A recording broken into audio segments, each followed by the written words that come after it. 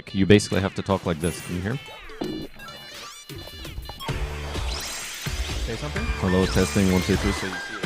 So I move away a little, or even turn slightly. You can barely hear it. So you have to like speak right into it. Are we being seen? Not at all times though. You'll see it on the thing there.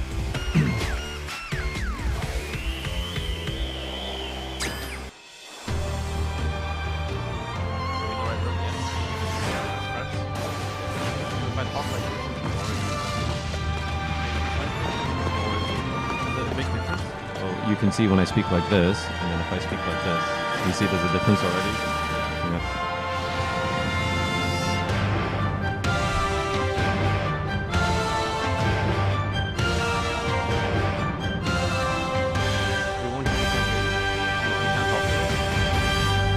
Before the...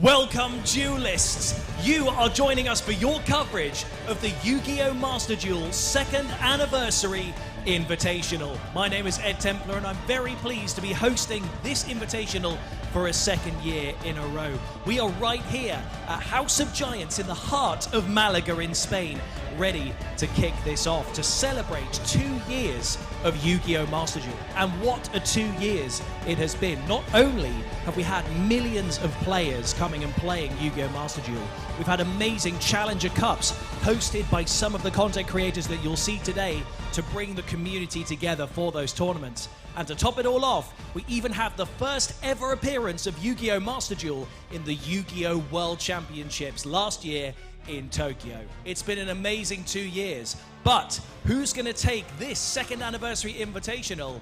We'll have to find out very soon, and stick around because we have 10 games for you and then a grand final so you can see exactly what's going to happen. So, what's the format of this going to be? Well, I'm glad you've asked. Let me explain to you exactly how the format of this is going to work. So, we have a round robin where 5 teams facing off in a best of 1. And these teams are composed of 2 players who will play the duel together. They will decide each of their moves as a team, united in the field of dueling to really make it a team effort. And the top 2 teams in that round robin will progress to the finals, which will be a best of 3. So, without any more hesitation, I am going to introduce you guys to the teams that you're going to see playing throughout this Invitational. The first team we have is Team UK. We have Revs Cards, who was the winner of last year's Invitational, and also Jessica Robinson, the European champion of 2023, coming together, uniting their forces to take on the rest of our European teams. So please welcome to the stage Revs Cards and Jessica Robinson.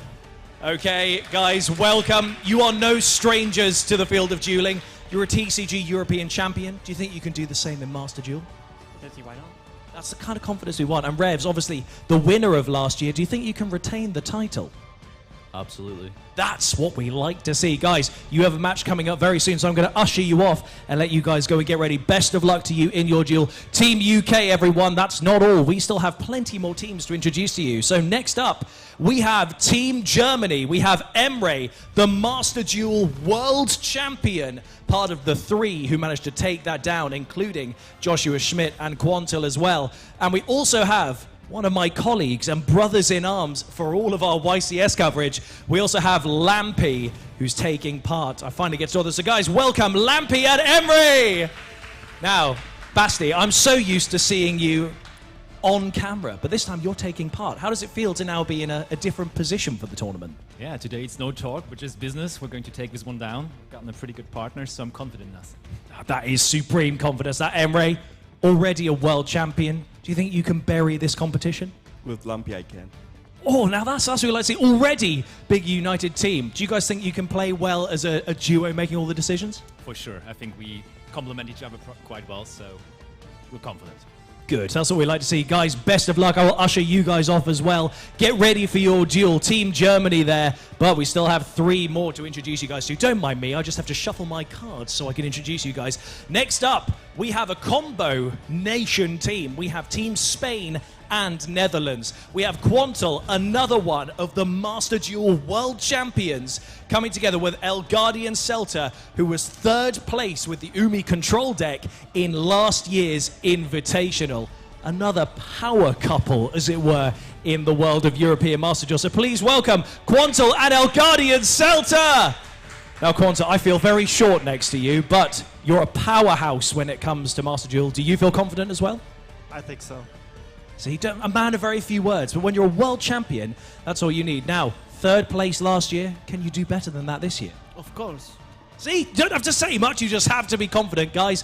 Best of luck to you. Team Spain and Netherlands, I will usher you guys off this way. Best of luck, get ready for your upcoming duel, which means we only have 2 left. And our first team that I'm going to introduce you now is going to be taking part in your first duel of this Invitational. So, Team Italy, we have Colossa, a finalist from last year's Invitational. Can she take down that win and secure the 2nd anniversary Invitational? We'll find out. And also, partner in arms, Diego, a competitor in our previous Invitational. Not quite a top cut, but maybe this time he will be. Please welcome Team Italy, Colossa and Diego! Now, Colossa, obviously disappointed last year, 2nd place. Still good, you got a trophy. There's more trophies to win. Do you guys think you can secure the win this time? Of course. Yeah. Good.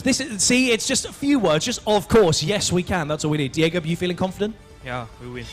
Yeah, we'll win. That's no, I'd win. Okay, guys, best of luck to you. I shall usher you guys off as well. Best of luck to you guys, Team Italy. Right, and that means the next team who are going to face off against Team Italy in this match is none other than Team France. We have Pariah Life, a regular top placer in our Challenger Cups, and a man who has regularly said that he's the best Master Duelist in the world.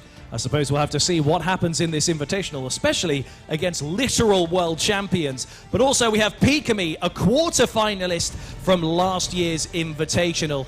Going to be very exciting to see how they do. So welcome Team France, Pariah Life and Pikami! Now, like I said, you've been telling everyone that you're the best Master Duelist in the world. Do you think you can back that sentiment up? Yes, I will try my best to win this tournament with my teammate Pikami, and I think she will be a great help for me to win today. Well, fantastic. And Pikami, Revs Cards eliminated you last time, and he won. Do you think you can beat Revs this time? I believe in it. Well, yeah. Everyone's so supremely confident, but will that confidence carry them to the win? Who knows? Guys, best of luck. I will let you guys come and take your seats. That's Team France, everyone, and goodness me, It's so exciting to do this. Now, what's extra exciting is that we actually have multiple different languages that are casting this for you. We have Italian, German, and French teams who are all right now taking part and giving you guys localized stuff. Hi guys, by the way, thanks very much for commentating in your respective languages. But for your English coverage, I can hand you over to our world champion Joshua Schmidt and also the content creator extraordinaire in the Yu-Gi-Oh world, Farfa. Gentlemen, I'm going to hand it over to you to take us through this first game.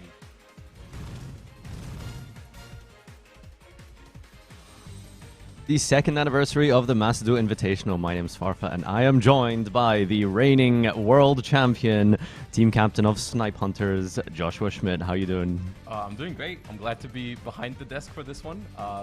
Also a very new experience to me, but I'm excited. I don't actually need to worry about, performing in this event. I just need to give you guys a good show, and I'm looking forward to the game. Yeah, no, good show is what you will get indeed. This is a an interesting format, not quite similar to the Master Duel World Championship style, but you got some round robin going in here with each of our competitors, as explained and mentioned by Ed. Each team will play against each other team in a best of one, culminating in a finals for a best of three. Yeah. How are you thinking this metagame will play out? I mean, obviously, one thing we're going to see a decent amount, I think, is the Snake Eye cards that just came out. But obviously, each team has to bring 2 different decks. So we're going to I'm really excited to see what people have in their backs. Maybe someone is, since it's a relatively small tournament, maybe people are making some meta calls. Maybe we see some people bring something that isn't Snake Eye, but rather is supposed to be good against Snake Eye, and maybe even experiment with their second decks a little bit. So. Yeah, that's probably the most interesting part here, is that we do probably anticipate the primary decks to be the new powerhouse that is Snake Eye. But as you mentioned, these meta calls, depending on what the team players actually see witnessing on the stage here, there's a couple of good, anti-meta picks that you could play featuring all types of shifter decks, most likely. We might see some Fluwander, we might see some Cash Tira as our players ready up here. So yeah, that second deck is kind of like, I think, what we're going to be interested in seeing to kind of capitalize upon maybe people sort of focusing all their attention on that Snake Eye deck. Yeah, I mean, in all fairness, the Snake Eye deck is not at complete full power in Master Duel yet. There's still some cards to come, especially in terms of when you compare it to the current trading card game situation. So there is some room for other decks to perform a little bit. We have some powerhouses in the format that I'm wondering if one of our teams is bringing. Like you look at stuff like Monadium, which just got a lot of new cards and new tools with the latest pack. You look at Super Heavy Samurai, which is still at almost pretty much full power, I think, in Master Duel. So I think there's a chance that we don't see all Snake Eyes. I'm pretty sure there's some room for creativity and some room to bring some other stuff here. Our players are getting ready for this first matchup of the afternoon here. Italy versus France, Colossa and Diego versus Pikami and Pariah Life. 2 competitors that are going to be beginning right now, actually, as we can head on over to the table here and take a look as we begin this round 1. All right, and for both of those teams, I'm interested to see what they're bringing, because I do not know what these 2 guys have prepared. Okay, that is a card I was expecting to see, to be fair, in this event. We're going to see a lot of it in this this weekend. Maxi as part of the draw phase. Now, that's an interesting choice, right? I would think maybe before the last set, you could go activating it to play around something like Cash Tira Fenrir, who's now limited. So do you think there's a reason why it's good in the draw phase? There's some dangers when it comes to doing it because of cards like Cyframe Gear Gamma, but at the same time, I mean, Diabell Star, the Black Witch, is probably the main reason why we're doing it in the draw phase here, because that card also does not start a chain when you summon it from the hand. So in that way, you want to play around that, I suppose. Yeah, so Fire Formation Tenki does not search Snake Eye Poplar. It is in fact going to get Tri-Brigade Fractal. That's a throwback. Yeah, and there we go. This is already a deck that is not really, or was not really on my radar. We're seeing Tri-Brigade, a deck that is very commonly also being mixed in with other strategies. So we're going to have to wait and see. And we've just decided to open Maxi and Ash Blossom. That's a pretty good decision when you're going second for Team Italy here. Now, the interesting thing about opening Maxi and multiple disruptions is, how far do you let your opponent go before you use those disruptions? Do you use it immediately and basically, you risk having no actual gain from the Maxi, or? It's slightly awkward here because, I mean, we've thrown the Maxi and now we're potentially blocking them out of even special summoning with this Ash Blossom. If they don't have another way, Oh, wow. The Maxi, I mean, the Maxi looked very intimidating, but it looks like we're just not giving them a single card here. So Team Italy now just operating on 4 cards. And if Team France has some disruption on their own, that might be enough to stop them. We'll see. Yeah, so the good thing about this deck is that recently some of the Zodiac cards were brought back on the Forbidden Limited list, right? Yeah. So we got the Barrages have been returning. So that's like kind of like one of the cool things that you can do here. And okay, we are bringing out the Snake Eye deck immediately. 1-for-1 discard for cost, remember. Yeah. Do we have something on this?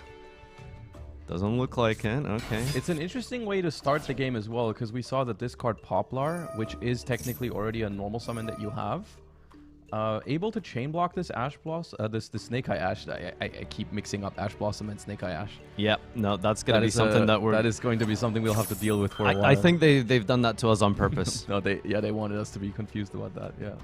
All right, so Snake Eye Ash is going to be hit with an Infinite Impermanence. That is one of the better ways to deal with it, because if you're using an Ash Blossom on the Snake Eye Okay. I was about to say, negating its effect entirely is more valuable than just using an Ash Blossom on it, because then you also prevent the tag out. Yeah. In the case of a crossout designator, obviously, none of that matters. And the Snake Eye Ash is just going to go through. Crossout Ash Maxi 1-for-1 discard is a really nice opening, isn't it? That is one way to start this Invitational for Team Italy, I must say. Yeah. So Snake Eye is obviously one of the kind of popular decks right now in the TCG, right? In fact, we saw recently at the YCS Costa Rica, it was taking over 80% of top cut spot between Pure and Fire King. Yes. One of the major differences, obviously, is that Master does not have the Fire King variant of the deck here. Yeah. What would you say are some of the key component differences between the Pure versions of TCG and Master Duel? So the Pure versions are really similar to each other. Obviously, you have to cater to Maxi being in the game in Master Duel as well. So like you're seeing cards like Called by the Grave, Crossout Designator, which are options obviously in the physical card game. Like you consider them to play around all sorts of interruptions from your opponent, but in Master Duel, since Maxi is a thing, I would expect them to see in most lists.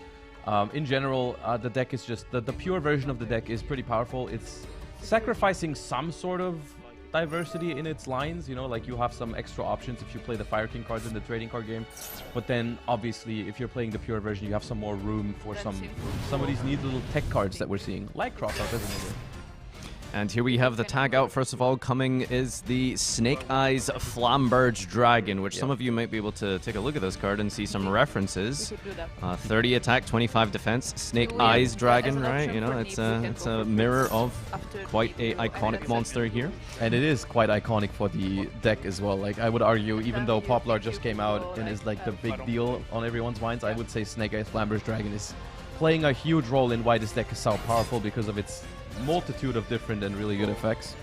Yeah, I mean, the ability to like have problematic out removal just by scaling monsters is really, really good. It does so much, yeah. And the you know, the reborn effect is also extremely powerful, giving you so much extra bodies. I think the most notable thing or the most relevant thing about the card is that you are so often able to use the effects on both players' turns. It's not just a thing that you get a lot of advantage on your own first turn, but then you get to use it again on the opponent's turn because you keep it around. And one of the uses of Flamberge in comparison, in tandem with the field spell, is you see a lot of people like trying to use it as a way to play around things like Nibiru. Yes. And I think that's going to be maybe potentially one of the key factors this weekend to see which teams can really like you know, use their Flamberge revives correctly, because I think like sometimes you might risk playing a bit too hard into disruption if you use your Flamberge early. Nibiru, the Primal Being, is a deck that the Snake Eye deck can't really avoid getting hit by because it just simply doesn't have a way to negate that card, and it also does not really have a feasible way to play with less summons. Like it's the combos just involve special summoning a lot of the little Snake Eyes and then turning them into bigger Link monsters, so you don't really get to play under 5 summons, but there's ways how you can make the Nibiru as awkward as possible for the opponent and play around it essentially.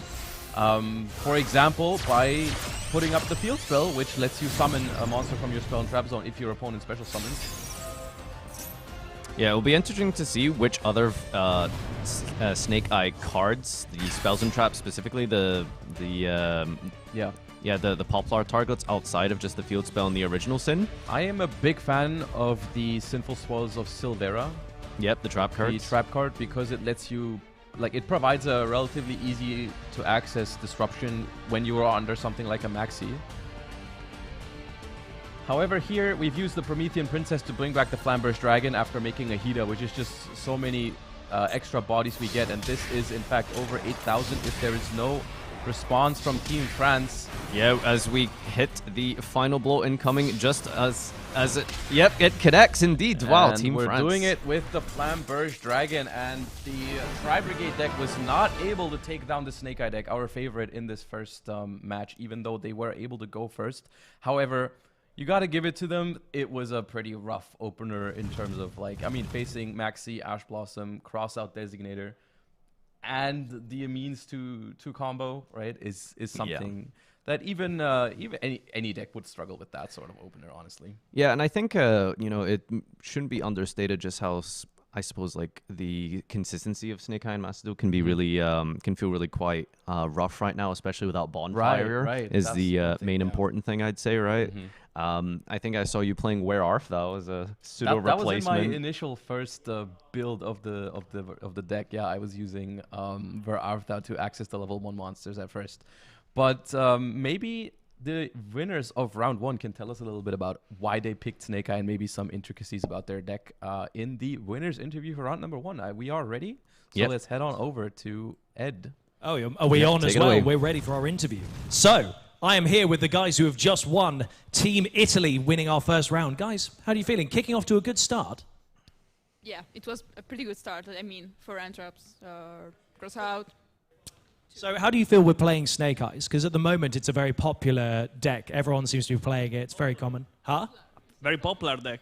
Very good. I should see. Maybe you should be hosting this, Diego. You know, if coming up with kind of puns like that, Snake Eye puns. I'm going to steal that, by the way, for all my future coverage. But what is it that you guys like about it? And do you two work quite well synergizing with it?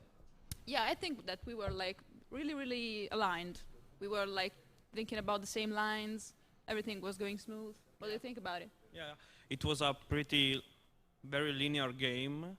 We kind of figured out to win very easily, very cool, in a way cool. Just like taking their monster and finish them with their fractal. It was, I mean, a good plan. Did you see the struggle? Of course. I mean, we were watching the whole thing from the stands back there. We were trying to count the damage. Like, but is it game?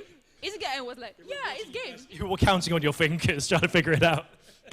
Well, this is a good start. Maybe you can finally take that win after last year's disappointment. But best of luck to you guys. Congratulations on this win. I will let you guys head off this way because we're now going to enter into our next game. We have Team UK versus Team Germany. You can see my duelists either side of me getting ready for this. Team UK on this side, Team Germany on this side. It's going to be very exciting. And to take you guys through exactly what you're about to see, I'm going to hand you back over to Joshua Schmidt and Fafa. Guys, take it away. Well, this is a matchup that we've got here in the casting desk as well, Germany versus UK. Right? I'm sure there won't be any biases here, but yeah, your teammate as well, of course, Emery, representing and holding down the fort with Lampy versus the reigning European champion, Jessica, and last year's Invitational winner, Revs. Yeah, and we're gonna have these matches like back to back to back. We're basically rapid firing in and out of these feature matches today. We got a lot of exciting games to be played. Obviously, no bias here. I am completely neutral. I love to see anyone take down this Invitational who plays well and deserves it. Yeah, you're confident in Emery's ability? Yeah. Yeah? Yeah, Okay. he's got Lampy by his side, who I know has been playing a lot of the current format already. So I think, and I also, I taught Emre a thing or two about the Snake Eye combo lines yesterday because he approached me and he was like, what do you do with Snake Eye Ash? And I'm like, Last night. yeah. Okay, all right. Well, we're learning what Ash does the night before the event, so I'm sure this will bode well for him. But yeah, Lampy on his team here, he's been grinding those Challenger Cups. Exactly, he's got Lampy. He's going to be fine. Yeah, he should be feeling pretty confident here. Jessica and Revs, though, I'm wondering how much they've been keeping up with the metagame. I know Revs is a huge fan of Branded, which arguably was like the best deck just before the selection pack came out. So maybe we'll see a little bit of that. Do you think he was able to convince her to not play bring Branded? Snake Eyes or Plants? I don't know. I know Jessica's a fan of certain one-card combos. Yeah, certain vanilla monsters. She's also a big fan on Labyrinth as well. I think I saw her playing a little bit of Labyrinth semi-recently as well. Yeah. Some rescue ace in the TCG front, which I don't think is particularly viable right now in Macedo just yet. At least maybe we might see some of it with the new stuff. You just don't have the emergency just yet. One of the better quick play spell cards, but theoretically it does benefit from the Diabellstar package being out yet. But I think if you want to play the Diabellstar cards, you're probably leaning towards pure Snake Eyes at the moment. Teams are getting ready. What do you think the odds are that it's actually plants, though? I'm a little worried. I'm nervous. Speaking of plants, we definitely do have an interesting exhibition match for you that might be played at some point throughout this weekend. So, keep an eye on the stream and, of course, the YouTube channel, Yu-Gi-Oh! Card EU. You might be able to take a gander at some of Jessica's choices that she's made this weekend. You'll be familiar with that. But yeah, obviously a big fan of the plant deck. And, is it the meta for it? That's really what I'm wondering. Is there particularly... Is there any good cards specifically that you think do well in this game? Like maybe like the Rose Whip for maining that, which is... I would argue that right now it's a little bit shaky because with the introduction of Super Heavy Samurai into the format, we saw Droll and Lockbird spike a lot in usage. And I think the Snake Eye deck, while it's a little bit better into Droll and Lockbird than the Super Heavy Samurai deck, still warrants for playing it. I would expect to see some amount of Droll and Lockbird in some of these decks today, and the plant deck notoriously struggles with that card, especially if it's being dropped early. So I'd be surprised, let's say it like that. I'd be surprised if they decided to bring the plant deck. Because it's not Jessica as well. She'd have to convince Revs as well to play the plant deck. Please, Revs, can I play plants? All right, well, we're into our game here as our duelists have loaded in. It looks like Team UK has won the coin flip and has opted to go first here. From the unless Team Germany is on some sort of blind second strategy. Could be. The turn thingy being red makes me think that Team UK is going first and not having a super easy decision. Well, it seems like. We are starting off this duel, and we are doing a big thinker here, so not going to be quite linear as normal summon Lokai, I assume. We're on 42 cards as well, by the way, so generally I think that indicates to me that it might not be Snake Eye, right? I think that would be a deck you want to keep at 40 right now. Especially because Bonfire is missing, I would agree. Yeah. Okay. And it is, probably Brand. I'm going to... yeah, there it is. Go on, all right. Yeah, a little bit of works by Revs here, I suppose, who's, like mentioned, a big fan of the deck. And Branded, it's, I suppose one of the key major issues is that Branded Fusion is at 1. Yeah. But there's lots of ways to tutor and retrieve Branded Fusion, isn't there? It's the kind of deck where you look at it and you're like, surely that's not consistent enough because all these cards are hit in some way, shape, or form. But then whenever you actually play it or play against it, it just has these sort of weird ways to just access the card. Like you're gonna fuse away a Cartesia into a Grand Grignol, send an Albion to send the Branded Fusion, and then send a Retribution from the deck somehow to add it back. However, we're not gonna see it here because Nadir Servant is going to mean no more special summons from the extra deck. So we have not opened access to Branded Fusion, or this is a very curious decision to use the Nadir Servant before the Branded Fusion. Yeah, no, it's going to be a bit of a weaker start, I would assume, here. Adding Fallen of Albaz and dumping the Lulua Lilith to the graveyard. The thing is, it's always deceiving. It looks deceivingly weak, but the Albaz being in hand now means that the Cartesia's quick effect to fuse on the opponent's turn basically opens up the entire extra deck for Team UK here. So we will have to wait and see.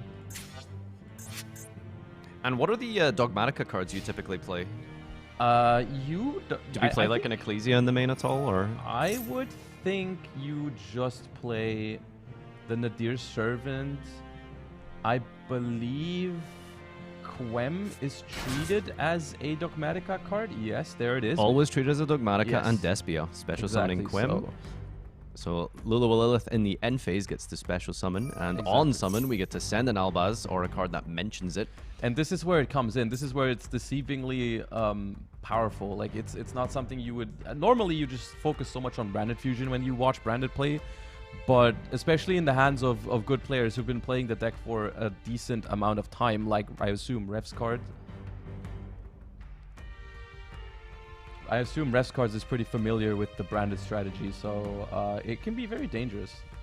There's a surprising amount of gameplay that you can have in the end phase with branded. I mean, I've seen people, you know, like activate resolve like high spirits into branded and red, things like that. Exactly. But just a big setup here, of course. We are locked out of that extra from the Nadir Servant, and Team Germany, no disruption having been drawn there, is going to now begin their turn 2 with 6 cards immediately in the draw phase, dropping an infinite impermanence. A big card to have here, because that stops so many things from happening. That Cartesia was going to kick off a whole lot of trouble for Team Germany, because it was going to trigger the Quem to revive, trigger the Branded Lost, go into a Mirror Jade, or maybe even, I'm afraid to say it, but like something like a Gimmick Puppet Nightmare Lock was not out of the question, depending on what the face down card was. So that impermanence is huge here, and we do see a Snake Eye Ash. So one thing I like to see is that we are seeing Snake Eyes. Obviously, it was not able to be avoided, but we're not seeing mirror matches yet. It's not every team that has decided to bring the Snake Eye deck. There is some experimentation here, which is cool. Yeah, I mean, there's a lot of, you know, sort of favorite picks from a lot of these players here. I think it's easy to tell, like, for example, the branded strategy, quite a favorite of Revs, for example. Yeah. So it's natural, I think, for people to maybe play the thing that's that they're most comfortable with, regardless of whether or not it might not be like the best deck, at least in theory, anyway. Yeah. But I mean, comfort is very valuable when you're playing a deck. There's definitely an argument for playing a deck that you know you're going to be able to pilot well, as opposed to maybe something you're not familiar with. Yeah, exactly. But this is a really good start here. The Infinite Impermanence, as you said, a clutch point there, and specifically because Cartesia can only quick effect fuse in the main phase specifically. Exactly. Yes. Not even being able to chain there, using it in the draw phase to counter that totally. So we have to hope that, I mean, maybe potentially something like an Nibiru could be drawn, is going to potentially just be like the last line of defense by Team UK here. We'll see. And we do have a face down card. Yeah. We do have some stuff in the graveyard as well, like the Quem could theoretically bring something back if there was anything, once a card leaves the extra deck. But like if they find a way, for example, to get that Cartesia into the graveyard, then the Quem could bring it back. Or like if maybe Team Germany isn't careful and gets rid of the Cartesia, because the Cartesia, even though the fusion effect is once per turn, it hasn't been used yet. So if it hits the graveyard and comes back, it's no longer negated and would be able to fuse. So one of our lines here involving the Ash is the Link Kribo, the Link 1. It's a being very popular and common way to get an extra body onto the field before using the Ash tag out effect. Because this way you can send the Poplar from your spell and trap zone, and the Link Kribo is essentially free in this moment. Yeah, exactly. Just sort of replacing itself as a material here. So we do potentially have the ability to listen into the players here. So let's test that out, and maybe we can head on over to the desk and listen in on Team Germany right now. Extend from there on, but it's a bit awkward. So maybe this first. Do that first. I'm just thinking what to send. It's either going to be Link Kribo or Poplar. I think you're going to send either. Like, doesn't matter. Not really. All right. Original Sin from the hand, from the deck, sorry, for the Poplar, sending it, and now going to special summon a Fire Monster from the deck. Potentially an Oak here? I mean, it could be an Oak. That's always an option. This is a lot of the time where the Jet Synchron comes in, which I assume, because the Fire King cards are not in Master Duel yet, is the primary target that sort of isn't part of the Snake Eye package, because obviously Oak is a very good card, but you can already access that via just using Snake Eye Ash. And so the Jet Synchron is only accessible via the original Sinful Spoils, which is why we're using that for this. The thing is, like, the main thing you want to do with Jet Synchron is make a Formula Synchron to draw extra cards, and then you can do this really cool thing where you use Flamberge to put the formula from your graveyard into your spell and trap zone, and then on the opponent's turn you summon it out. And oh wow! Ooh, that's big. Yeah, and that is something where I would not be surprised if we saw them fuse their own Cartesia away, but since they discarded Albaz, this is actually massive. Yeah. So the Super Polymerization acting as a sort of full field wipe there, and because there's more to come. There's more to come. The yeah. the Quem is going to trigger to bring back the Albaz that they just discarded, which can then fuse with the Linkaribo to make a Mirror Jade. So we've actually managed to deal with we've managed to create rather 2 or 3 disruptions here, just out of that one super polymerization. Yeah, I mean, Branded Loss triggers as well on the fusion summon of this super poly and gets them a Tri-Brigade Mercurier if they so wish. And that's going to deal with any extenders in the hand that they might have. Yeah, because the one way you would maybe push through it is like special summoning a Diabellstar from your hand. But, I mean, having Mirror Jade and Mercurier is definitely one way to do it. All right. So should be an exciting part of the weekend is getting the players from the desk listening into their plays here. So hopefully that'll be ready at some point today throughout the rounds. But for now, let's stick with the gameplay at hand here as Team UK searches the Albion, the Shrouded Dragon off of the Lost Not here. the Mercurier. I was expecting the Mercurier. Maybe it's a good discard, right? It is. It might be a matter of they want to keep the last card in their hand and rather want to discard. That seems to be what it is. They seem to value the card in their hand more than a potential Tri-Brigade Mercurier, or it could already be the Tri-Brigade Mercurier and they're trying to hide that. So yeah, Branded is, I would say, to some extent more consistent than Snake Eye, right? Like, I feel like Snake Eye does kind of, like, struggle without that bonfire sometimes. Yeah. And, you know, the Branded deck, just like we mentioned at the start, just has so many ways to, like, retrieve itself from the deck. Yeah. I mean, so much so we've even seen people in the Challenger Cup play 60-card decks with Exactly, grass. yeah. Which is very, like, it's surprising because you would think, like, okay, Branded Fusion's out 1, Aluber is out, what, 2? Yeah, he is. And you would be like, surely you would want to play that as close to 40 as possible to make sure you see those cards, but then somehow these 60-card branded versions just keep doing decent in tournaments, because Snake Eyes is the kind of deck where you just count the starter cards and you're like, okay, what are the odds I open one of these and then I'm fine. Branded is a little different, because obviously you have these one-card starters, quote-unquote, right? The ones you just draw, the one Aluber, the one Branded Fusion, you're good to go. But then there's so many of these convoluted ways of just getting your play started. Like, we saw it here. Super Poly ends up being a starter card that got them into a Mirror Jade via some other, you know, like it's... Yeah, many paths to find with this deck here. And anytime I've tried to sit down and learn Branded, it's been it's not a linear deck per se, right? There's so many 2-3 card interruptions here. Wow, we have a lot in the tank right now, actually. That's not bad. Sending the Witch. Magician Souls is a very interesting card for the Snake Eye deck because it obviously doesn't need to play a specific target for it, because the Witch just works as one. Yeah, so this is really good because we've got basically 2 extenders outside of the Snake Eye engine, and the question is, like, where do you go from here? I mean, Mirror Jade is online is probably the scariest thing as well, and we can't target as we've used the effect of Mud Dragon for Darks here, but does actually allow a Link summon. That's going to be a Dark the Dark Charmer. Dark the Dark Charmer. I guess we're trying to force out this Mirror Jade here as much as we can. My question is, what is the plan What afterwards? could they have in hand? The problem is that they can get. What is the plan after the Stark potentially gets the Mirror Jade out of Team UK? What potential ways to play do we even have after? Because we've now used our Jet Synchron, we've used Magician Souls, which apparently is in the deck. So the only thing I can think of is like maybe a 1-for-1? 1-for-1 would have to be the last and final thing, and even then we wouldn't be able to trigger anything off of it. Plus, also now this is really good from the Mirror Jade because it gets to set up an Albion, which is going to trigger in the end phase to get It is 1-for-1. Okay, what is just nice. It is 1-for-1. Not bad. However, 1-for-1 for Oak into a Link 2, and then that Link 2 can maybe go Hita for... Do we have a Fire? We don't have a Fire. And this is the problem. Here, Oak is able to be summoned. Oak can bring back 1. The problem is, where do you go from there? Because you can Oak to summon out Flamberge Dragon. However, the big problem with Flamberge in this case is that you don't have a second monster to link it off, to get it into the graveyard, because and Mercurier is the last card. Yeah. They already had the Mercurier. That was something I. This was like, I think like both players, both teams have sort of opened like almost optimally in some ways, right? Yeah. Like they feel like they've almost card for card countered each other, and it just looks like we've gotten a little bit ahead with that final card in hand being the Mercurier. Yeah. I mean, to be fair, the Mercurier draw there was not that lucky because they could have just added it if they were missing it. Like, they had the ability to do it. And at that point, Team Germany also, I don't think they had a way to avoid it. Like, at that point, you're just sitting there like, yeah, I think they have a Mercurier in hand because they didn't add it.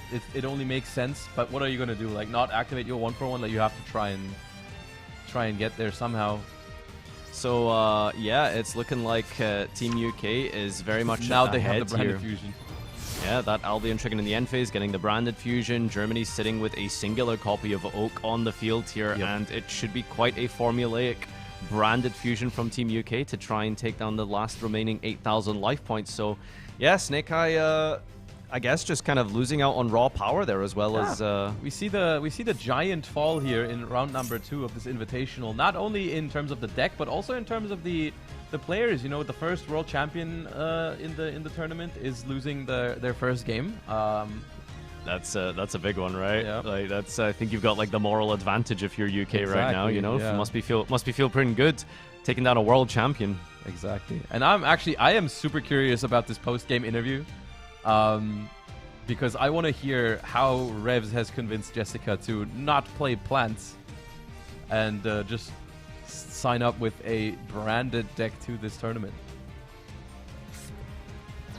So, Light and Albaz being sent here from Branded Fusion. Albion is the Miracle Fusion style effect of Branded, and it gets to banish materials for its Fusion summon.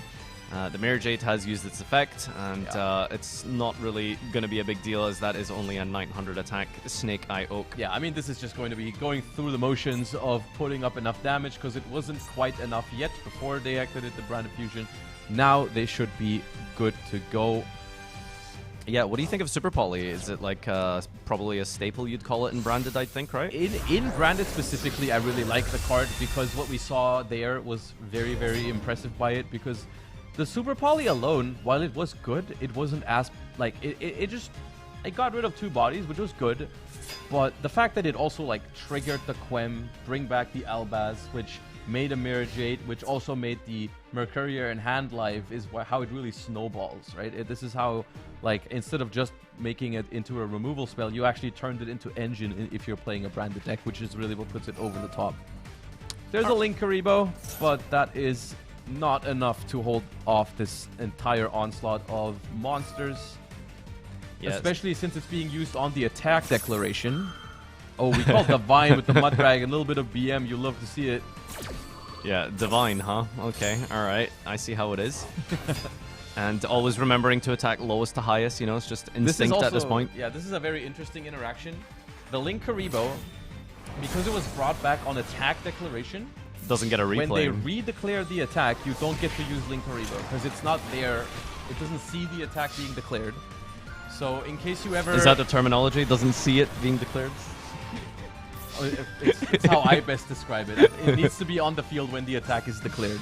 Yeah, so that's a key point of replays there. A couple of interactions some of you might recall throughout the last couple of years. Forbidden Droplet acting in a similar way as well. If you use it in the damage step, for example. No declares there. Yeah. But yeah, that is the conclusion of our second duel of the day between Team UK and Team Germany. Let's have a little talk about that. Yeah, so as you mentioned, I think Super Poly was probably the key point there.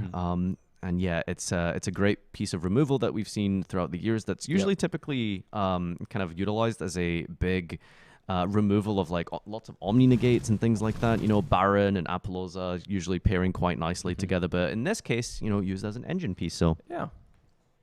And I believe we are here ready with the 2 winners of our round 2 match here at the 2nd anniversary Invitational. Team UK, Jess and Revs, taking down a commentator, yes, but a world champion. So European champion and previous Invitational champion taking down a world champion. This is a battle of some of the best. How does it feel? It was pretty good. That game was quite...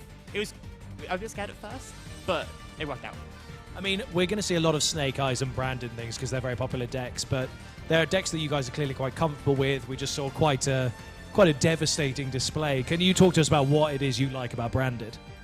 There's just so many different plays, and once it gets going, there's so many ways you can kick off, as you saw. Like, there was an awkward turn 1, but the amount we were able to advance from that state was just Branded.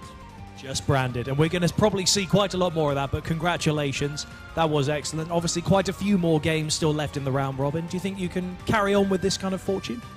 Hopefully, yeah. I mean, that was a not great hand, and it still did so much, so... I'm looking forward to it.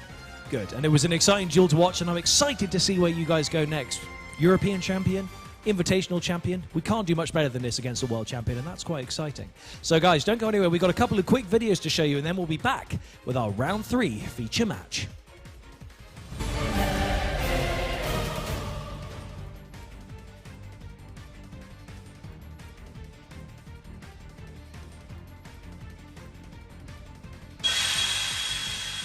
Rush Duel has been added to Yu-Gi-Oh! Duel Links! Accelerate with Rush Duels from the get-go! Normal summon or set many monsters from your hand! You can draw each turn until you have 5 cards in your hand! Load your road to victory! Let's start together! Flip the tables with Rush Duel! Yu-Gi-Oh! Duel Links! Duel even more with Rush Duel! Campaign underway! Yu-Gi-Oh! Phantom Nightmare! Have you ever met my pal Yubel? You will soon! And you'll meet all kinds of far-out new monsters, too! There are Goblin Bikers, Heroes of a Doomed City, and even a Dragon Queen! Score sweet new cards for your favorite deck in Phantom Nightmare! 9 cards per pack, each pack sold separately.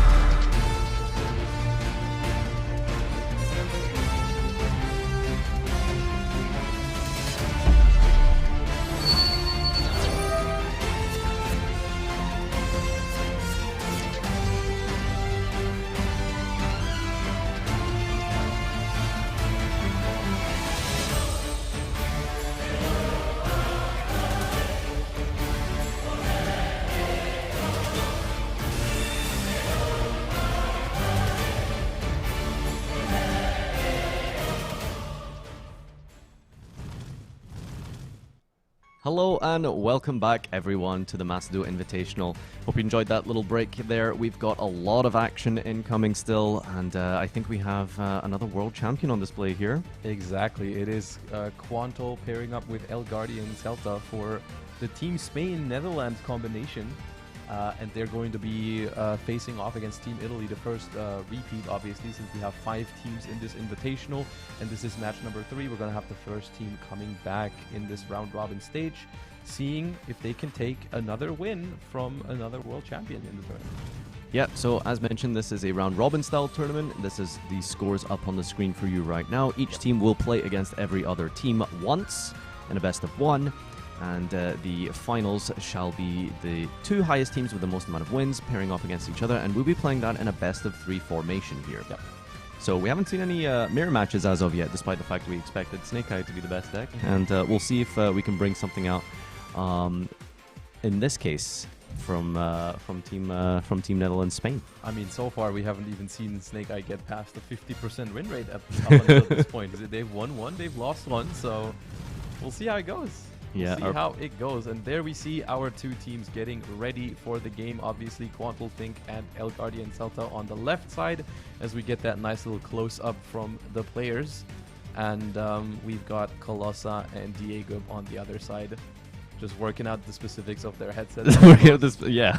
Making sure they can hear each other. Optimization of their gameplay right there. So, yeah, we're about to load into the duel right now as these players are almost ready. Yeah, so Team Italy was obviously one of the teams that we saw earlier that was running the Snake Eye deck. Yep. First and foremost, they did manage to take down Tri-Brigade. You would argue that maybe that wasn't exactly the greatest challenge for the deck, but regardless, you know, they just opened so many of those disruptions, and I think that's one of the best parts of Snake Eye is that you can play so much non-engine, right? Yeah. It's not like, I mean, obviously they did get a pretty good hand, but it's like you need to put yourself into these positions as well when you pick your deck. And they have picked one of the decks that has the ability to play enough of those cards to draw those kind of hands semi-consistently, and that has given them the win in the first round.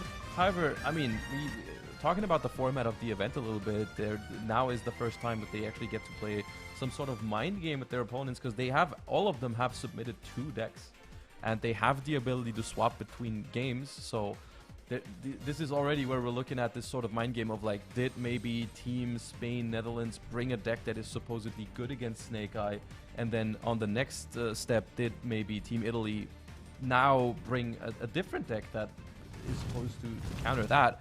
So we get these interesting interactions. Let's see who ends up bringing what to this match as we hop into turn number 1. So yeah, there's of course the added element of the fact that both teams have a second deck, and we have passed on Team Italy's side here. We have we have just gone to turn 2. So not as good of a start as we're used to from Team Italy here. Just passing the turn over. You could call that a world champ difference if you ask me. Yeah, no, that's and there's the Snake Eye Ash. That's how that look Team Italy, this is how you do it, is what they're saying. Yeah, you definitely start with okay, all right, Psyframe Gamma being activated immediately on the Ash here. Now, the good thing about the Gamma isn't obviously just the fact that it negates the Snake Eye Ash. It's because we do get to remove the body completely from the field. Oh, and the driver it was in the hand. From the hand. That explains so much.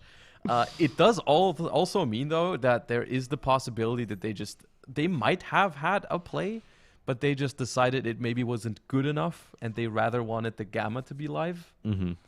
Do you think there's ever an opportunity where you just hold some of your disruption, especially if it's just a single card, right? Like if your opponent just goes Ash, like, you know, I've seen some people sometimes holding for Oak, or like rather the second effect of the Snake Eye monsters. It's the kind of thing where you can quote unquote like gamble on whether you want to like does your opponent have another way to play, because if it's just the Snake Eye Ash and you use a card against that, then they might just have to pass the turn.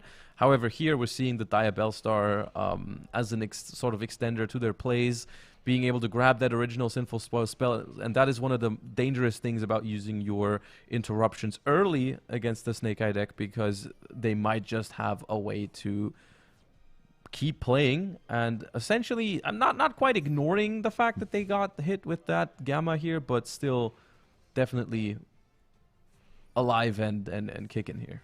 Yeah, I mean, there's still 2 walls in defense that we still need to try and fight through, so dealing 8,000 through this could be a little bit of a think through, shall we say, as we bring out the Snake Eye Oak from the deck here. Yep.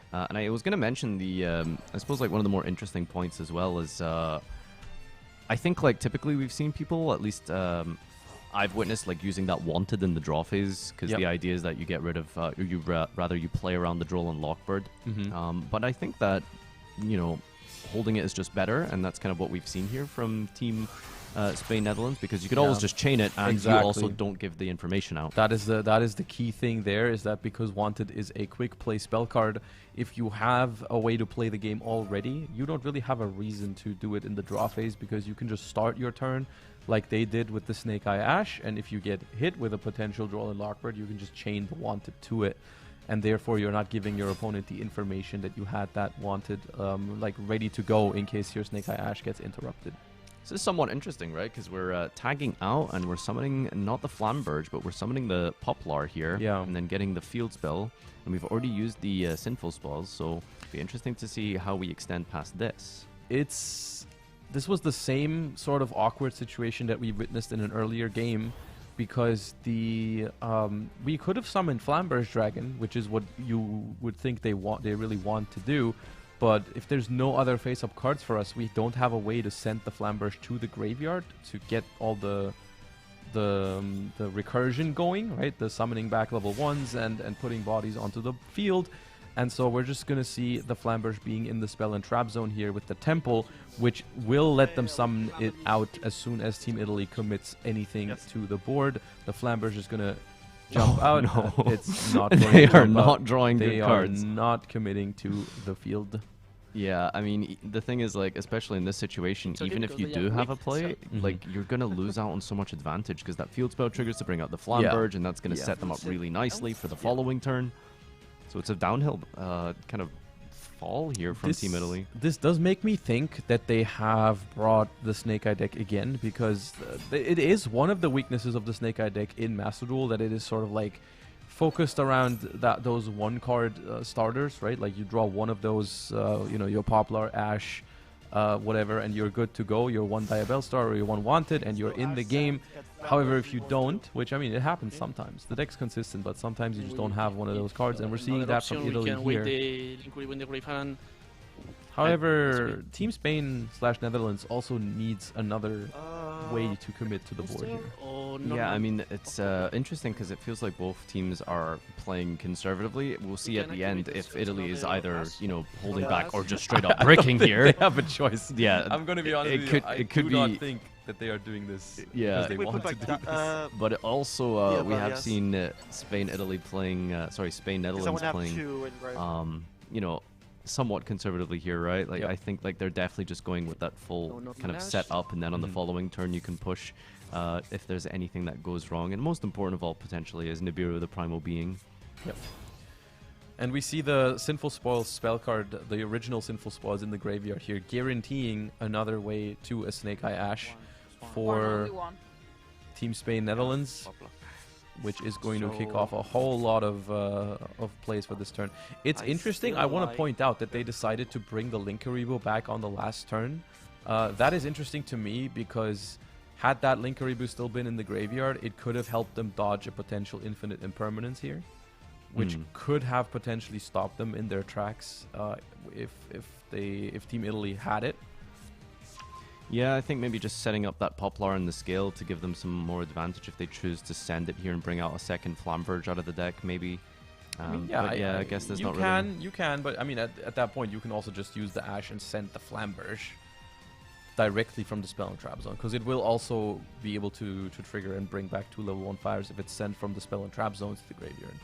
We haven't seen the field spell trigger yet so far through this Invitational, but it's obviously a really important card because it does allow you to play through things like Nibiru, and anytime your opponent just summons a monster, you get to bring something out of your scale here. But also an important part of the field spell is the attack boost. It's like really big. Super random sometimes how it makes those little snake eyes that are not meant to be that scary, how easily it turns those things into actual damage on the board. Because like now we see it here. 1900 Ash, 1800 Poplar, and the Linkaribo. Like, that field is just 4,000 points of damage before the Ash just left the field. Yeah. Like, we were already halfway there with a Linkaribo and 2 level 1s. Yeah, and there's that Flamberge coming out of the deck here. Flamberge 2. Flamberge 2. The ratios we've seen, I suppose, you know, 2 Flamberge is kind of standard. I think in TCG with Fire King, that's like typically 1, right? Yeah. I don't think there's any reason to go above that, I would say, right? It's the one card in the entire deck that is, like, not great to draw, right? It's like the deck has so many different lines of play and all that, but it doesn't have a great way to get the Flamberge out of the hand if you do draw it. Obviously, Ash and Oak, when they tag out sort of effects happen, they can summon from the hand, but obviously you'd rather summon it from the deck. Yeah, for sure. in terms of discards, I mean, some people do play some Nightmares. 1-for-1 is a way to get it out of but your hand and like, trigger. the problem is like rather you want that set up in the grave already. First of all, you can only really get to those discards if you are already playing, right? If you've already managed to resolve a lot of your effects. And the second thing is, even if you open something like a 1-for-1, you won't have targets yet to revive with it. It's really hard to set up level 1s in the graveyard and then discard the Flamberge. I think is more like the problem. So if there is an Nibiru, then this will be the moment to use it most likely, as we put up about 5 monsters here. But this is where the field spell would come in and basically... still bring out the Flamberge, yeah. But it's usually like once the resolution of Flamberge has occurred, that's generally going to be a decent place to stop it. It would at least make them survive the turn for sure. If there was a Nibiru, I would think they would survive the turn. Because if there's no Nibiru, I'm pretty sure because of the field spell boost on all the little snake eyes that we're going to be able to put 8,000 points of damage onto the field. It's Promethean Princess, and as long as we get to summon that, we're always going to be kind of happy because just having this in the graveyard is going to be really important. It's such a crazy good card in the long run because it doesn't even banish itself once it returns from the graveyard. Okay, going straight to the battle We have calculated, and this is in fact an... It is Labyrinth, okay. That is not something I was expecting, I'm not gonna lie. Yeah, that is completely throwing me off guard right now. I was 100% expecting them to just have queued their Snake Eye deck and not drawn a starter. Because they also didn't set anything else. Like, it was just, what was their hand? So I think, okay, alright, a lady. that explains. Yeah, maybe we just have like a bunch of ladies in the hand here, potentially lovely, right? Yeah. So I believe the logic here is that Labyrinth is really good at beating the decks that beat Snake Eyes, right? So like if you have something... were they making the call because they showed their Snake Eye deck already? Yeah, that I think maybe so. they were afraid of getting their Snake Eye deck countered, and that's why they brought I mean, I'm just happy to see that. I mean, that's what we were talking about earlier. We said there are these sort of possibilities. Obviously, here it's a little late. They needed a better hand earlier. I should have said like. Yeah, definitely. Okay, you can see here. I think they've obviously just drawn like a bunch of Labyrinth cards, none of which actually start your engine.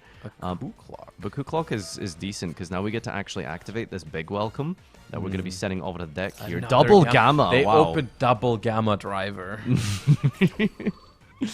Yeah, that's not great. Well, Labyrinth is, you know, as mentioned, like I'm pretty sure that was their logic, because I did speak to Colossal before the start of the event. Here was things like Kashtira, for example, could be good meta calls against Snake Eye. Okay. And so Kashtira has a pretty terrible matchup against Labyrinth generally. So like in general, you just want to have a solid second deck that does well into like the decks that maybe play Dimensional Shifter, for example. Yeah, so you beat the counters with your second deck, and then you have your main deck, which is the Snake Eye that we saw on display already. And also mentioning the field spell, you know, we did talk about it earlier, but yeah, because we're summoning in the battle phase, we get that Flamberge out, and that's even more damage on the field here. We'll see if we have any sort of disruption for this big welcome. And don't forget, we're under Max C, which doesn't typically hurt Labyrinth, but there are some situations. It can, because like randomly sometimes Labyrinth just starts popping off using both of the trap cards in the same turn, using Lady in the same turn as well, and it's what we're seeing here. And especially the Stovey Torby as well as their furniture Labyrinth piece of choice here. If they were to bring that back, it would also be another special summon, as the Lady Labyrinth gets hit with an infinite impermanence. It's, I suppose, a little bit annoying because the Lady wasn't targetable or destroyable. But then because we flipped the big welcome, but I mean, they had used the effect. Yeah, they had then she got negated, so that's unfortunate. They had to make it vulnerable. Okay, so I think... They've given 3 cards to Team Spain Netherlands with this Maxi. I think... you summon Ariana to try and just summon the Lady again here? No? You have to, otherwise it's still enough damage for, like, because they can still attack over the Ariana. And all of this is on their Maxi as well, so, you know, we're in a bit of a situation right now. It's a rough spot for the Labyrinth deck, which, honestly... Oh, another Imperm, okay. Yeah, okay. Okay, Quantal. Yeah, we see you. No, this is a really good position for Spain, Netherlands, and I think this would have definitely turned out to be a different game if we had some way to actually play on turn 1. You know, that just instant pass. You can't really give any deck in Yu-Gi-Oh! A turn, essentially, for free, but giving Snake Eyes a turn, specifically, like, once they've got their full setup going, like, I don't know, this was always going to be a big struggle. Which is unfortunate, really, if you think about it, because Labyrinth is one of the more powerful decks when it gets to go first, typically. Not even just in the sense that it sets a lot of trap cards, but it also has a lot of like hidden combo potential with the furniture version that we're seeing from Team Italy with the coup clock and the furniture pieces.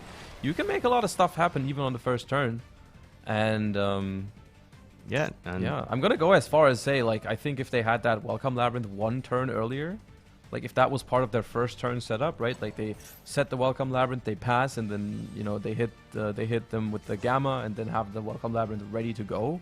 Maybe there was a world where they can win this, but they just had especially because they had double Gamma, because I would feel like they'd feel kind of comfortable and insulated from like an Ash Blossom, because if I see my opponent activate one single back row and they only have one set, I feel kind of confident to Ash it, and then they have like double Gamma, so it's like, you know, they seemed kind of safe, but, you know, too many defensive cards, not enough engine. It's just never going to really work out. Scaling Stovey Torby, by the way. They did survive. They did survive. We are alive. Because of that Stovey Torby that they had to bring back, which gave them another card. So they survived. I wouldn't know. I wouldn't say if I would call this an alive position for Team Italy, because that's a lot of cards that they will have to deal with a hand that we at this point know is like Lady plus something. But yeah, it's not a great spot here, and I think I would probably assume at this point our opponents have drawn that all-important Ash Blossom against this deck. Then it's just I would say almost impossible. If there's no Ash Blossom, they would still need a lot. It's a lot of work still. But yeah, great display from Spain, Netherlands here. That's a very, very well played out duel, I think. They didn't have the hardest task here because the opponent's hand wasn't obviously that great. However, I mean, you still need to, even these games, you still need to work for it and make sure you play them well to take him. Yeah, no, for sure. I mean, Snake Eye, I think, is quite a technically demanding deck, right? So regardless of whether or not opponents open Duel or not, you're still going to have to, like, you know, work for it, as you mentioned. And I think that's probably going to be one of the cool parts of any mirror matches we see here. That's a good top deck, I suppose. They're just being taunted by their deck because now they're seeing, like, turn after turn, they're seeing these great starter cards, and they're, like, always thinking, I wish I had that a little sooner, because it could have made all the difference. You know, opening that Prosperity or opening that Welcome Labyrinth could have completely shifted this game around, I think. Like, instead of that Cyframe Driver, honestly, that's the one card I'm always the most furious about when I draw it in my hand. He is indeed a Psychic Soldier that rides on currents of lightning. Okay, does not Ash this. Could just be a case of we don't really worry about Prosperity, right? Because you can always Ash the target of Prosperity, and the target just of the Prosperity. knowledge of what they're going to get is pretty valuable. And looks like they're grabbing a Ariana normal summon, so that's going to be able to fetch something if we don't decide to just stop Ariana by herself. Anything in the grave? The Big Welcome could potentially dodge a targeting effect. Yeah, there's no way to stop this with like an infinite impermanence because the Big Welcome can avoid it. And yeah, so it's obviously been a rough start here, but they're trying their best to the thing stay is, alive. The Labyrinth deck is not completely out of it here because we know they have a lovely in hand, a lady in hand rather, that they can special summon and use. Then they have some graveyard setup, right? They have a Big Welcome in the graveyard, which represents a bounce effect, which would then trigger the regular Welcome Labyrinth in the graveyard, which they can then. One step further, they have a coup clock in hand that they added back last turn, which they can discard and immediately use it. So they've got some stuff going on. And this is as well what I mentioned earlier about the technical demand of Snake Eye, right? Because I think it might be quite easy and tempting to just throw out the Princess Disruption at any point here. But I do feel like you kind of have to think about where you're going to like disrupt with the Princess at this point. And I like this Welcome Labyrinth search a lot because their line is going to involve special summoning that Lady Labyrinth. And this Lady, okay, this is interesting because that Lady Labyrinth is now targetable. because the Promethean You definitely want to set princess, first, right? Exactly. That's why I thought they searched the trap card. I thought that's what they. Okay. All right. Okay. We have more. But yeah, so a key point of Lady Labyrinth is that it is untargetable and indestructible with a set card here. And I think I think they thought of it, and that's why they grabbed the Welcome Labyrinth. But then maybe they moved a little bit too quickly to special summon the lady out. Perhaps we might be able to go to the table here and have a listen in right now and see what Team Lily are thinking. If we can get an audio check on that.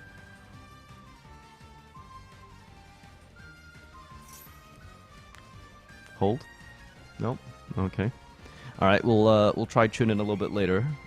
But yeah. We will hear from these players eventually. There's the. Did we have a disruption here? Yeah. No. So this is what we risked, right? Like that's the. Yeah, the princess has been activated, which it could activate regardless because it doesn't have to target the one that's being summoned immediately. Like it could have targeted the Ariana, but I think it targeting the lady is a bigger problem for Team Italy here because you would ideally want to use that this turn, and now they cannot. They have to like save it from the Promethean princess. And Team Spain Netherlands is going to miss out on the Flamberge revive here because Flamberge does not have the option to bring back up to 2. It has to bring back 2. And we have too many monsters on board. What a problem to have. Yeah, truly suffering from success here. It's one of the downsides to Flamberge is it has to bring back exactly 2 here. So yeah, not completely out of it just yet. Welcome is set. We do have a coup clock in hand to potentially bring out. We can use it. We can use it. The problem that I have is because we let the lady be targeted by the Promethean, we're not generating the advantage that we could be generating with this Welcome Labyrinth. Yeah. Bringing out Lovely from the deck could be okay, right? And then you can fetch something out of the graveyard. So although you could only be really getting the set Welcome. And she's also pretty vulnerable. And don't forget, this is Maxi 2 as well. So this is both turns we're going to be having to play under Maxi, right? Because I'm just thinking one way they could have maybe came back into this game was if the lady was still there. And they activate the Welcome Labyrinth, and they can set any trap from their deck. So I'm looking at cards like maybe the Ruma Karmic Cannon to get rid of all the Link monsters. Could have been something, but now that the lady is back in their hand. Yeah, Daruma is absolutely huge because it deals with an entire field, you know, and especially Link monsters, just being able to send them essentially for free is really strong here. But one set card, and that's going to be it. As the Stovey Torby just sits there feeling very lonely. It's so off-putting sometimes to see these random monsters that have no business being in the spell and trap zone. Like, for example, one very funny interaction, I wonder if we're going to see it when we see Team UK on Branded again, is if you put a Mirror Jade into their spell and trap zone, you can't summon another Mirror Jade because it says you can only control one. Okay. And if it's in the spell and trap zone, it's still considered like you're controlling a Mirror Jade, so you can't summon another one, which is very funny. And I don't think they have any way to even remove it if they try, right? I think it just lives there. If you put it, it's just there. I don't think you can get rid of it. You know, I think all of these silly situations can come up. My favorite is like putting pendulum monsters there, but they don't actually act as pendulum scales. Okay, yeah, or just putting against a pendulum, like just putting any card there, right? Any card there really is it's bad. Just like, oh, I cannot use my mechanic anymore. Yep.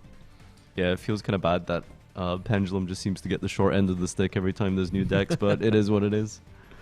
So we're going to scale another card here with the Flamberge, activating in main phase 1, just putting that Masquerena up, so we can summon that at some point in the future if so necessary, but don't forget we are fire-locked right now by that princess. And we're seeing the long-term value of the Divine Temple here come in as well, because like the Welcome Labyrinth that Team Italy has, they always have to keep in mind that I can use it, maybe, but then the Temple is going to bring out something else from the Spell and Trap Zone once again. Yeah, sticking the right monsters in your Spell and Trap Zone with Flamberge is really important because it does just essentially punish your opponent for summoning monsters. Yeah. And here, I mean, the requirements for a win on this turn are much lower because, I mean, we're already down to 2,300 life points from Italy's perspective. And I'm looking at the field here, and I can't help but think 2,300 damage is possible this turn. It shouldn't be too difficult, but I think it's possible. I think they can do it. They should be able to. I believe in them. Not a lot of ways to survive right now, especially with 2 Flamberges. You know, sometimes chump blocking with 1 lady can work. What's the But biggest defense that it can put up? 2,900. 29 is for the defense, yeah. Then Yeah. you can put it in attack for 30, and other than that, yeah, it's... Don't think there's any real way to survive. Putting Lady up is good because it's untargetable and indestructible, but yeah, it is vulnerable to just battle damage. Yeah, it can be run over by these Flamberges, especially the one out of hand has to be summoned in defense position, so that's always going to be smaller. The Amblo Whale can potentially also get like bigger. That's another card that I find it fascinating how when that card came out, which it's been a while, like no one really paid attention to it because it wasn't like no one anticipated it being this good. Yeah, I mean it's because it has this like really specific like activation requirement to get its maximum value, and then we just have Princess. Yeah, which, it almost feels like it was made feels for like tailor made for interactions with Amblo Whale. I mean, look at Diablosis, right? The Mind Hacker, exactly. right? That card just seemed like so specific and niche, and then a few years later, it's almost as if the deck Kashtira was designed for it. It's kind of cool because it's like you're seeing a card being played that like never had a way to find its way into the spotlight of like competitive Yu-Gi-Oh, and now just randomly, because it is a fire monster that has great synergy with another card that fire locks you, it's just the best Link 4 you can pretty much make in this deck. Yeah, and some key differences between TCG and Master Duel right now is your extra deck in Snake Eye. So Pyro Phoenix isn't in there for easy OTKs. But Zelantis is still great. Yeah, it still works out nicely and does things different. I mean, how do you typically like set up an OTK in Master Duel with Snake Eye? Because there isn't really like a particularly linear line compared to Battle Phase Zelantis plus Fire Phoenix, right? The thing about it's Zelantis, just big monsters. No, the Zelantis lines still work. That is still, I would say, your premier way of setting up 8,000 damage as well as being able to clear some opponent's monsters. You just don't get that. The Phoenix is like the cherry on top. That extra piece of damage, that extra monster you get. But or you can just use Access Code Talker. 63 attack Access Code Talker. Wait, did they really make? nice. Oh, they made it with a Link 4. That is very rare. Have you ever summoned the 7300 one? Yeah, with Underworld Goddess. Yeah, that's the biggest I've gotten to, yeah. I mean, after that, it would have to be like Adignister in a Cyber stack. That's a Link 6, yeah. Yeah, that's the only other way you could make like a really big one. All right, so this is going to force it out because Access Code Talker has the effect that it's just an ignition effect, but your opponent can't respond to anything. So it has to be used now. Who would win? An Access Code Talker backed up by 8 cards in hand, or a Lady Labyrinth backed up by a Coup Clock? I believe in her. I am with her. She's got our clock, and on resolution here, I think we're gonna have to use that welcome set, right? No, did we already use it this turn? We can't, because I think that's 2 welcome labyrinths until I missed something. Unless Is it I missed double something. welcome we have here? I think so, because the Ariana searched one, and the first one reset itself. Yeah, we can use it. Okay. Do we have a quick effect to stop Lady setting anything? So is this one being used from Coup Clock? We do. Here? Oh. No. The Coup Clock would be allowing the next trap to be used immediately. Okay. But we're not getting one. Yeah, so kind of like Paleo monsters, if you recall, that you have to directly respond to the trap cards with Lady. Yeah. And Call by the Grave acting as we don't even care really. Like the Ariana negate is not. It's just about the fact that it is anything that you can activate here. It doesn't really matter what it is. It could be a Call by the Grave, could be another Maxi, could be some like a DD Crow, whatever. You can just use a quick effect that's not a normal trap card to make sure the Lady cannot chain to it. And poor Team Italy here, there's so many ways for them to lose, right? Because even if we somehow pull this off, right, like, I mean, Access Code Talker can still just pick apart the field here, unless we specifically had that Daruma cannon in the deck, which I would think is going to be quite popular in a format with Link monsters. I mean, with, like, some good one-off targets, like, Dimensional Barrier, pretty good. Ice Dragon's Prison, I've seen a couple of people play that. Do you think people still play Eradicator? I wouldn't expect it in this current format to be used, because, like, the Snake Eye deck plays a decent amount of spells, but obviously they can chain Wanted, and they mostly play off of their monsters. But something like... seen any cool techs? Different Dimension Ground is pretty strong against it. We've seen a lot of people side decking in TCG, right? Exactly. In Labyrinth. Yeah. And Ice Dragon's Prison also, since they're all Pyro, you can like banish some of their key resources, because a lot of the cards are only being played once or twice. Like Snake Eye Oak is usually a one of, and if you can banish that and a card of their field, that's pretty good. However, that Ariana is looking like a very juicy attack target for the 6300 access code Tarker. Yeah, and we should have, I think, 2 destruction effects from access code to clear the rest here. Yeah, I mean, Team Spain Netherlands is at this point, it looks like they're playing with their food a little bit. I'm pretty impressed that Italy managed to survive this long after that abysmal opening, right? Yeah. Like, it's cool that they've managed to put up some kind of a fight here. Yeah. But yeah, I mean, this is kind of like how Snake Eye is, right? It just generates so much advantage, controls the field, and it looks like this might be it. The Maxis did help a little bit. Honorable mention to Maxi drawing, I think, a total of like 5 cards this game. Yeah, big responsibility there. Drawing it twice in a row, Maxine to Maxine, in a control format, or a control matchup rather, is going to be rough here. And yeah, Team Netherlands Spain, their first game of the day. They're not letting Italy run away with a 2-0 score. They're going to be sitting at 1-1, and we're going to see if.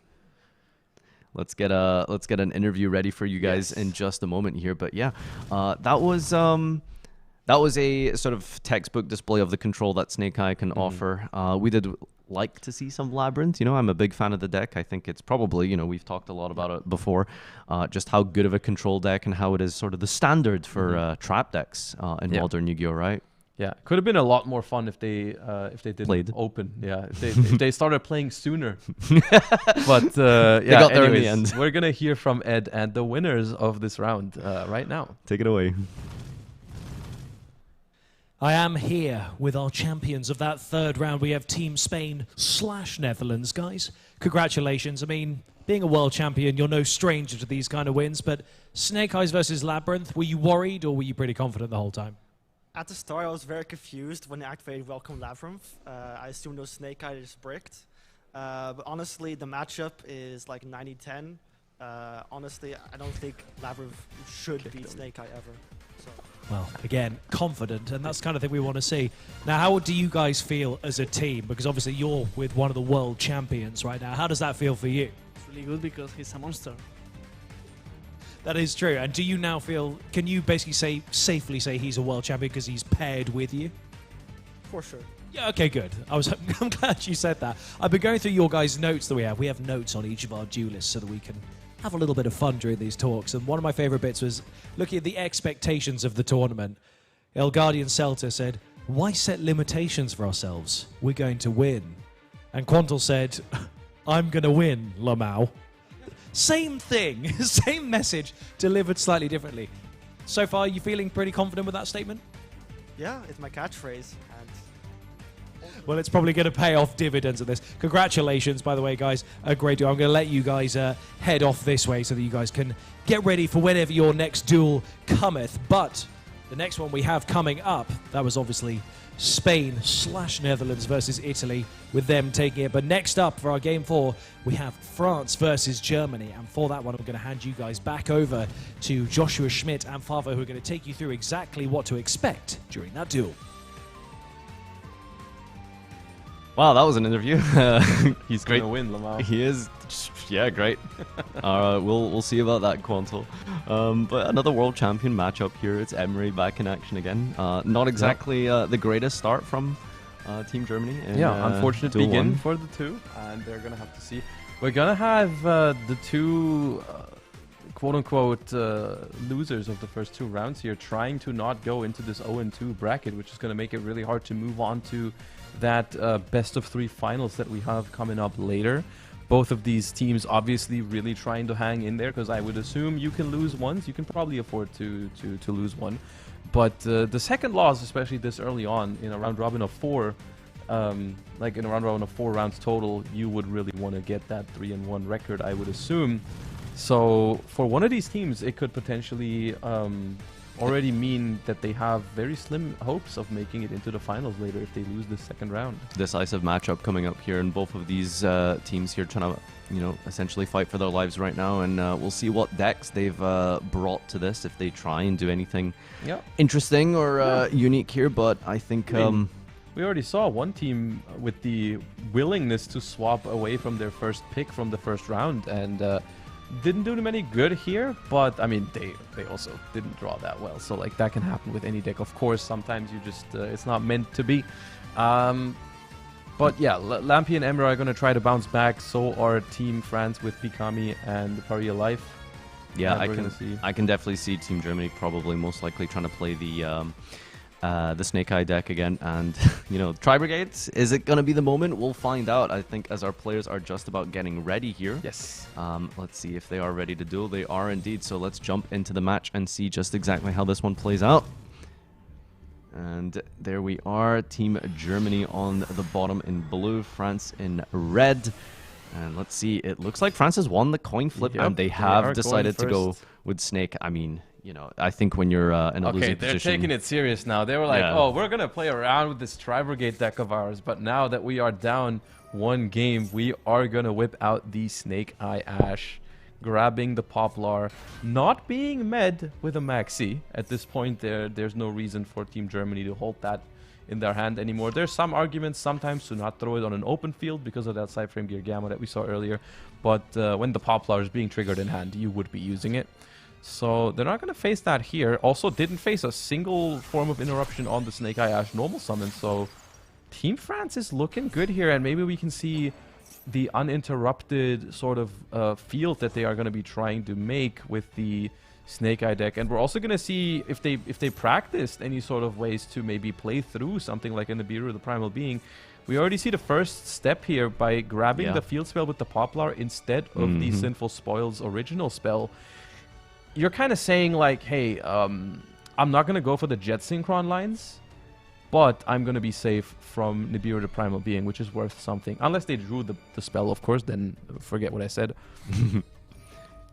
There it is. There is access to it Seeker as well. of So, I mean, this is obviously the best case scenario. If you go uninterrupted on your Snake Eye Ash and you have access to Diabell Star, then obviously, I mean, the world's your oyster. You just get to do all the things. You get to play around the Nibiru the Primal Being. You get to set up your synchro plays if that's what they're choosing to do. We don't know. We haven't seen the Jet Synchron out of Team France just yet. It's just what I'm assuming is going to happen. Yeah, so the setting of the original Sin can go for the special summon of Jet Synchron from the deck. And I've definitely seen, you know, some involvement of things like Savage Dragon quite this early. is what you would normally do here, is you send the Linkuriboh so that you have a Link monster in the graveyard early for the Savage Dragon to get a counter.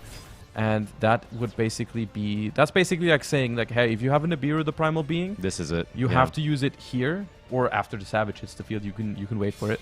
Because it only gets the ability to negate something after it's equipped something to it. So, like, you can on-summon use the Nibiru. But even if you do, right, I still get to bring back the Flamberge from my Spell and Trap Zone with the Divine Temple. But no, the Savage just gets to equip the Linkuriboh here. And that means that Team France now has a negate at their hands.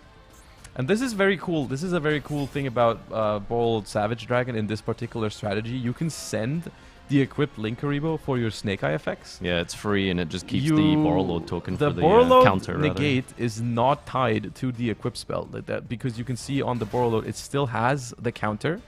So it still has the ability to negate a card. It just doesn't have that attack points bonus anymore, but that's definitely the least important part about that effect. Yeah, so this is essentially a 2.5 card combo.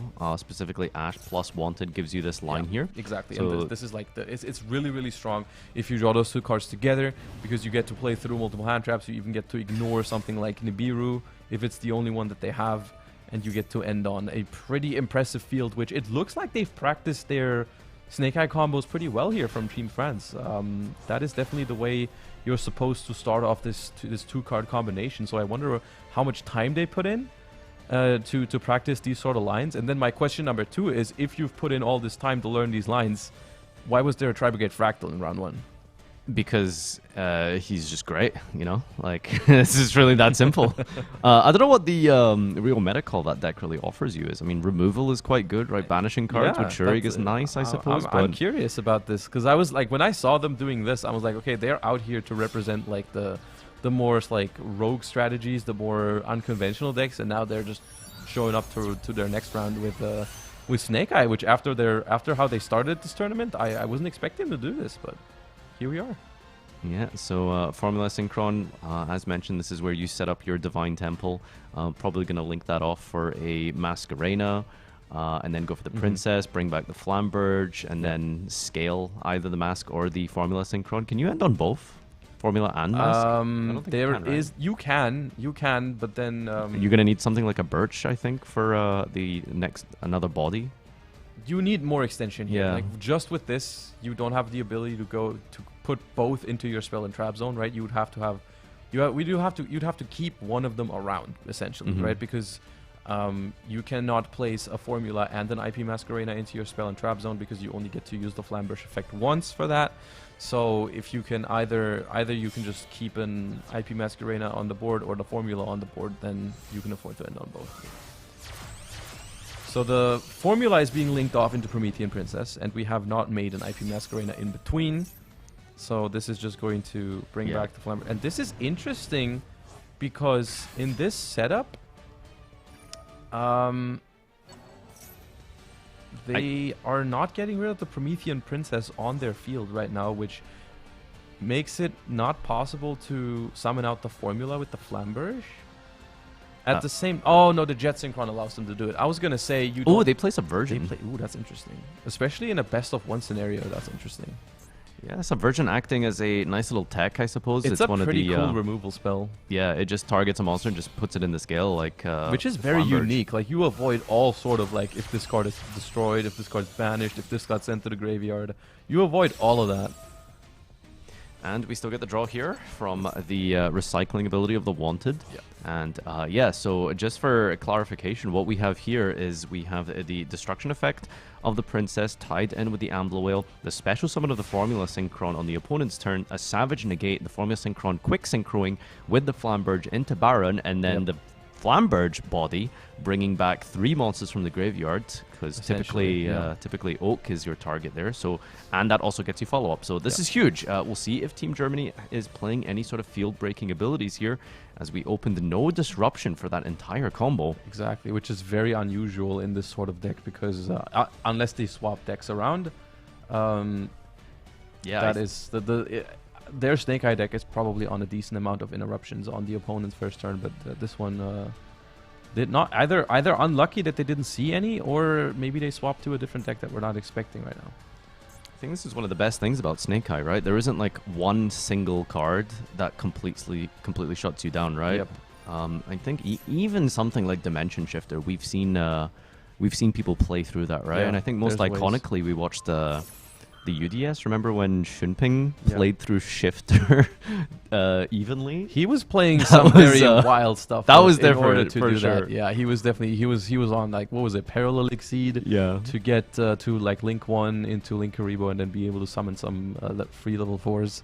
So point being is, like, Snake Eye, you know, it's so resilient. Even it's very versatile in terms of the tech options you have available, because it doesn't it doesn't lock you into anything. It doesn't exclude you from playing any sort of card or mechanic that you want to access, because the only thing that has some sort of restriction on what you can do is the Promethean Princess, and that only applies while it's face up.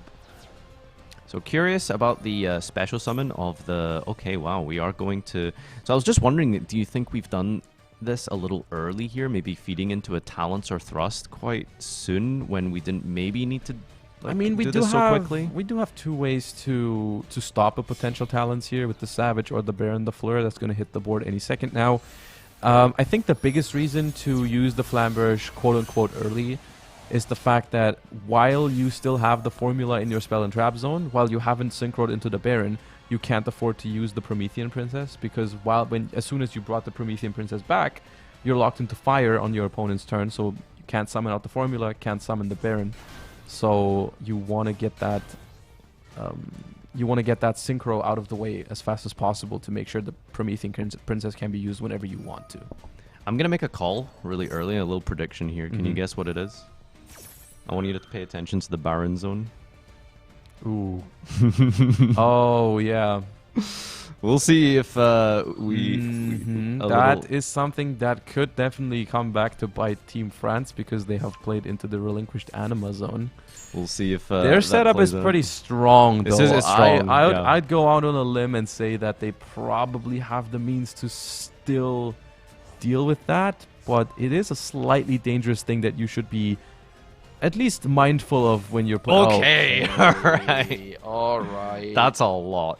You know when you just do like full combo like this and then you also back it up with a Max C? That's my favorite part about Max C, when it makes games that, you know, games are that about to be very interactive potentially. It's very important. Yeah. If we have a top deck Ash Ball, so call buy's huge. It's really strange, that's right? just, it forces the Baron or the Savage.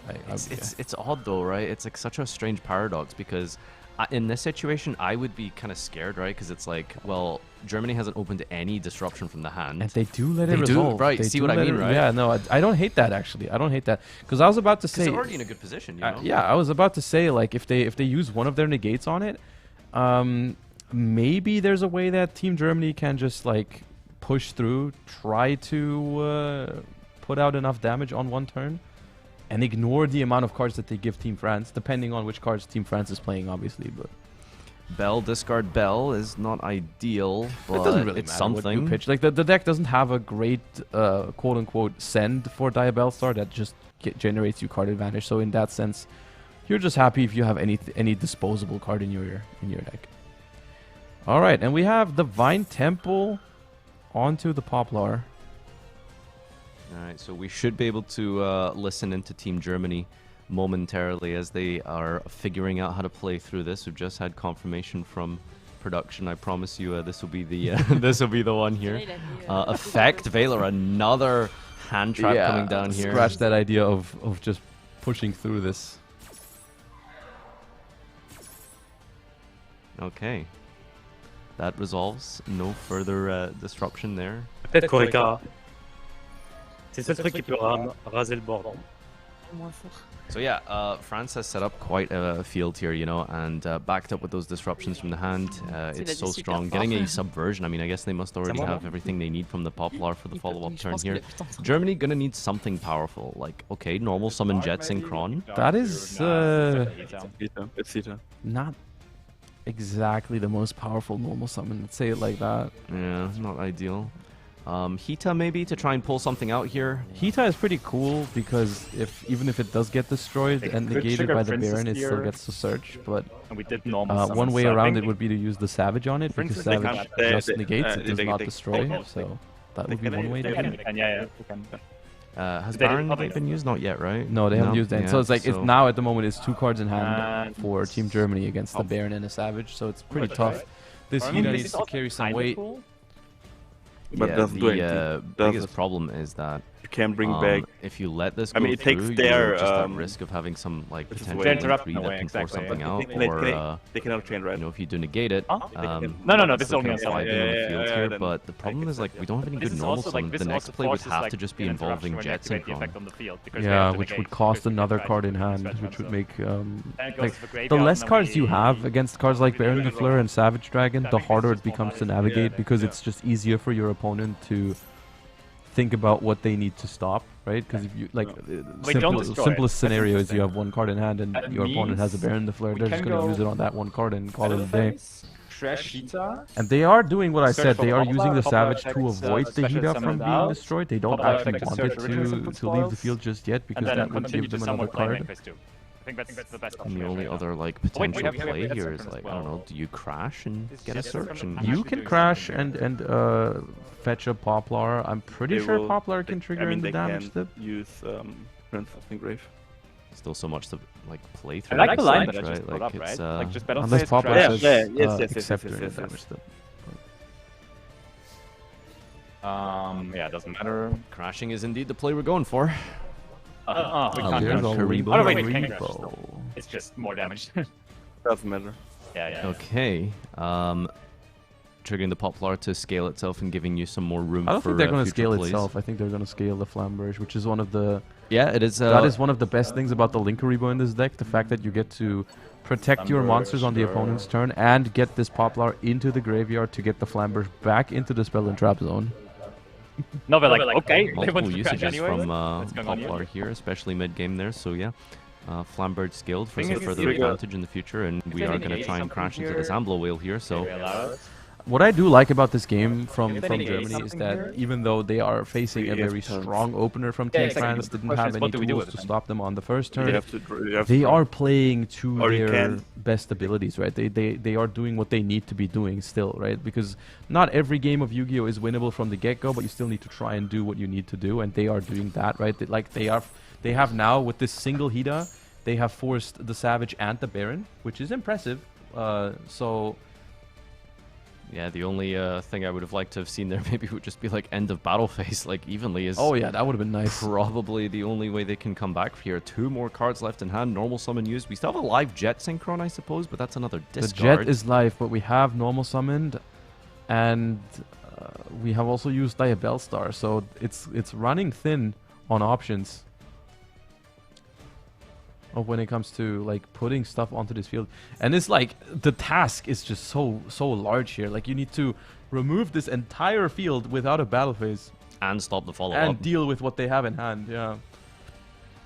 So yeah, Germany I feel like have played like pretty well like in both their games, but it's just unfortunate, right? It's one of those days. I feel like it's one of those days, and sometimes I mean that is part of it. You know, Yeah, that which is is part of a game, right? Where Probably a sometimes I patch. mean the talents. I mean, If they do, maybe one of the best cards to have here, and they do realize, hey, we need to draw. We need to draw. Curious if this was maybe. You think they should have used the talents to bait out the Baron again? Yeah, and then it maybe crash the Hida? We have yeah, one then it little would one, right? guarantee the Poplar, Yeah, right? but still, it's Yeah. You know what?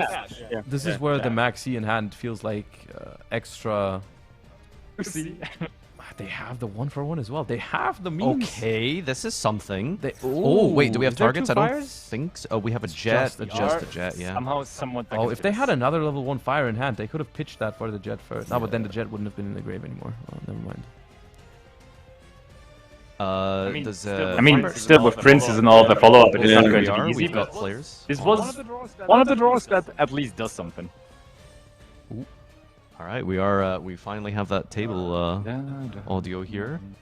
So let's see if Lampi can give us any indication as to what their plan is. I'm wondering whether. Okay. Normal, right? Normal.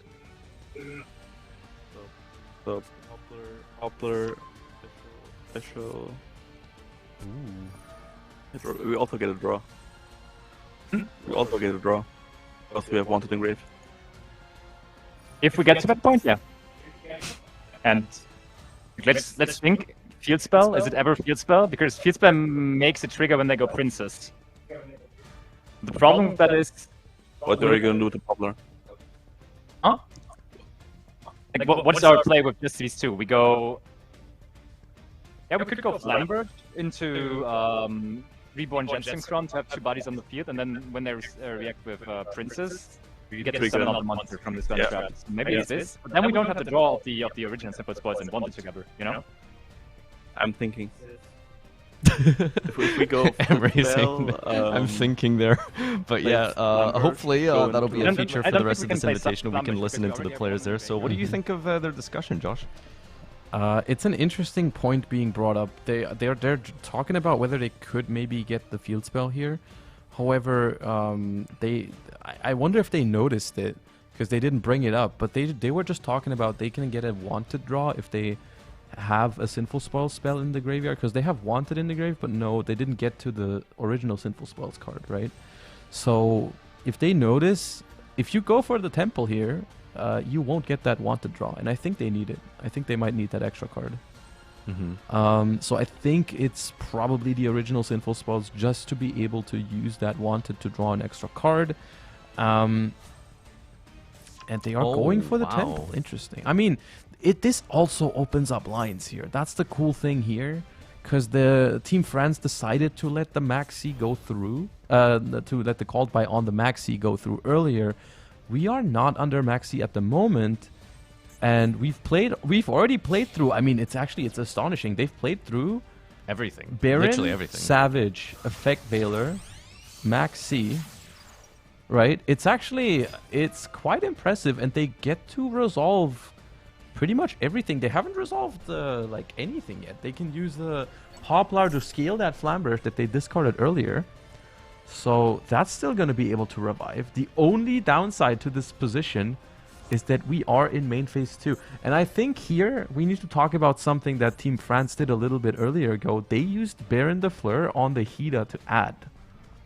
Which is interesting because you could have used that like later. I think there's a... Since the Hida is not a crucial once per turn sort of choke point for the Snake Eyes deck, that Baron negate doesn't actually end up limiting them here. Like they still get to play. And here we get Flamberge on the field. Flamberge Engrave can already revive. We have the Jet Synchron access already, meaning we do not... You know, we don't worry about that. We can just go into our synchro plays. We're going to be able to use a formula to draw an extra card. We can use Flamberge to put... There's one really cool thing you can do with Flamberge Dragon. You can put your opponent's cards into the spell and trap zone and then summon them. You can legitimately use this Flamberge to place the opponent's Baron into the spell and trap zone and then summon it later. Or Princess, you know, potentially is something that they might want to go for. But the only issue with the Baron is that it has used its effect. And I think if it scales itself and then is brought back... It resets. Oh, does it? Yeah. Okay, right. Well, that's actually huge. But yeah, one final play coming out from France here as they go for the Princess, popping the Flamberge, which has already resolved its effect. But... This triggers the field spell. The German temple, yeah. The German temple. the temple for the German team, rather. Yeah, no, that's you know, and to have the foresight as well to scale Oak specifically. Exactly. Gets yeah, to spam a lot nice. of bodies onto the field here. You know what the biggest problem is? Is they have gone through both of their Flamberge dragons and they cannot tag out into another one. Which means that they are gonna struggle to put like the high levels up there. Like they can't. The Oak can still tag out, but because there's no third Flamberge, I assume there's no third Flamberge in the deck. That's an assumption I'm making. That's rough.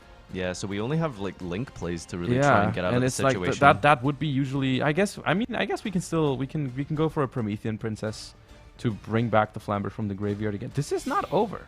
Yeah, no, this is super impressive here. Going for a synchro here, and that's going to try and draw something. And I'm worried if there's like even anything left to draw at this point, right? It would have to just be more disruption for their I think turn. In terms of extension, that's it. Like I don't think they have anything because even they've even used Triple Tactics Talents this turn. It's just you're maybe going to be able to deal with parts of this field. I don't think you can get rid of everything in main phase 2. At least I'd be surprised if they did, and that means that you're going to have your opponent is going to definitely have the means to fight back on the next turn. Ooh, Dark is another very cool card in the mirror match, and it's going to give them extra link material here into a Diabell Star. Here is where their extra deck setup matters a lot. You know, is there an access code talker, which would be an easy way to get rid of 2-3 cards maybe off of the opponent's field?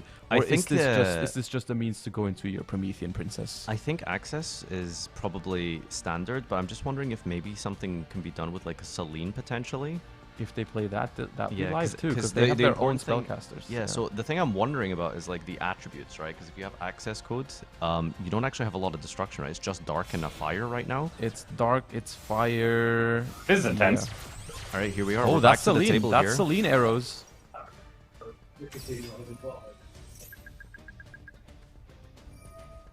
And we are wait. with the players here. Do we have one on the red?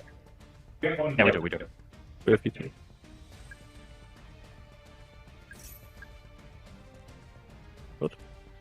So yeah, as I mentioned, we are actually playing the Celine, and that is the all-important attribute. Go access, right?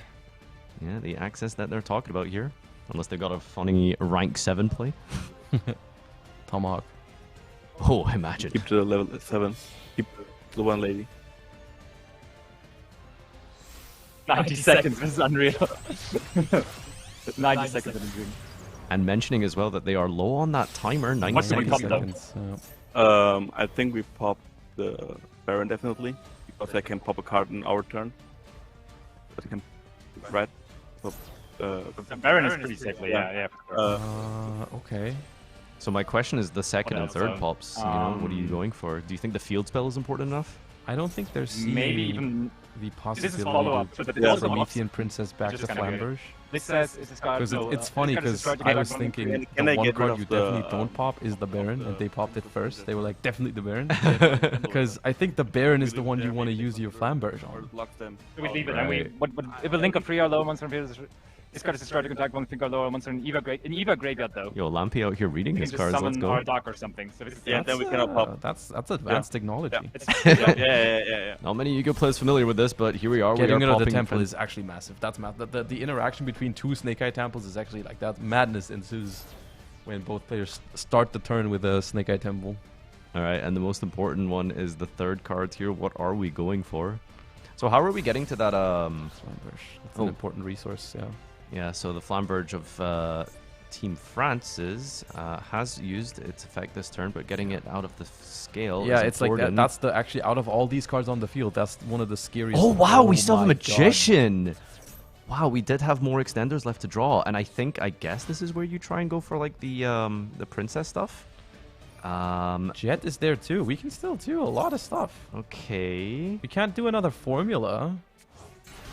Do we have enough for princess plus savage? Okay, we are gonna go for savage now, but first. wait, what's the link monster here? Is it just for one? It has to be a dark monster, right? The link can be anything. Oh, It's that's just a link unfortunate. reroll. Yeah, you know, if they just banished the link reroll instead of the dark, they would Yeah, have kept that two would be materials. bigger and it's they would have minor, more. but yeah. Yeah. We do They get to can- draw a card. This I is a guess. super cool interaction. Oh, we're getting rid of the between field spell. Savage and Magician Souls. It's a really cool interaction, though. Okay, there's no other crazy top decks we can see We've in this said situation. that like 3 times already. I know, right? And then we drew the thing for the draw, but we've also got the princess here coming up There's now. the princess. Okay, so like, you know, counter Maxi for like the next turn might help significantly. This is an incredible duel, by the way. This like, was they have great, come. yeah. I just wow. And we get to use the Flamberge here to scale our own cards, but can we get rid of the prince? See, Oh, and this gonna is where I scale would have the- liked to see them getting rid of the Baron with the Flamberge. But I guess because the Promethean Princess is chilling on the board, like they wouldn't be able to. Yeah, they have to link it up. And this is weird because now, I mean, getting Flamberge off of the field, you always want to keep that Flamberge on the board. I know, it's so important for that follow-up. Honestly, if for whatever it's worth, this game was already super impressive from Team Germany, I feel like. Because what they were facing without the ability to stop the opponent from doing anything on the early turns, that was a lot of stuff. All right, immediately going to use the princess in main phase 1 year. And I guess like a great top deck would have been, I honestly think like Maxi might have been their best chance here. Because drawing any kind of disruption would be huge, but wow, using I like Savage. this. I like the Savage. I like the Savage because Denies the Flamberge. Yep. Another possibility could have been, and that was actually an interesting one, is let them summon the Flamberge. Oh wow. And then use your own Promethean on it, because at that point the Flamberge can't bring back 2 because your board is too full. Because now, I believe they knew about this subversion. It was searched with Poplar in the last turn. Yeah, that is true. And now Team Germany's Promethean Princess in the graveyard does not have a fire monster to go off of. You need a fire monster on your own field to use it. Yeah, so they had the opportunity. Oh, okay. My God. Counter talents. Look, no. at some point though, you gotta say it's not meant to be. I don't think Team Germany can really worry about it too much, and they even have the audacity to look at their hand. Yeah, the sinful spoils that was already used on the previous turn. It had to have been a hand trap. Was the only chance that they had here, I think, right? Do we have a Link 4 Fire? What's left here?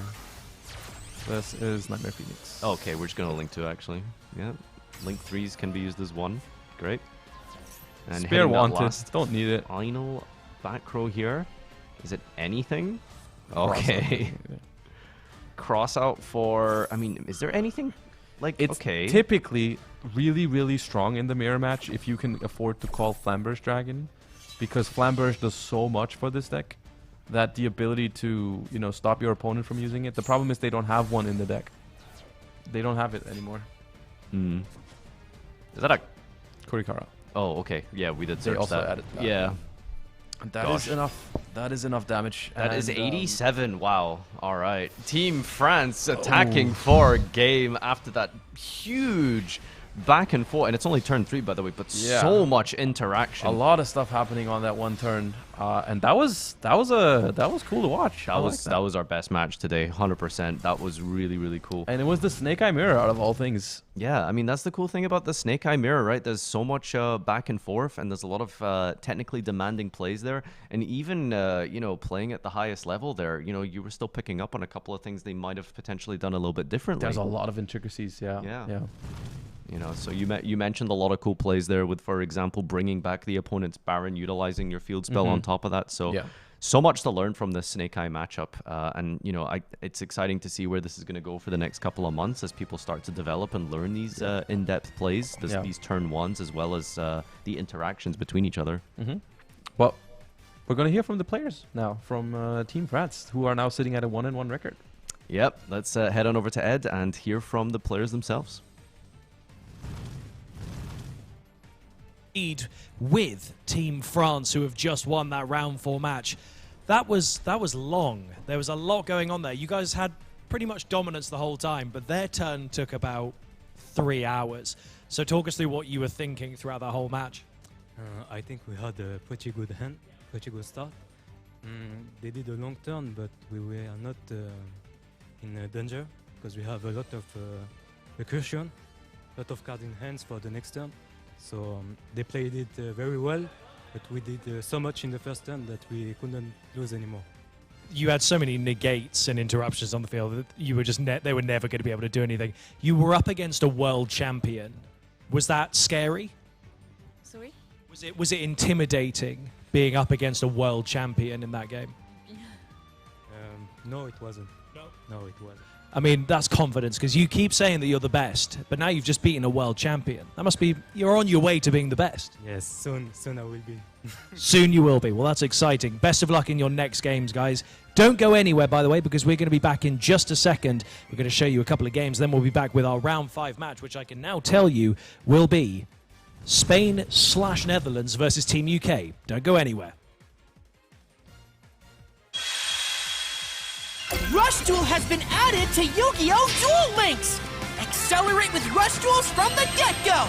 Normal summon or set many monsters from your hand! You can draw each turn until you have 5 cards in your hand! Load your road to victory! Let's start together! Flip the tables with Rush Duel! Yu-Gi-Oh! Duel Links! Duel even more with Rush Duel! Campaign underway! Yu-Gi-Oh! Phantom Nightmare! Have you ever met my pal Yubel? You will soon! And you'll meet all kinds of far-out new monsters, too! There are Goblin Bikers, Heroes of a Doomed City, and even a Dragon Queen! Score sweet new cards for your favorite deck in Phantom Nightmare! 9 cards per pack, each pack sold separately.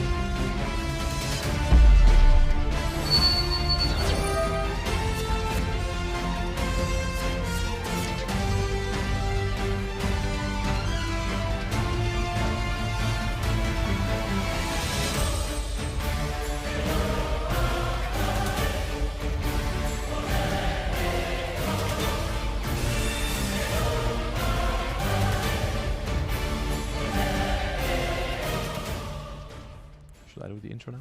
Sure. All right, and we are back for our next feature match of the 2nd anniversary Invitational. Yeah, it's been a crazy day so far, and we needed that little break after that last game. Wow, that was incredible. Yeah, that was definitely something to watch. A pleasure to see the two teams go at each other at the Snake Eye Mirror match there. Glad we got to see some of the intricacies in that matchup, and we're going to see if our next teams are going to deliver the same thing, because, I mean, we're going to see Team Spain Netherlands, who have played the Snake Eye deck in their previous first game, which they were able to win. And they are going off against another team of winners from the first round, and that is Team UK, Refs Cards and Jessica Robinson, who have not brought Snake Eyes.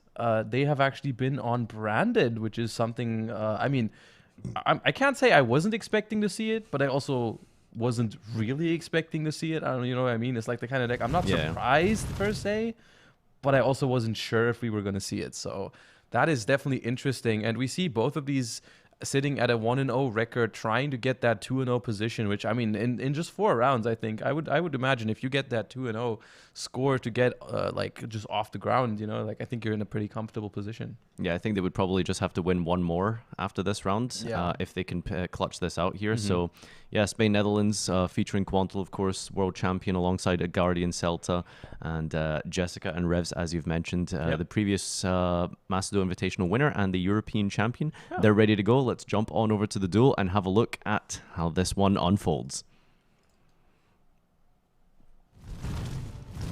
All right. Here we are. It is Team UK and Spain Netherlands as we commence this next round here. It looks like we are Spain Netherlands going first, winning that coin flip, and is playing Snake Eye. That is a very unconventional opener, though, because we've opened Divine Temple and Original Sinful Spoils. Not a typical way to start your combos, honestly, because it also just means you don't have a target for Poplar. Well, in most normal lists, at least. Yeah, I see what you mean. If it works, it works, because it doesn't look like Team UK has opened any disruption here, and I'll be curious to know if there ever was a team in this matchup to bring out something that isn't the Snake Eye deck, it would be Team UK here. So we'll see if Branded is going to be played. They might not even have Snake Eyes. We don't know. Yeah, so I want to say that this is a different deck, right? Because I believe they played 42. I think you said 42. So the question is now, they're on 41. Did you miscount last time? Or No, I'm pretty sure I didn't miscount unless they brought 2 Branded lists. Maybe is that a thing? This is unironically something that we took into account for the World Championships. Is we wanted our decks to all have the same number of cards to make it impossible for our opponent to tell whether we switched or not when they were going. What was the magic number? 40. Was it 40? Okay. Even in Dragon Link? Yeah, exactly. Yeah. Like Dragon Link was one of my decks. Oh, that's a cool card. That's one of my favorite cards ever. Do you think it's a bit early? Well, first and foremost, let's first inform everyone what Phantasme does, because it might be a while for some people. Everyone remembers what Phantasme does because it's the best card ever made. True, okay, right. Now, when your opponent specials a Link monster, you get to summon it and draw cards equal to the number of Link monsters your opponent currently controls, +1. So in this case, 2 cards. You don't get to keep all of them. You have to toss back a number of cards equal to the number of Link monsters they have. So if they have 1 Link monster, you draw 2, shuffle back 1. Yeah, it's just a cool way to fix your hand. But the reason I was asking if you think they used it a bit early is you can actually get more value out of it, right? Yeah, no, the Snake Eye deck is one that can, depending on how they structure their lines, you can often catch them with 2 Link monsters on the field, and then the Phantasme draws 3, puts back 2. It's the same amount of card advantage, but obviously fixing your hand is always nice. The more cards you see, the more decisions you have. Maybe they just want to pick up a hand trap, though. I think in specifically Master Duel, where Maxi is a thing, just getting that extra, like, because there's nothing worse than like doing it towards the end of your opponent's combo, and then you see then you draw the Maxi, and we're like, oh well, I could have drawn that like 10 summons ago. They didn't draw it anyways, but the Phantasme is cool because it also just is a pretty sizable body, honestly. Like something like IP Masquerena, you can just force without using your normal summon. And regardless, it's still like a good guy to have on the field here because it also offers that target protection, right? You can protect yourself from targeting. You can attack over some things. It can be a link material to go into dark because it's a dark monster, or you can go into Hida with any sort of fire monster. It's pretty good, I think. It's a pretty good thing to have right now. It's a great multi-purpose card, and we'll see if it's been picking up in the TCG, right? Because I haven't seen it that much, actually. In fact, any of the lists I've looked at, I don't think I've seen it yet in TCG, so... I've played it. You have? I have. You are a man of Phantasme, that's true. Yeah. I just like it's just whenever that card is any sort of resembles any sort of playability, I always go and try and fit it into my decks because I like it so much. Yeah, no, the counter to link monsters in a sense, and you know the digging of the digging deep into the hand into the deck is really important, especially for that Maxi.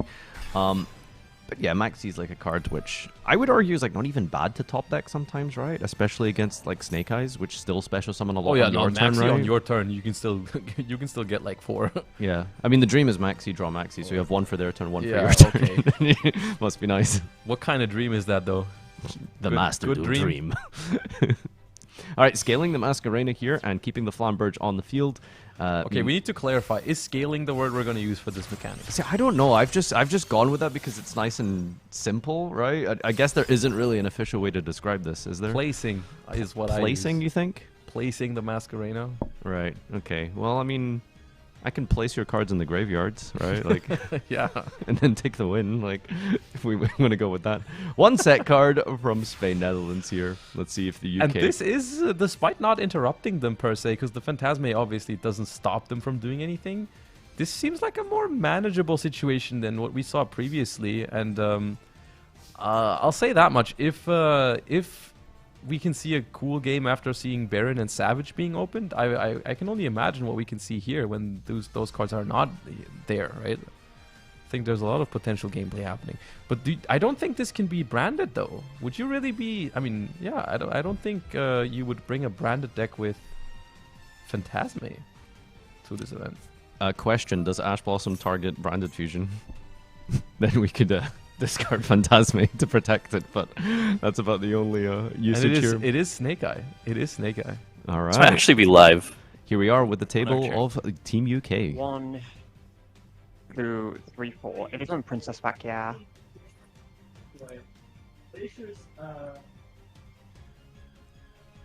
So I think they were just counting up the summons for Nibiru, I believe, right? We can take a flan dash, yeah. Yep. So they're choosing to scale Flamberge here. And this is the situation that I talked about earlier, where it's like 2 temples staring down each other. I think it's just this. We're not threatening getting monsters out right now. Yeah, I think so. Or we can start with this. We can go this, pitch this. Still using code words of this and this. I mean, it's faster, I assume, but it's bad for us because they're not naming the cards. I think we get the ones, like ASAP. That's a big start here. Like sack that off, and then reborn. If we need to, yeah. Yeah. That's pretty good. So key differences here from what we saw from Team Germany. Remember, Team Germany scaled the Oak, going second, and going second with the Temple up. Usually gives you that utility of you get to choose what you want to summon on your opponent's turn when they inevitably have to bring out that Princess or Masquerena. Yeah. And I think that Flamberge, do you think that's like a good choice here going second? Because I feel like it kind of risks might not actually being able to trigger yet. The Stein doesn't even help us here. I think if you have a normal summon of Ash, then you're okay to do it. Because remember, Team Germany didn't have that. They normal summoned Jet Synchron. They kind of needed the Oak to get into the Snake Eye stuff. Yeah, I'll extend it.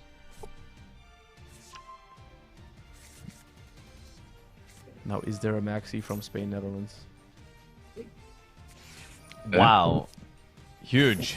Yeah, cool boy. Ooh, spoilers. Spoilers. No choice there. You got to stop that Maxi. And it doesn't look like Spain, Netherlands have anything in response to this. Fucked. Like, actually fucked. All right. There it is, called by resolves. So yeah, the Maxi, as mentioned, huge part of the gameplay for this format. You're always going to be seeing that card in every single deck list. Do you think Snake Eye has any like lines that, you know, play okay under it, right? Like, there isn't really anything you can just sort of do when you get maxed on, like, the Poplar reveal, for example. Yeah, this is where I really like the trap card, the Sinful Spell trap card, Silvera, where you can just go, if you get maxed, you can either just special Diabell Star for one special summon and have the trap card, which represents a negate, or you can go for Poplar, searching the Snake Eye Chase, which in turn gets you 2 Diabell Star into the trap card. So you can access it either via Diabell Star or via Poplar, which means you can basically both engines get you through that card. And it's a low, yeah, it's like low effort, not that many special summons for at least some interruption. Yeah, no, that's a fair and reasonable point. Are you surprised we haven't seen any super heavy? Because looking at the deck list now, we've seen all the players. We haven't seen their secondary decks, but we haven't seen anyone. I mean, for some of them we have. For UK, we now know is Snake Eye branded. For France, we know. Yeah, that's what I'm saying. So no one's playing super heavy. So I mean, I honestly, from my perspective, I am not surprised because I think super heavy is a strong deck, and of course the ability to play so many sort of like monster disruptions for your opponent's first turns, that sort of thing, is good. However, whenever I'm playing Super Heavy Samurai in Master Duel, I feel like it's super shaky because you are locked into only playing monsters pretty much. So you don't even get that Called by the Grave crossout access to stop your opponent's Droneland Lockbirds or Maxis. And it just feels like it just feels so gambly almost, that deck. On a competitive scale, I'm not a huge fan of it, and I'm not surprised that our teams are leaning more towards the Snake Eye deck, which is similarly powerful, but like less vulnerable to those specific cards, I think. I would have thought that potentially Quanta would be a big fan of Manadium as a secondary choice, potentially. Well, we haven't seen their second deck yet.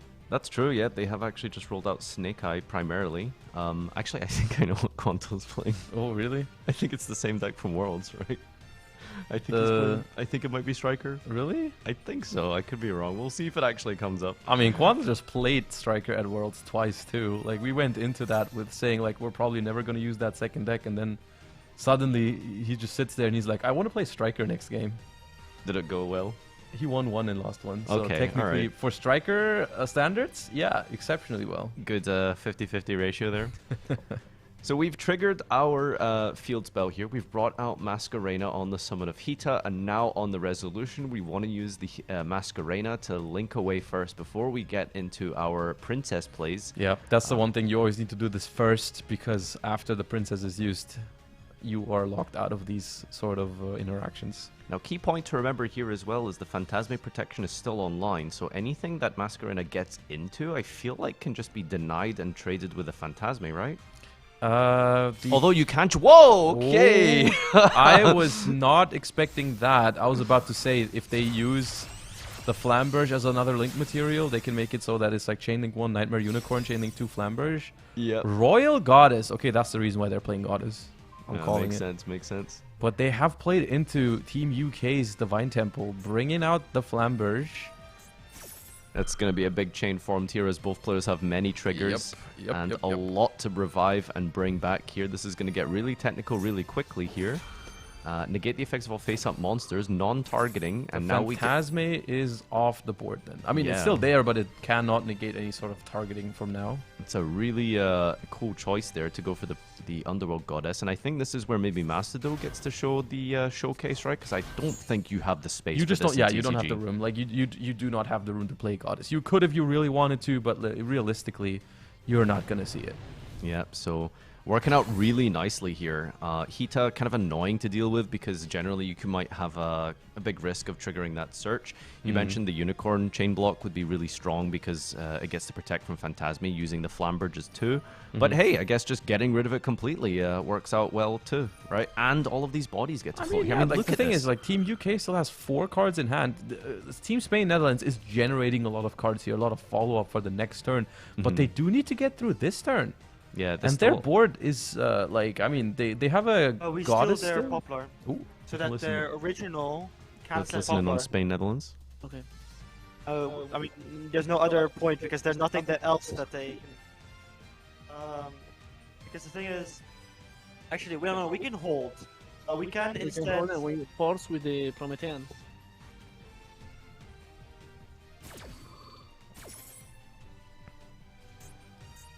interesting to see. Now we're hearing from the sort of defensive players' perspective right now. We're not seeing UK planning out their turn. We're seeing Spain, Netherlands discussing the use of their interruptions. Do we have anything left? It's just Princess, right? It's Promethean Princess. I don't know what the set card is. I don't think they have shown us. And they didn't discuss it either, so yeah, we'll see if that actually is relevant. If it's a targeting card, it's good the now. only thing we know it's not, I'm pretty sure, it's not a crossout designator because they would have stopped the called by on their maxi, I'm pretty sure. So I guess it's most likely for it to be, I think it's likely an impermanence, and they haven't used it yet because the Phantasme was always live. It could have negated it. Now that the Phantasme is negated by the Goddess, that impermanence could be used. Whoa! That is the funniest Nibiru I think I've seen ever. That's incredible. And this is something that happens quite relatively frequently, I think, in the Snake Eye Mirror match. Oh, wow, yeah, the Underworld Goddess is still going to stay on the field because here. it's only affected by cards that target it. Yeah, we're not targeting to tribute here. Yeah, so this happens quite often, right? Because, like, you special summon a lot on your turn. Yeah. So, Nibiru triggering... They just Nibiru themselves. Nibiru yourself now. I wonder if they... I wonder if they... remembered that the Goddess would stay, because that graveyard, the ability to negate a card that would revive from the graveyard, they have to play around that. That can negate Flamberge. Yeah, so I think what they want to do here is they want to summon something off of the original and then make that Chainlink 2 and the Flamberge Chainlink 1. Mm-hmm.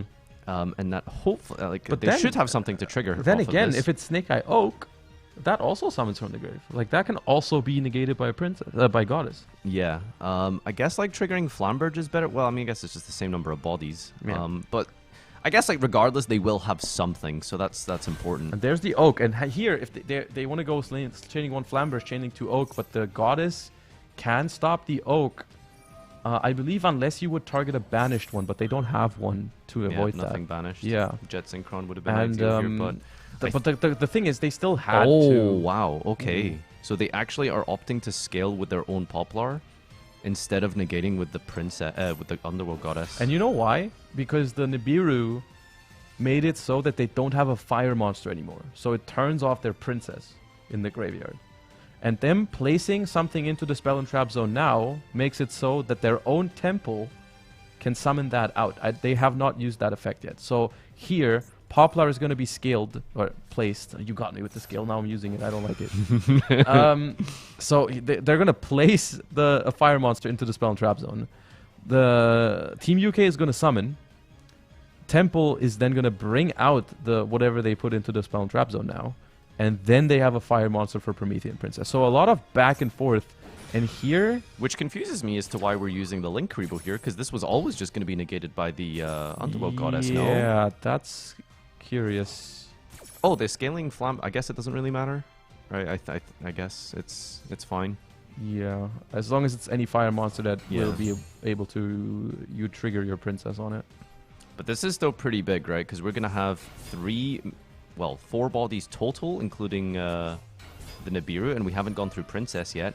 The opponent's field spell triggers. Spain Netherlands gets to summon the Flamberge. This is turning on that princess. Yeah, this is where the fire monster comes into effect. All right, and now the question is, what type of link plays are we going for on the UK side? Oh, I know why they used the Link Karibo. They didn't have enough level 1 fires. They had 2 level 1 fires in the graveyard. Ah, right, to put a target in for Flamberge? Yeah, no, so Flamberge needs to put 2 back, but Oak was used to chain block the Flamberge and bring back one of them. So they start with 2 level 1 fires, chainlink 1 Flamberge, chainlink 2 Oak. Oak brings out one of the level 1 fires. There's not enough left for the Flamberge to revive 2, so they had to put on the resolution. Oak itself, they have to put it in. Yeah, they have to put the Oak itself into the graveyard. So actually, smart play there. Yeah, making sure, because again, like that Flamberge, the weakness of that supposedly is the play where you don't get to bring back up the to 2. co-linked Phoenix That's huge on the Underworld Goddess. And the last back row as well gets to be hit here, and we'll see if it's something relevant, because this is the last opportunity. I'm calling it. It's that impermanence.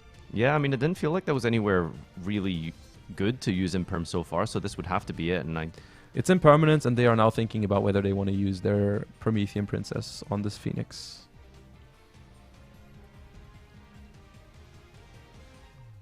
Yeah, I guess, like, making sure that it's it's 2 link materials that you get rid of with 1 card. I think it's valuable because it makes it so at the moment there's not enough link material to get the to get their own Promethean princess. What is that? Well, I was wrong. It was just a bluff. Okay, well, nicely done. Okay. Oh, do you still get the draw? With Nightmare Phoenix? Yeah, it just matters if it was co-linked on activation, yeah. All right, okay. Well, I mean, something like a top deck Talons here would be crazy. We have the ability to listen in with Team UK and see how they would plan out the rest of this turn. I go Wanted Search first, then get another drawback. Because it means we can still set from deck. The reason my fuck up was bad was because it means I had to go for Oak to chain block, and I couldn't go for the Jet Synchron. Okay, bringing up the fact that they were not able to use Jet Synchron yet. Yeah, we go for this now. We want to get set from deck. A good discard here would be massive. This turn has been a while. Have we used Diabellstar yet? I don't think we have. Nope, we have not. So for Diabellstar, I mean, if we have any other targets... well, we've used the spell. If we have Subversion... Right now? Really? Okay, I think that was a Max C they just drew, right? It must be. It could be. It could very well be a Max C or something like a Called by the Grave. Something that would have been very nice earlier. Yeah. Bell for Bell. And this is the set here. Let's see if they do play that Subversion. Because it's going to be quite annoying to out the Underworld Goddess. Yeah, because you can only target it. And it's indestructible, remember? Yeah, it's like a Nightmare Unicorn situation, probably. And here, the fact that they negated the Link Reborn. Oh, they played a trap. I like that. Silvera. I can Oak summon, send this, send itself, special Jet, then go Jet plus Diabellstar into Dark. At least he's an extra extender. Where's Jet? Is Jet in the graveyard? Nope. We Why are need we to send right now. accessing Jet then? You can't get Jet. It cannot get Jet. Yeah, I think they thought Oak can tag out into Jet. Yeah, Fire Monster, right? No, it's just a Snake Eye. The Snake Eyes only tag out into Snake Eyes. Yeah. So Flamberge is already resolved, and this is just being used as a real. It hasn't used its body, first effect yet. It can still use the one where you scale something. Place.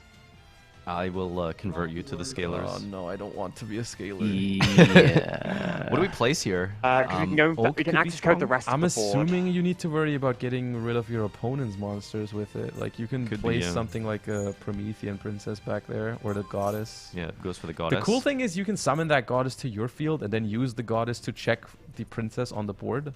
How are we summoning back the goddess? Flamberge. Flamberge has a quick effect on the opponent's turn to bring out any... Oh, right. I thought it was like the field spiller. They both do that, but like the Flamberge is the one that... So this is really good because you get to target Masquerena. So this is a Link 4. And that means we get, I think, like 3 pops here. There is Let's see, what do we have? We got Fire from Fire Phoenix. Dark. It's only Fire Dark, I think. Fire Dark. That's always okay. the issue. That's always the problem. Will we see Celine, I guess? Yeah, Celine is where... Celine is the bridge for these sort of situations if you do run it. That's like the main reason to do it. Because they don't need the extra link material. They already are at 4. They just would like to go through an extra attribute here. Yeah. The third destruction effect would be really good because then you get to clear everything. Yep. Get rid of the token, the Promethean, and the temple would be really nice. I don't know if it's because it's the new Blue Eyes Chaos Max bundle now available in Master Duel. But I'm not seeing the trigger, like the passing of the priorities on the glow. On whose priority it is. Right. That is... I haven't noticed that. Yeah, because I've been trying to track like where they're passing priority and detecting the interruption, but... Is that a spectator mode? Maybe? Specialty? Or is it like just on this sort of board? I'm not sure.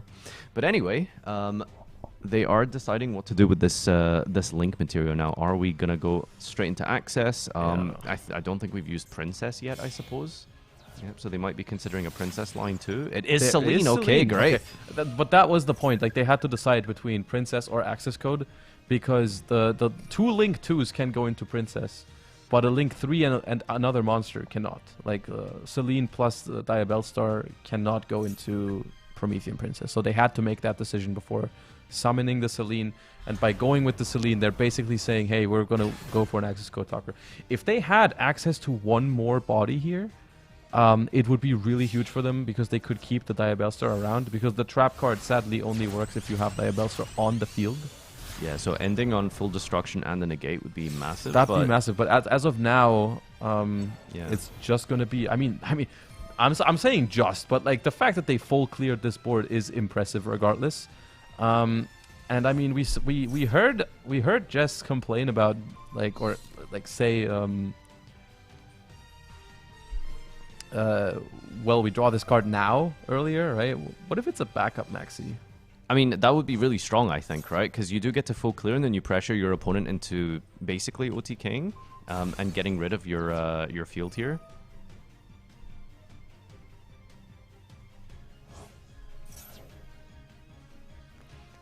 All right, so clearing everything, and Battle Phase gets to deal some damage, and now we get to, yeah, I suppose sit on what is potentially a Maxi drawn here as we pass turn. That's like the one thing they would really want here, is if that's a Maxi.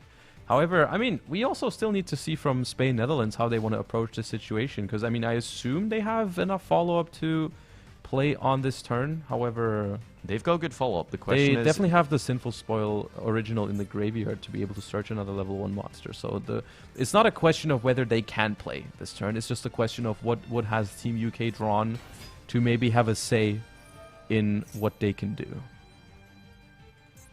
Ash is our starter of choice here, and that grabs Poplar, and this is where the reveal happens. This is where I think we need to see an insect-type monster being activated. Wow, okay. What was it then? Wait, no, it was called by the grave, though. Maybe it was a call by? No, it was called by... The Maxi was called by the graves last turn.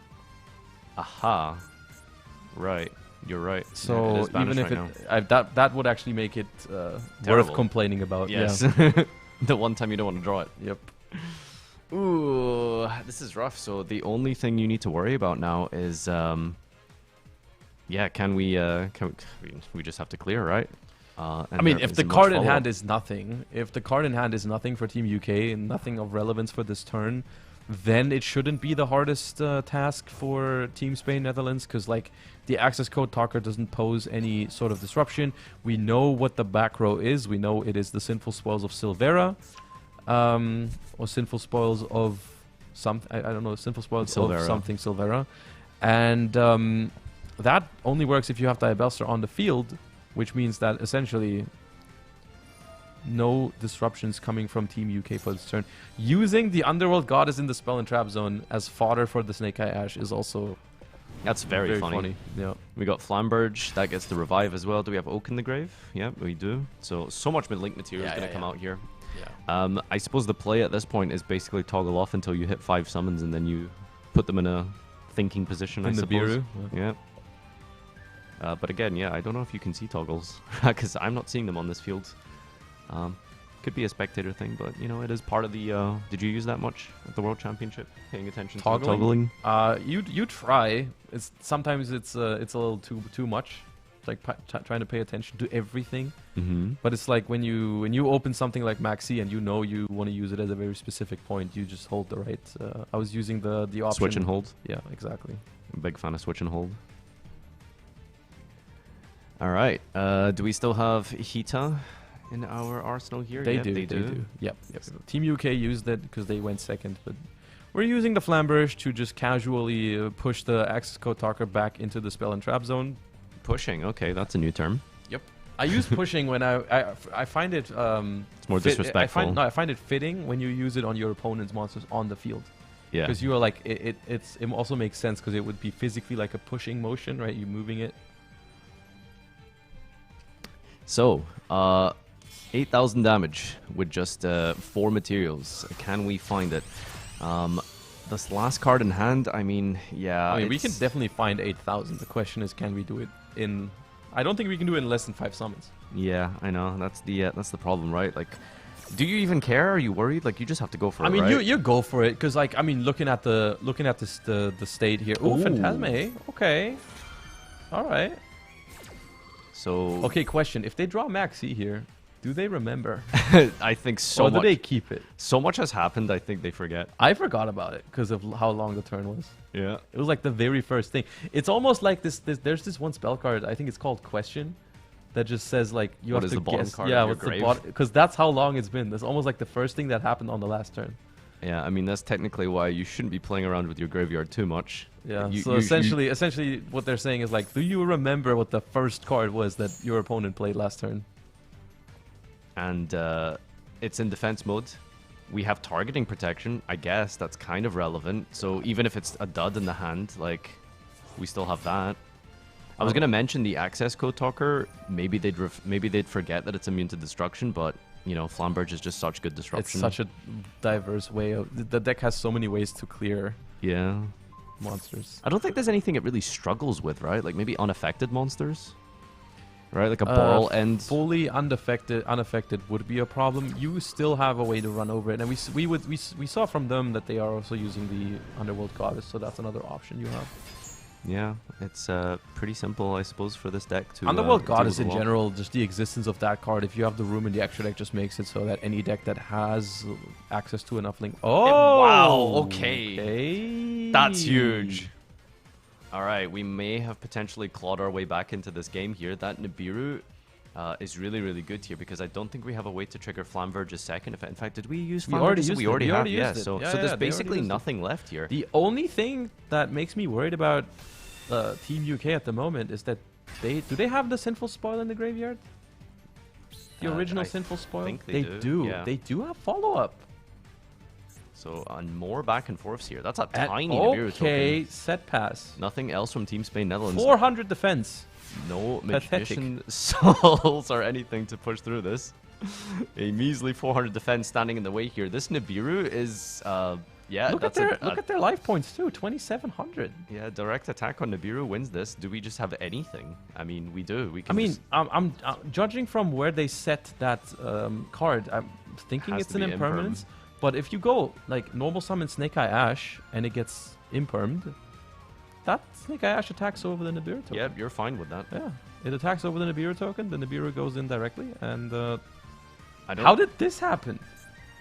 How did we get there? How did we complain about top? Because we nipped twice, I guess, right? Well, but one was on our own turn. I feel like that doesn't count. Oh, okay. If you summon 5 times on your opponent's turn, you deserve to get nibbed. I mean, is there any way to like play around that? So like you get like one off of Mask into the. So there's a minimum of what you have to do. You have to summon from your spell and trap zone with the Flamberge to get out the Masquerena. That's one. You have to link with the Masquerena because otherwise, why would you Yeah, summon it? So that's 2. The Flamberge has to bring back 2, so that's 4. And then Princess and is Princess 5. is always the 5th. So like, You could yeah. just choose to not use Flamberge if you're that scared, potentially. I suppose you could, yeah. That would be the only other thing you could do, I suppose, realistically. Yeah. All right, so we just have to keep this nice and steady.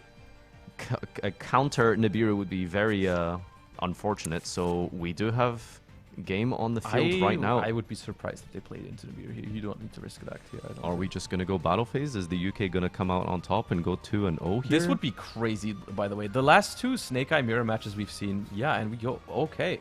Battle phase, What 400 is defense. that set card? Does it save them here? Why is this token only 400 defense? How is it so weak?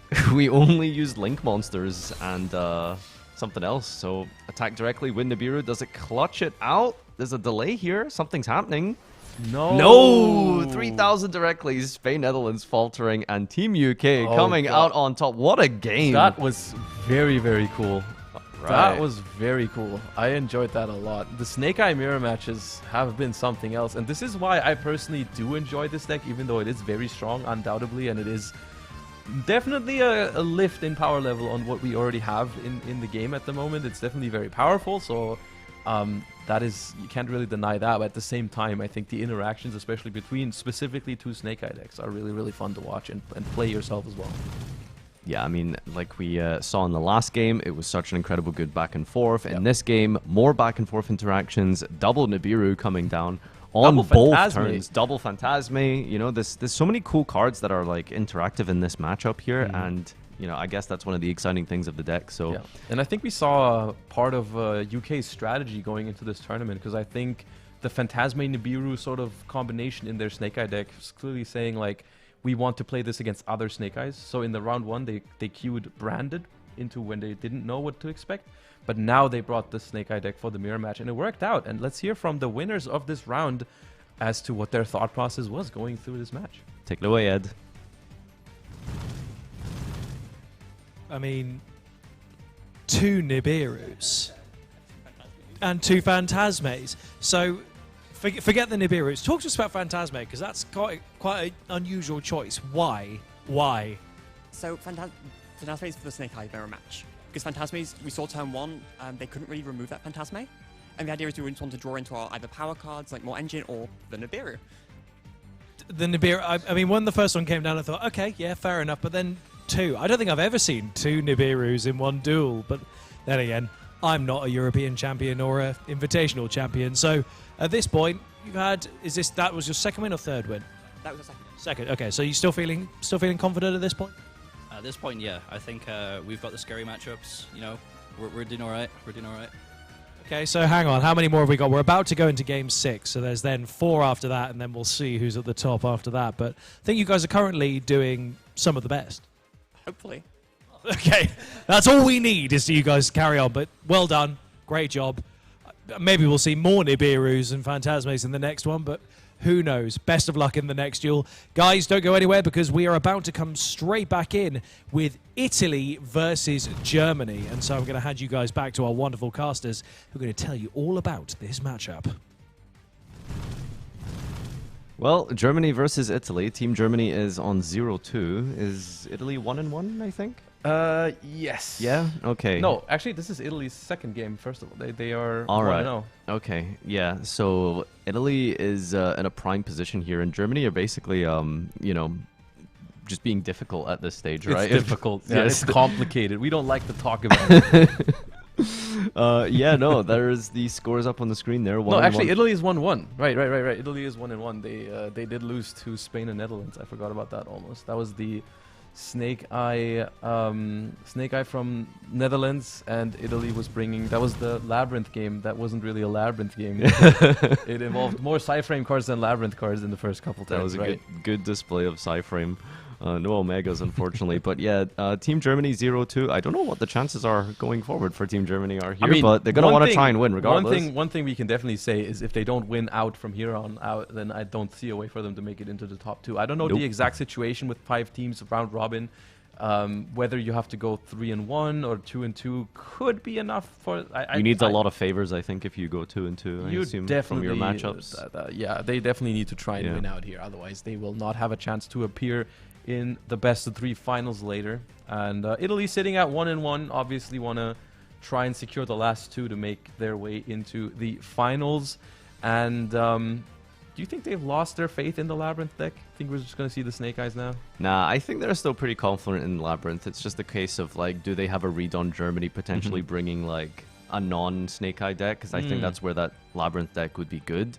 But we'll see as we actually can jump on over to the tables right now and have a look at this matchup.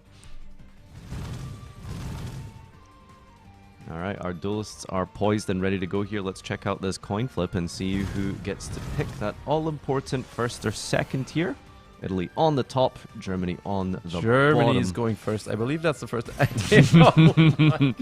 Okay, they are unlocking the Emerald World Champion. Pax, Shapeshifter. Yep, there we are. That's not bad. That's my world champion right there. That is my world champion. Emery with the classic hand and trap at this plus point, Marfa. you gotta ask, like, why didn't they do this the first 2 rounds? Why didn't we just Pax Shifter the first 2 rounds of this invitational? Yeah, they would have saved themselves a lot of problems. Why did we bother queuing the Snake Eye deck if we have the ability to do this to our opponents? I'm really disappointed because, like, they played so well, you know, and it was They just did. They just you know, just got the short end of the stick. I mean, someone has to lose a duel, right? So it is what it is, but you know, they did do really well, and I guess now they're just bringing out the Exo Sisters. They're just saying playing well doesn't win you a game of Yu-Gi-Oh! Dimensional Shifter does. Yeah, exactly. Cancel out the graveyards here. Team Italy is on 41 cards. I don't remember if that was what they did in their Yeah. Snake Eye or their Labyrinth, like, or both. All right, well, it's everyone's favorite. Okay, Caspitel. Caspitel grabs a monster. That's interesting. I assume that means we have a good normal summon already. Otherwise, you would go for Michaelis to search the trap cards. Yeah, so hand trap plus Martha, I guess, like, is what this deck is designed to do. What are the tech cards and stuff you play these days for that consistency? Is it spirits, you think? I would think that's the best one if you want more ways into those rank 4 monsters. I would think that you would go for the spirit cards because they come with like minimum sort of like engine requirements. You know, like you don't need that much in order to get them going. Yeah, Stella and the Sophia here forming the two sisters. I mean, this is the ideal opener. This is the it doesn't get better than this because they also paired it up with the Dimension Shifter and they even got to draw off of the, I believe it's Sophia that draws you a card if you control another Exo Sister.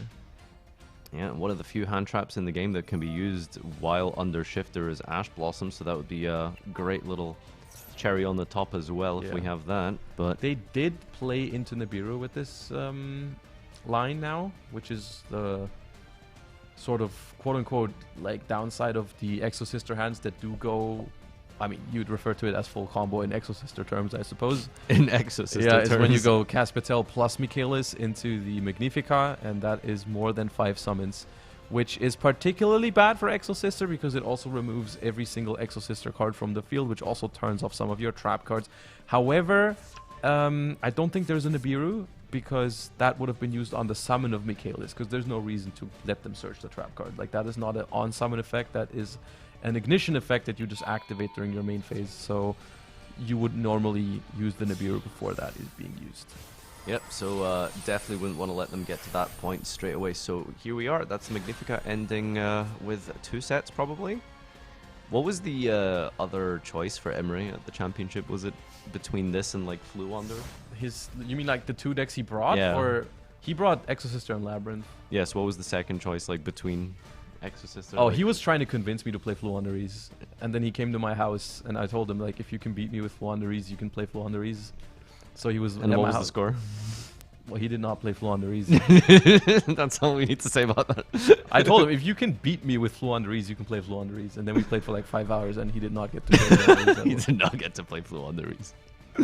All right, Team Italy opening no disruptions here, but it is Snake Eyes while under Shifter. That is bad news for them, unironically. They would rather be on Labyrinth right now, and they're being caught off guard here by Team Germany's second deck. I am glad that we're seeing these kind of mind games going into this tournament, because like, I know some of the players were saying like, oh, we're always going to play Snake Eyes anyways, we're not going to deviate, but we're seeing some people actually do it, and that is cool. And it's paying off here for Team Germany, as they haven't unfortunately haven't managed to win with the Snake Eyes, but it's looking pretty good for them here with the. Be very funny to go 0-2 with Snake Eye and then just win out with the Exo Sister, right? Like that would be that'd be fantastic. I wonder if they swapped to Exo Sister because they actually wanted to make a call, or if they were just like doing it for the fun of it. Like, we've lost twice with Snake Eye. I don't trust you no more. I'm gonna queue Martha Shifter. Yeah, I think Emery's had enough. Like, we gotta bring out the Exo Sister here. So Lampy, that's enough comboing. That's enough comboing. let me take over.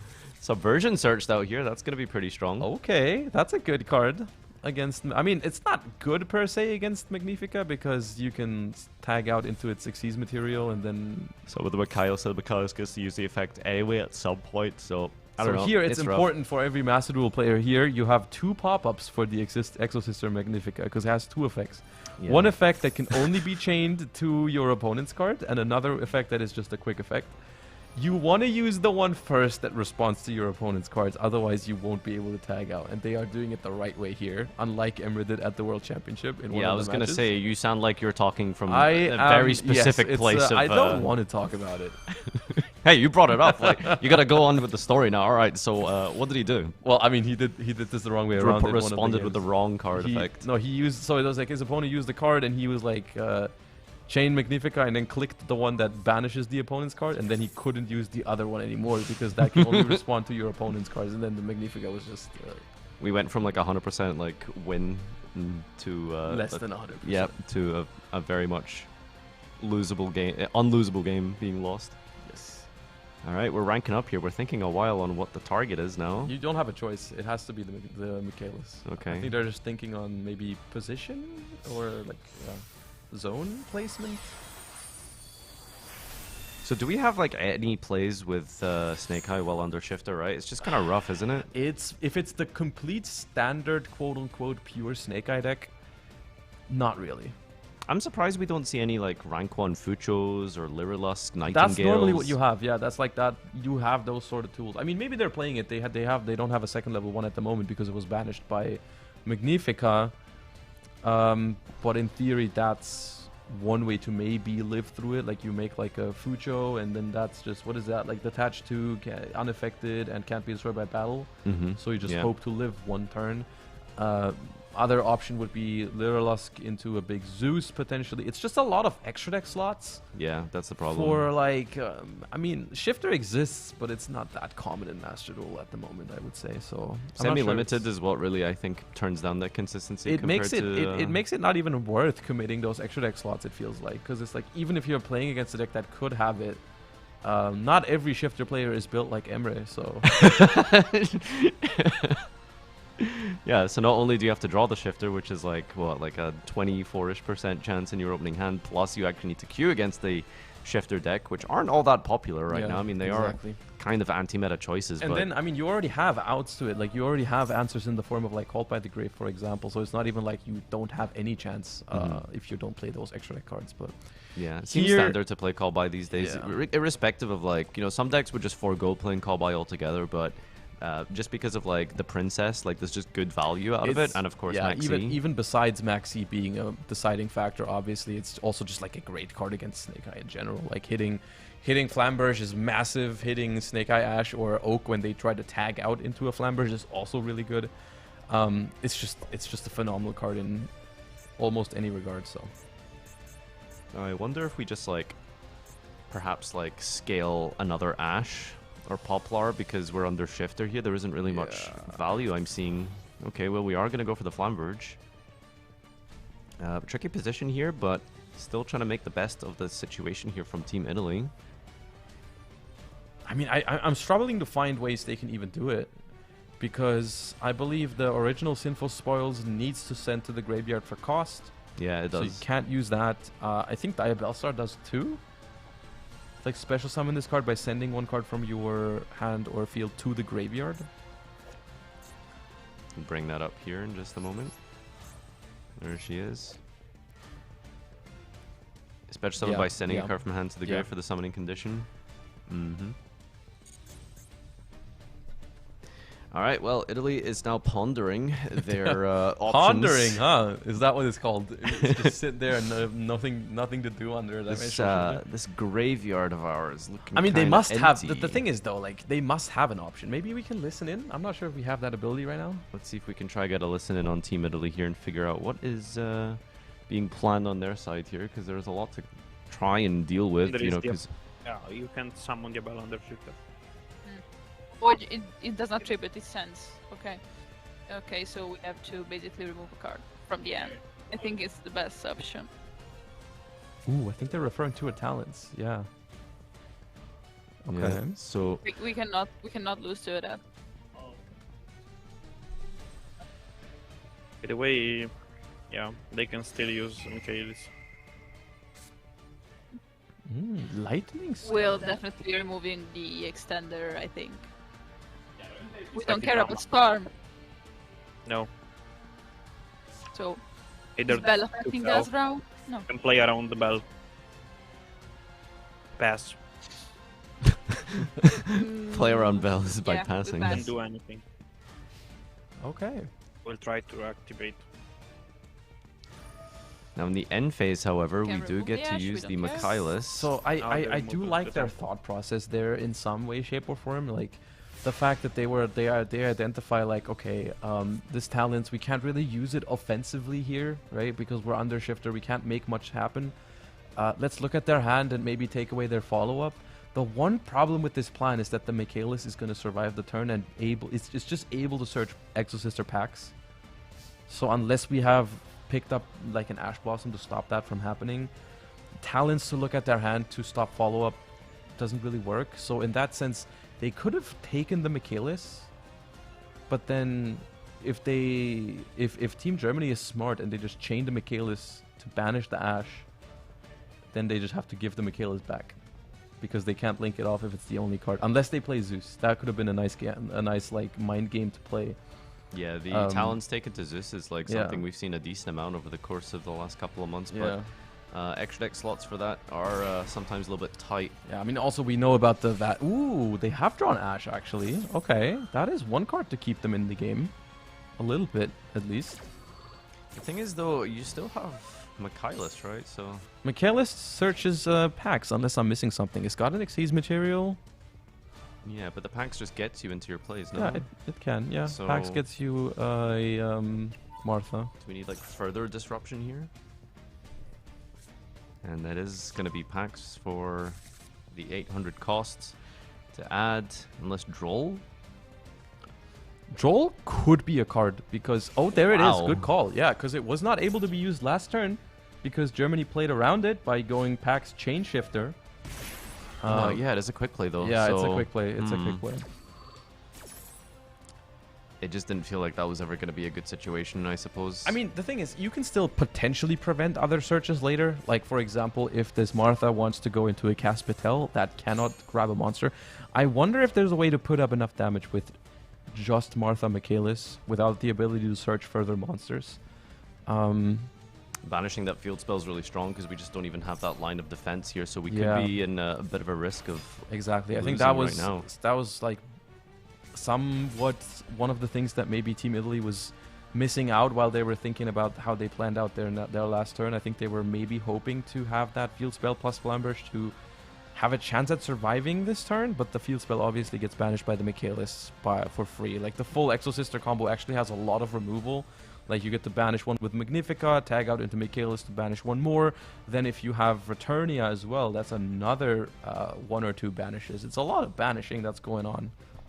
Yeah, this deck is really good at dealing with floating and destruction effects, which is what's really strong about the Flamberge. But, you know, I suppose it is sometimes a bit weak to targeting and unaffected things. But Snake Eye not really known for putting up too many cards like that, which is why that Labyrinth strategy could have been actually really strong. And we make another Michaelis. Banish a card that our opponent controls. The Flamberge gone. That's a big resource, especially if Team Italy is only playing 1. I assume it's 2, but we don't know for sure. And they go for a Magnifica, which is another quick effect banish. And this is a huge sort of like pressure situation that they are applying, because I don't think they're going to have enough damage to actually finish the game this turn. But the Magnifica representing another like set of banishes next turn, it means as soon as your last Flamberge hits the field, we're getting rid of it. Which is a massive problem for the Snake Eye deck, because... Why do you think we didn't banish the Ashe here? Because I wouldn't want to put any fires in their graveyard personally. So Magnifica is a detached to banish, right? Yeah. So if you use it now, if you use it once now and then once on the opponent's turn, you don't have material left to tag out. Right, I see. And it needs one to tag out. Oh, and we've come back seeing the draw phase as well for the Diavel Star if we've drawn that, which I think we did hear them talk about. Yeah, I think they have it. I think they did talk about that. Normal summon in the Poplar is something, and they don't have a choice here. They're just gonna have to play through this. I mean, they may have already had Maxi last turn, but they shifted, so they couldn't use it, and they didn't need to use it. I'm just realizing now that this Poplar is not triggering, right? Let's see, the Temple's gone, the Subversion's gone. It must have targets, actually. I think they want to... Maybe they want to avoid the Magnifica from tagging out, because that's what would trigger it. But at the same time, I don't really see the reason for that. All right, we're going to hold here for a moment as we consider our options. It doesn't threaten anything, just the Poplar. That's what I'm wondering about. Like, even if you want to avoid this Magnifica from tagging out, like, what are you representing with just this Poplar? Yeah, I mean, you have to, like, use the effect to get to somewhere because it's your normal summon. And yeah, so the only explanation is either... maybe they drew the original Sinful Spell. Okay, yeah, there we go. Yeah. Sometimes it's more logic than you think. Sometimes you're just like wondering about things, and then it's like the simplest explanation is just the correct one. They drew the target. Okay, so drawing under Maxi, huge. But this is like gonna feel really bad here. They are cornered. They don't have a choice. If they just pass there, they're going to lose to the Magnifica that's already on the board. So this Maxi is forcing them into a very weird position where they have to special summon. However, at the same time, with no cards in hand, this Magnifica is gonna have a real easy time disrupting these plays because you're just gonna banish. What are they banishing? The target for Oak? It doesn't target, right? Oak does target. No, not the target. The Magnifica does not target. Yeah. No. Oh, wait. Oh, they're tagging. Are we trying to like Caspitel mid-chain or something? What are we tagging into here? Has to just be Michaelis, right? What? Can you bring up Magnifica real quick? Didn't they have a banish? Alright, into Michaelis. Here's a Magnifica. Quick effect, detach a material. Yeah, why didn't they use that effect? They could have used both effects. Could be an Emery situation. The classic. Alright, so some follow-up here. We just downgraded from a Magnifica into Michaelis. Looking at their body language, I don't know, they seem fine about it. Adding Poplar here, that's going to be another extender. Special summoning onto the field here, and now the... I'm curious about that. I am curious about that. Adding with the Poplar here. What's our remaining targets with Poplar? There's still more? I guess they must be playing. They must be playing 2 original, and they just didn't want to trigger the Magnifica earlier when they summoned it the first time. Yep. Okay. But yeah, I mean, the biggest issue here is, despite the fact that the Magnifica was a little off, it's still drawing so much here. I mean, the situation is the same. The only way you have as the Snake Eye deck at the moment to really pressure this field situation is you have to bring out your second Flamberge, and as soon as that hits the board, the Michaelis is going to banish it. Yeah, I don't think there's any ifs and buts about that, right? You see Flamberge, you have to deal with it. I mean, the only thing we can do to like handle it earlier is like a Dark, bring back Shifter, and try and deal with Michaelis some way like that. You have to go through Linkaribo as well under Maxi. Like, because right now you don't have a Dark monster, so you'd have to go Linkaribo, give them 1 card, Dark, give them 2 cards, Summon Shifter, give them 3 cards, make Unicorn, give them 4 cards to force the Michaelis banish. I don't know about that. And discard the... Because at that point, you're discarding the last card in your hand as well, so what stops them from just chaining Michaelis on the last monster that's next to the Unicorn? And then you're just sitting there with the Nightmare Unicorn, you attack for 2200, you pass, and they have like 10 cards in hand. It is 10 Exorcista cards though, so I mean, maybe that's like... maybe that's the... That's fair enough, yeah. That's the deciding factor. That's fair enough, yeah.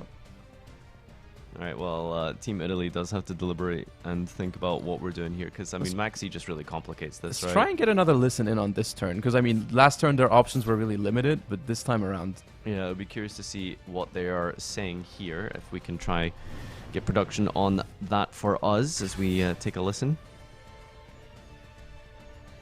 But yeah, we are definitely going to have to summon the Flamberge. That's the most important thing. Yeah, this is going to be banished. From here, it really is a case of... what do you do after this gets banished? It will get banished, right? Surely Germany will banish this Flamberge. Yep, there it is. And I think that... Is that both of them? Wow. That is both of them, yeah. That's why it was so clutch to do it last turn on the first one. And it's kind of impossible to retrieve it in this situation, isn't it? No. There was... in general, it's impossible. No, we need to go for... Here we are with the table of Team We Italy. need to commit here. We have no other thing. We have to commit. Yeah, they're saying no choice. We need to go in this turn, and Baldo. Oh right, they know about the bell. There's just nothing they can do. Oh, that's so frustrating because I already forgot about that. What they remembered? Unless does bell work against Charmers? Is it opponent's? Because it's opponent's grave. Does that matter? I'm pretty sure it works. Unless it says their graveyard. I'd be surprised if it doesn't say that. Yeah, I mean, something's delaying on Dark here, and I guess Germany is just thinking about... Yeah, there it is. From the graveyard to the hand deck, or special summon a monster from the graveyard. And we know that the last card in Yeah, we hand don't is an have- original sin, so there's nothing they can even really Yep. try and bluff with. That's And, known information. Now, I mean, 8 cards in hand, but like you said, Exo Sister cards. Let's see if that's enough to do 3,200 damage. Surely that's enough for 32 through I think if you basically set nothing. the bar low enough, any We deck were can do scared it with about 8 the cards. end. Still, We can add Battle Fader with the We still have the means in the deck to resolve Martha 3 times. We haven't drawn a single He Ellis didn't in show this game. Maxi. Didn't show anything. also, if we didn't draw Impulse Point as a draw, I'm saying Yeah. terrible. We need Maxi there. So we could have drawn like 2 or 1, but at least it was relevant.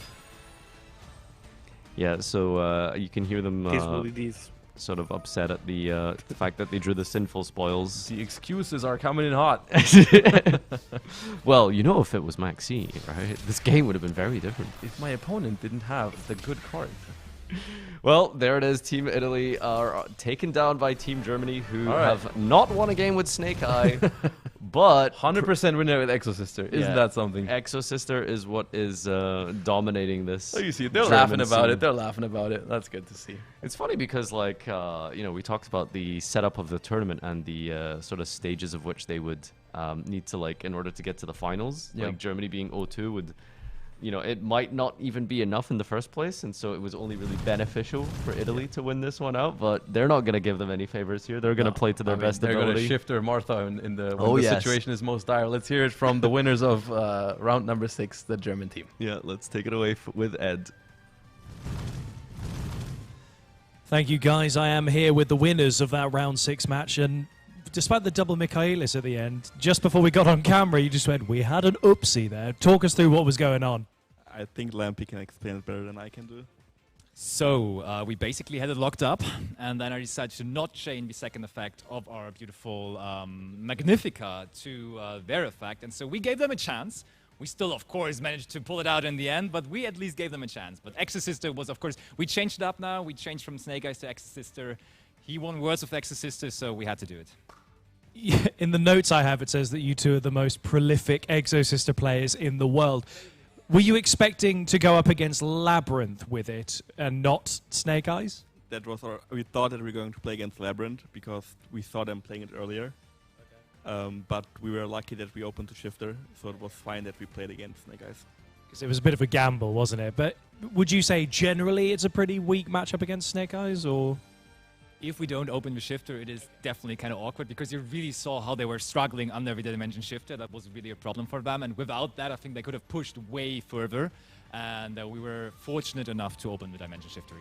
Well, congratulations on the win, guys. I hope this luck streak continues for you both. But don't go anywhere, guys, because just after this break, I'm going to show you a couple of quick little videos.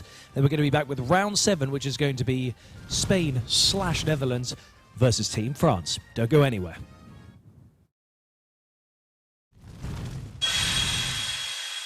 Rush Duel has been added to Yu-Gi-Oh! Duel Links! Accelerate with Rush Duels from the get-go! Normal summon or set many monsters from your hand! You can draw each turn until you have 5 cards in your hand! Load your road to victory! Let's start together! Flip the tables with Rush Duel! Yu-Gi-Oh! Duel Links! Duel even more with Rush Duel! Campaign underway! Yu-Gi-Oh! Phantom Nightmare! Have you ever met my pal Yubel? You will soon! And you'll meet all kinds of far-out new monsters, too! There are Goblin Bikers, Heroes of a Doomed City, and even a Dragon Queen! Score sweet new cards for your favorite deck in Phantom Nightmare! 9 cards per pack, each pack sold separately.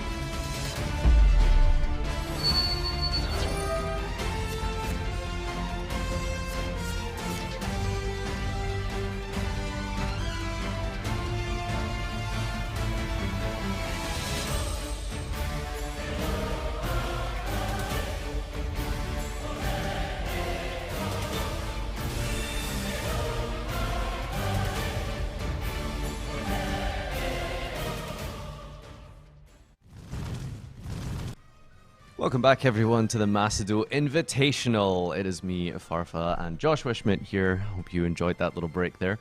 Duel's second anniversary. We are celebrating it here with this invite-only tournament. If you've been missing out today, there's been a lot of action, hasn't there? It's been great, honestly. I've been having a lot of fun. No matter if it was the Snake Eye mirror matches or some of the rogue decks going at it, and it's not actually doing that bad, honestly. That we've seen a lot of success from different strategies. Branded at 100% win rate out of one game. Exo Sister at 100% win rate out of one game. Good sample size. I mean, here's our scores up just now. And again, if you're Yeah. just joining us, waking up early over in NA, for example, Yes. we have a round-robin style tournament between each of the representative nations here, joined by the team of the world champions, as well as various content creators that you may or may not still be familiar with from over here. And I hope we're gonna have quite the grand final here, as the top two teams with the most amount of wins will be playing and participating in a final match of a best of three, utilizing two pre-submitted decks for this event, most of whom have been playing primarily Snake Eye as their first pick, but as mentioned, we've seen a lot of different options coming out as their secondary decks. Yeah, they all have secondary decks, and they are willing to use them is the more important part. That's we've seen for almost any team yet, that they are willing to bring that secondary strategy if they think it is called for. And we're going to see two teams here that are basically still in contention for that final position, because both of them are sitting at 1 win each, and it's Team France versus Team Spain, Netherlands, and we are about to hop in as we see getting ready for their matches, and gonna see the game begin. Yep, let's hop on over into the duel here as Spain, Netherlands are trying to take down France, as both teams with a solid record trying to solidify their spot in the final. Oh, actually, with it this seems match like here. Team France is getting something sorted with the production crew at the moment. I don't know if they... Okay, well, it looks like Spain, Netherlands are going first here, but I think they're just... Well, we're not too sure exactly what they're solving, but we'll see if any cards are getting played on this angle in just a moment here. All right, it looks like we're going to cut back to us here. There seems to be something. Okay, that's fine. All right, we'll see if we can get an update in just a moment as we fix whatever is going on here. But It shouldn't be too tough, since we've seen that they've been able to join the game. Maybe it's just something with their communication setup.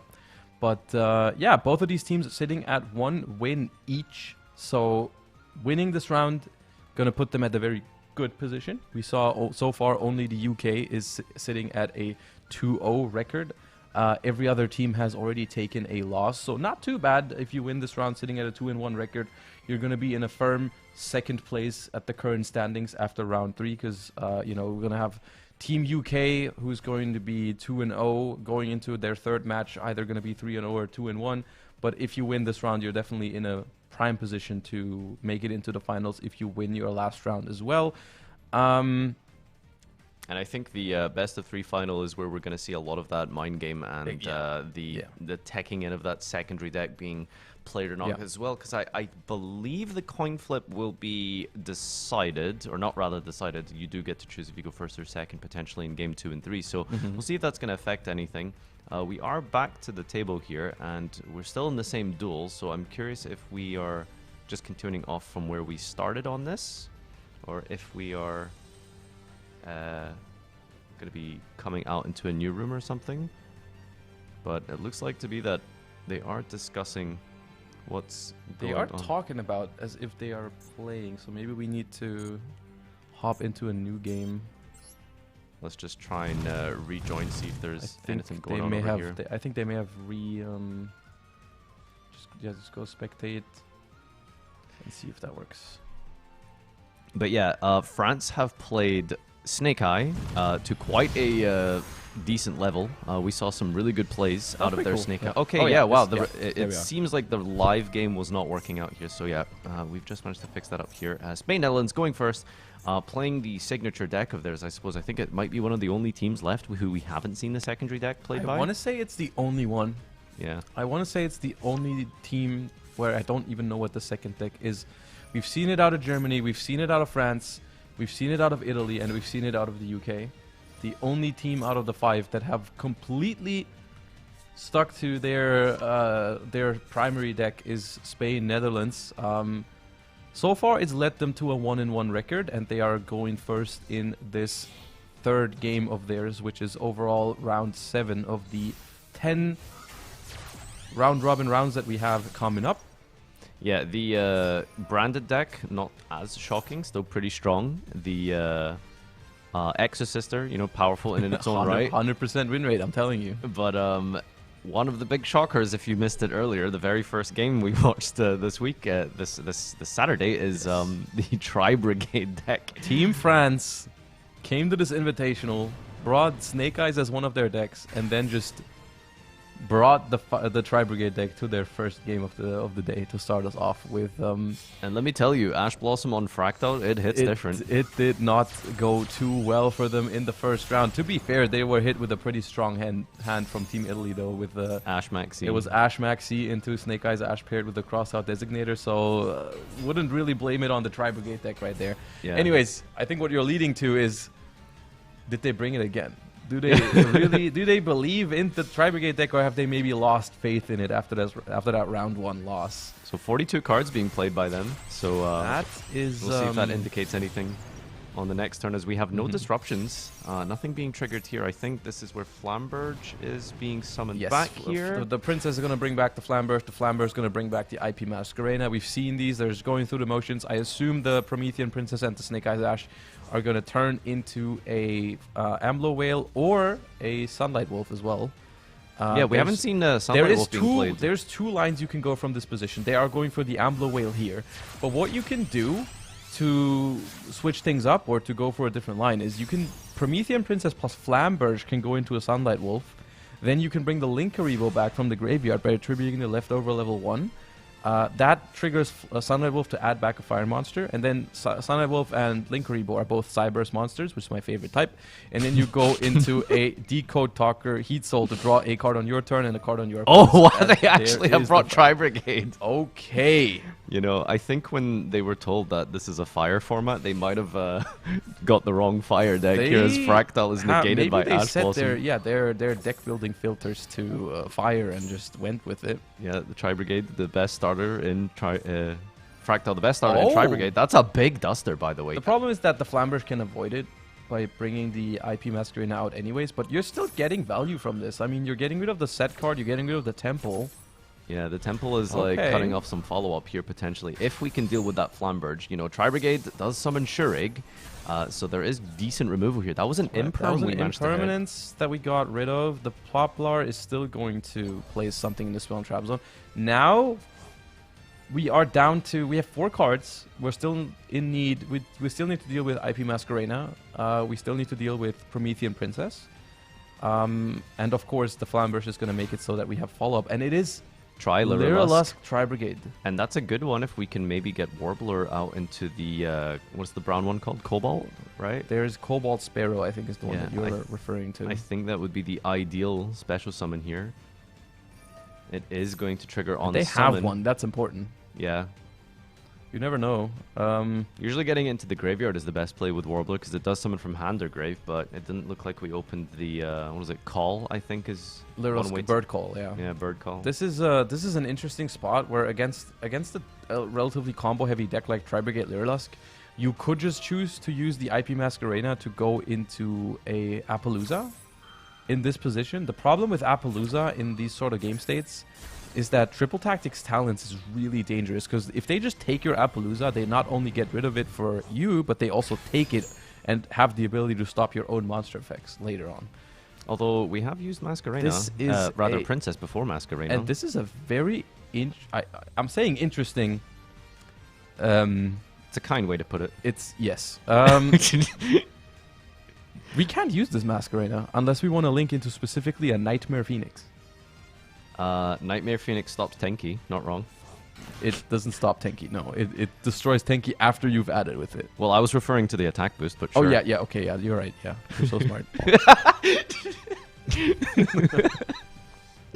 Alright, so Flamberge still gets the trigger here. That's going to give us a good amount of follow-up. Ash and Poplar both getting triggered searches. Talents has been online for a while here, so we'll see if that comes out of the hand. And stealing a level 1 could be kind of decent, you know, just saying. That's true. That's actually funny. Yeah, you Talents take a level 1 to make like a rank 1 Xyz. Yeah. Nightingale into like a big Zeus potentially. Kurikara searched as follow-up here, so that's something to pay attention to. But yeah, locked into fire monsters is a bit rough here. Keras follow-up, that's not too bad. Okay. And discarding Nerval, that's not too bad either. We still have our normal summons yet, yeah. And we have used honestly from Spain, Netherlands, and we've used our Everything. disruptions very like prematurely, and especially the Promethean Princess blocking us from using the Masquerena here is it's a big deal. Yeah, for sure. Now the question is like, how far do you go here? Because you're definitely gonna have to deal with Masquerena as early as you can, because if you deal with Princess first, then Masquerena suddenly turns online, and you also need to make sure that Amber Whale can't trigger at any point either. So it's still a decent amount to try and, fight through here. We'll see just exactly how they do that.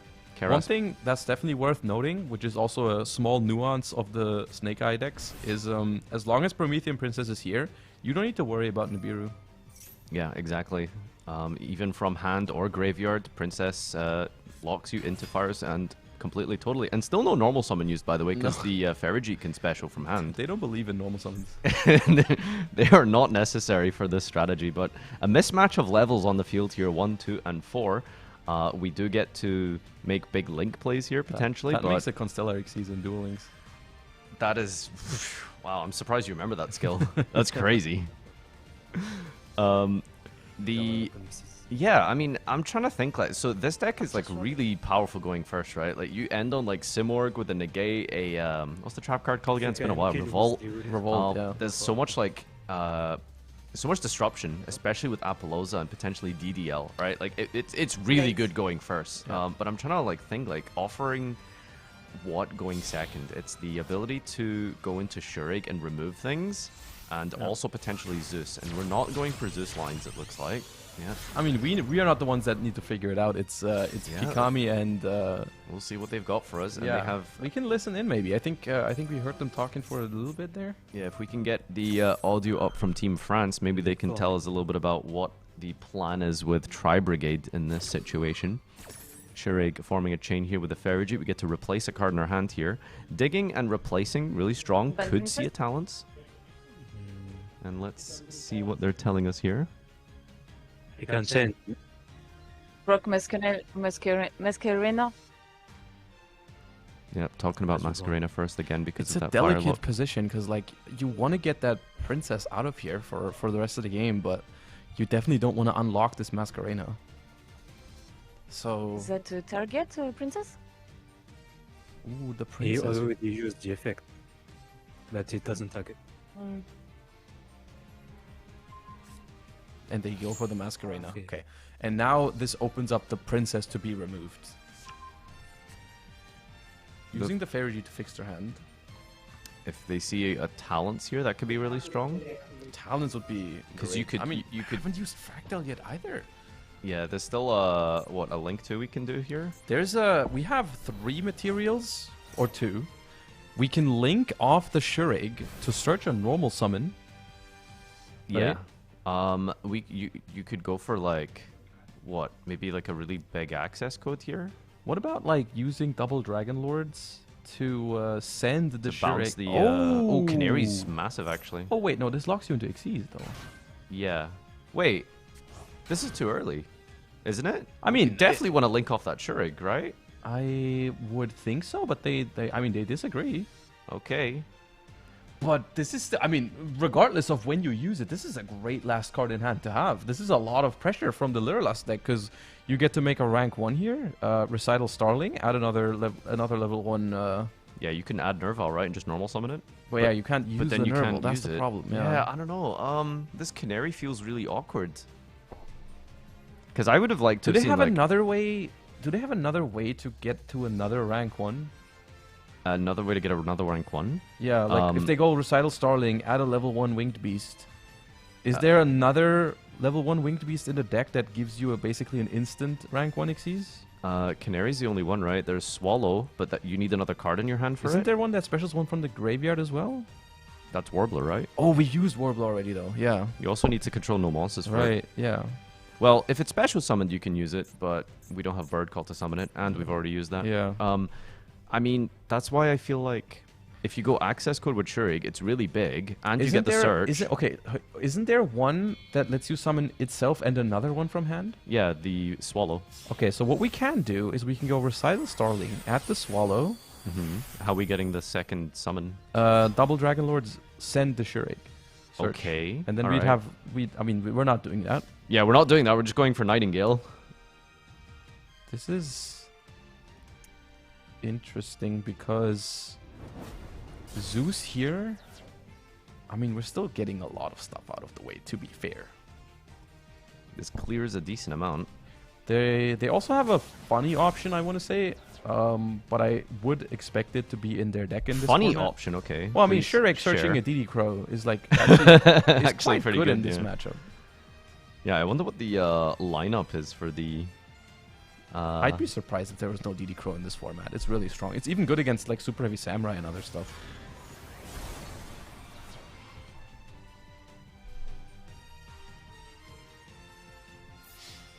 Double attacks with a Nightingale, so not the greatest amount of damage coming up here. Still, like, we full clear the board. So is Canary XE lock in general, or is it also Wing Beasts? We're just locked into Xyz right now. We can Zeus. Okay. So I would say use double Dragon Lords, spin the Ambler Whale back into the extra.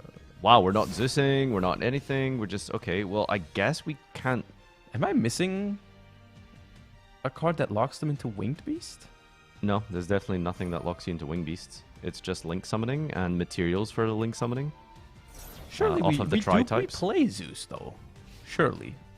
Can we check their extra? I don't know think we can. I mean, we're in spectate mode. I don't think we Yeah. can.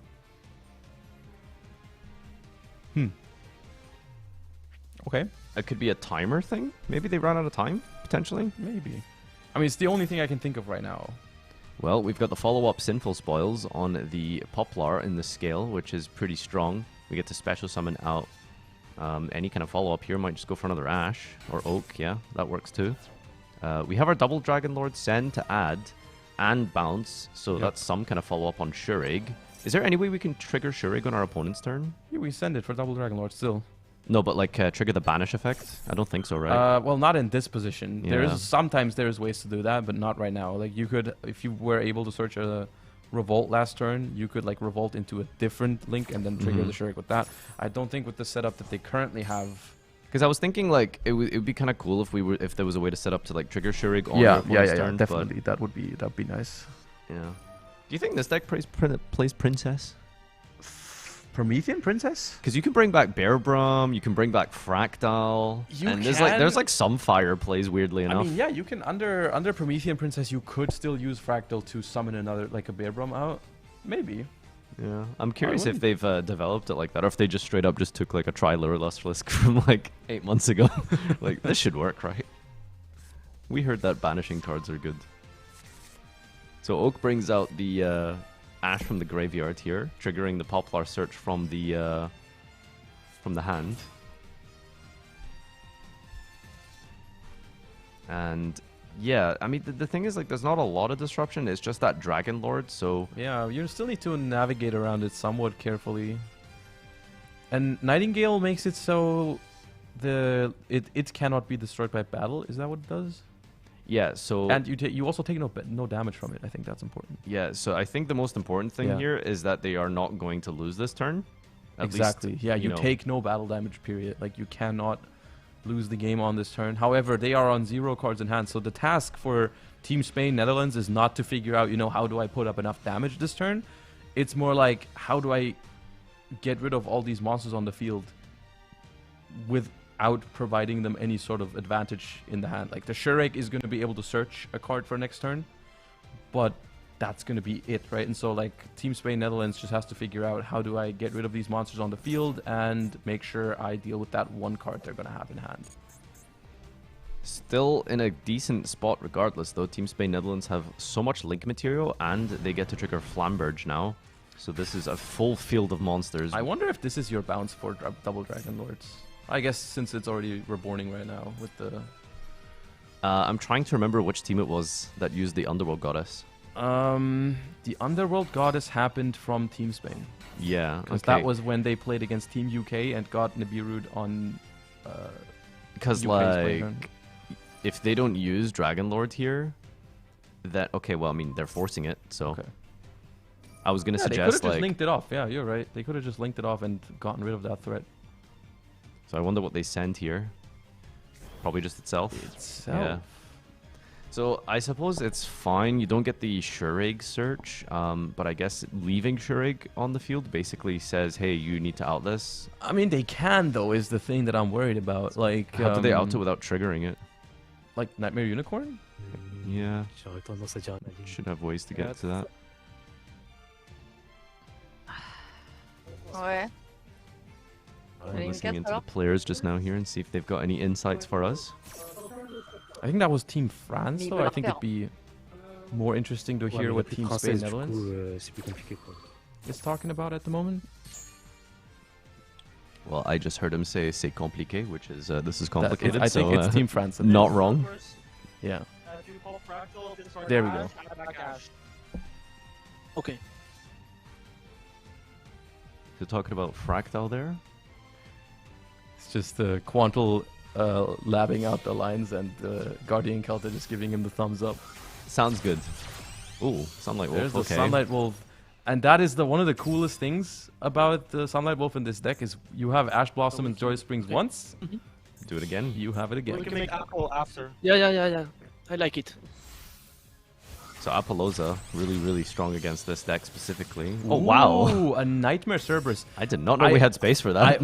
I love the Nightmare Phoenix in this deck because it's so easy to co-link. Obviously that's easier to use because it's a fire monster. But here, I mean, we're getting use of this Cerberus, and it's actually funny because in this scenario, it actually matters that Team France just didn't normal summon last turn. They used the Ferigi to special this Fractal and never ended up using their normal summon. Had they normal summoned it, it would not have been able to destroy it by the Cerberus, but... Yeah, true. Wait, what was that? Oh, right, yeah. Yup. Okay. That's big. Literally big. And that is... How are we going to get rid of the Shuri? That is currently 9,400 points of attack, but there is a... They did use Nightingale's effect this turn, right? Yeah, they have. They're okay, not cool. going to be... So they weren't jump scared into that. So yeah, just to clarify, make sure that everyone does remember, if you're watching this on stream right now, the the battle damage will not be, they won't be battle damage. Yeah. So they will survive regardless. So it's just a case of navigating through this and putting up disruption. Is there any sort of great target for the Kurikara to revive during the end phase? Well, never mind. Double Dragon Lord, potentially. I don't think that was properly summoned, was it? Good point, actually. Yeah, I think it's just the Tribrigates. It's been a while since Tribrigate have been this relevant, but I'm pretty sure. Oh, we're not gonna co-link here? No, it is. It's co-linked. Oh, right. Yeah, points upwards and yeah. Okay, nice. We get to spin away the unicorn with the unicorn, and this is an opportunity. This is an opportunity I've been waiting for. If these two nightmares stay on the field, we draw two. We draw two. And this hasn't happened to me in a long time.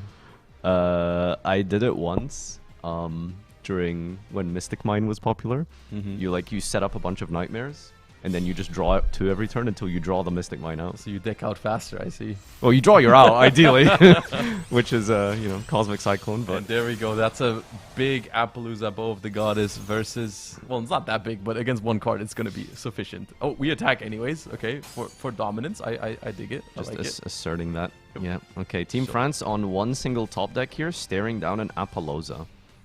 There's a notoriously a difficult amount of ways for you to deal with Appaloosa. Pot of Desires. Can you negate Karis's summon effect? I don't think it's an effect, right? It just the one summoned from hand. Yeah. You can negate it, but they wouldn't have another card. Yeah. So Fractal is the one they need, right? Fractal can attack it first. That's true. Yeah. Normal summon Fractal, attack, and then use the effect on field is like the one play they have here. And they've chosen to go to the end phase instead.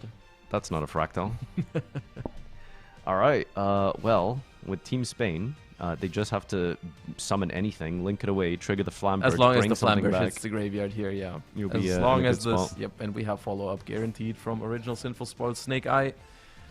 We've used a decent amount of extra deck, but I mean, we should as have long as there's a something to link make. too. Let me see. Is there any link there? Hita hasn't been used. That's a link to it. they can Any make. charmer. You don't even technically you don't even need a link too because you can use a Snake Eye effect to send itself and the Flamberge, get it to the graveyard this way. The only other question is what kind of big attack link monsters can they go into? Why does it matter? I mean, they need to put damage out somehow. Can they search the temple here? They used the temple. It got Harpy's Feather Dusted, didn't it? Oh yeah, that's true. We did start with. So the they don't have Duster. a way to like the Snake Eye monsters are not going to represent a lot of damage. They're going to have to do it with link monsters. Yeah. I mean, if you are. I mean, they have the materials for an access code talker. If you're feeling spicy, you could make access with Apollosa, but I think that's a card you wanna leave on the very field. spicy. That also takes your entire field at the moment. But yeah, big materials still to come out from Flamberge, and I mean, it doesn't really matter that much if you don't have game this turn. They are just going through the motions. I think ideally you would, of course, try to find it this turn. Hita, I'm thinking Hita with the Flamberge and the Poplar. Then you revive 2 level 1s. You turn the Hita into... Wait, you don't have another Link 3 though, because the Unicorn is already out. Can't make Heat Soul with Hita because it's not a Cyberse. People play 2 Princess in TCG, but is that a thing in Master Duel? It's not even that common in the TCG because the extra deck is really tight, but in theory, you could. They're scaling, placing the double Dragon Lords, and they can't do it. They don't have the extra deck tools for it, and I think they are missing the fact that they can't summon that. I think summoning it back as a spell and trap doesn't work, right? I don't think it has been. It hasn't been properly summoned because they used a Tri-Brigade to summon it, and I think that means you cannot bring that out via like a regular special summon. Admittedly, there isn't really a lot. Oh wow, going for that extra 300 damage there. Clutch. That's relevant. Most importantly, actually, what's really relevant about this Linkaribo being on the field now is that now Fractal can't attack over Appaloosa anymore, even if we do find it. that's important, yeah. So 1900 Appaloosa. It's funny how this Snake Eye deck is just full of follow-up, but is struggling to get over the finish line here. It's like, yeah, I'm starting the turn with an Appaloosa and a Flamberge on the field, and a normal summon Snake Eye Ash, and I can't do it. I can't put it up. I don't have it in me. Yeah, it's just too much when you try and set up Nightmare Unicorn Like, and Cerberus. tag me out, coach. I can't do it. Just out of gas. 1600 life points remaining. Team France has 2 cards in hand. Didn't play anything at all last turn, so I mean, I guess maybe if they even had a play, it's just not worth it because like Appaloosa's on the field here, Yeah, so they have to try and pair it with something. No, another end phase. They're pairing it with another end phase. There isn't a lot of things that you can do from here. No. Now that's watch them not be able to target the double Dragon Lord and be like. I'm trying to look at Quantum's I'm face right now. trying to identify whether that is a look of confusion on any of their face. I don't think he particularly cares. That's a lot of damage He's we've got acting. now. He's acting though. I can tell. Okay, I see some laughing. You know. All right, battle phase to end this one quickly here. Appaloosa for game 1600. Exactly. Beautiful. All right, and they move on with a 2-1 record over France, who are now sitting at a 1-2 record. Not sure if they can maybe squeeze it in with a 2-2 record. I don't know if the way it plays out, if there's a bunch of people at 2-2 towards the end of the rounds here, if there's a possibility for them to still make it. I'm sure they're going to try. And to be honest, for Tri-Brigade standards, that was pretty good. Yeah, I mean, an effort was made. Yeah. To be fair, like genuinely, like looking back at that turn with the Shurig, the Double Dragon Lord, just a bunch of guys left up, like unless we're critically missing something there, it feels like that turn could have been a little bit better, right? The Canary Xelock, I think, had to have been something they overlooked. I feel like they had maybe a line to navigate through that field there, but they did not find it in that moment, unfortunately. Which means Team Spain Netherlands is going to move on with a 2-1 record, and we're going to send you guys over to Ed to give them a little interview for us. Let's hear it from the players. Welcome back. Yes, I am here with our winners of that last round. Guys, we've spoken many times by this point, but Lyrilusk, were you expecting to go up against something like that in this tournament? I knew they played Tri-Brigade cards, but I wasn't sure what like the second part of their deck was. So I was shocked when they summoned the Lyrilusk, and that also made me make a mistake later on, but luckily they couldn't punish us for that. Was that when you didn't link into IP? I forgot to activate IP in response to Princess, yes. It's alright, it happens to the best of us. Even the world champ can make mistakes. So then you got fire locked instead, was that right? Yeah, but luckily they didn't really put a threatening board, which was easily outable. And there was a lot of times where you guys had to sort of take a few turns to chip away. So how do you remain calm and composed when you have to take a lot of turns? Just keep calm and step by step. And later we have to make an Appaloosa and just finish the game. You had a lot of negates. You had a pretty good dominant field there. So congratulations. You've taken this. You guys will have... You've got one more coming up, actually, don't you? You guys are about to go up against Germany. Playing against Emre is going to be interesting. Teammates, world champion teammates going against each other in the Invitational. How do you feel about it? I hope he doesn't queue EXO, because I know he will draw Shifter, because he always does. And yeah, it's going to be interesting. We'll see what happens. But coming up next, guys, we have the UK versus Team Italy. So I'm going to hand you guys back over to the commentators who are going to walk you through that game. It is Italy versus the UK here, and the UK are looking to, I suppose, solidify this game here, because if they win this, the next one is probably irrelevant for them. They're going to be on 3-0. They should be into the final here, but Italy trying their best to claw out of this one, right? Yeah.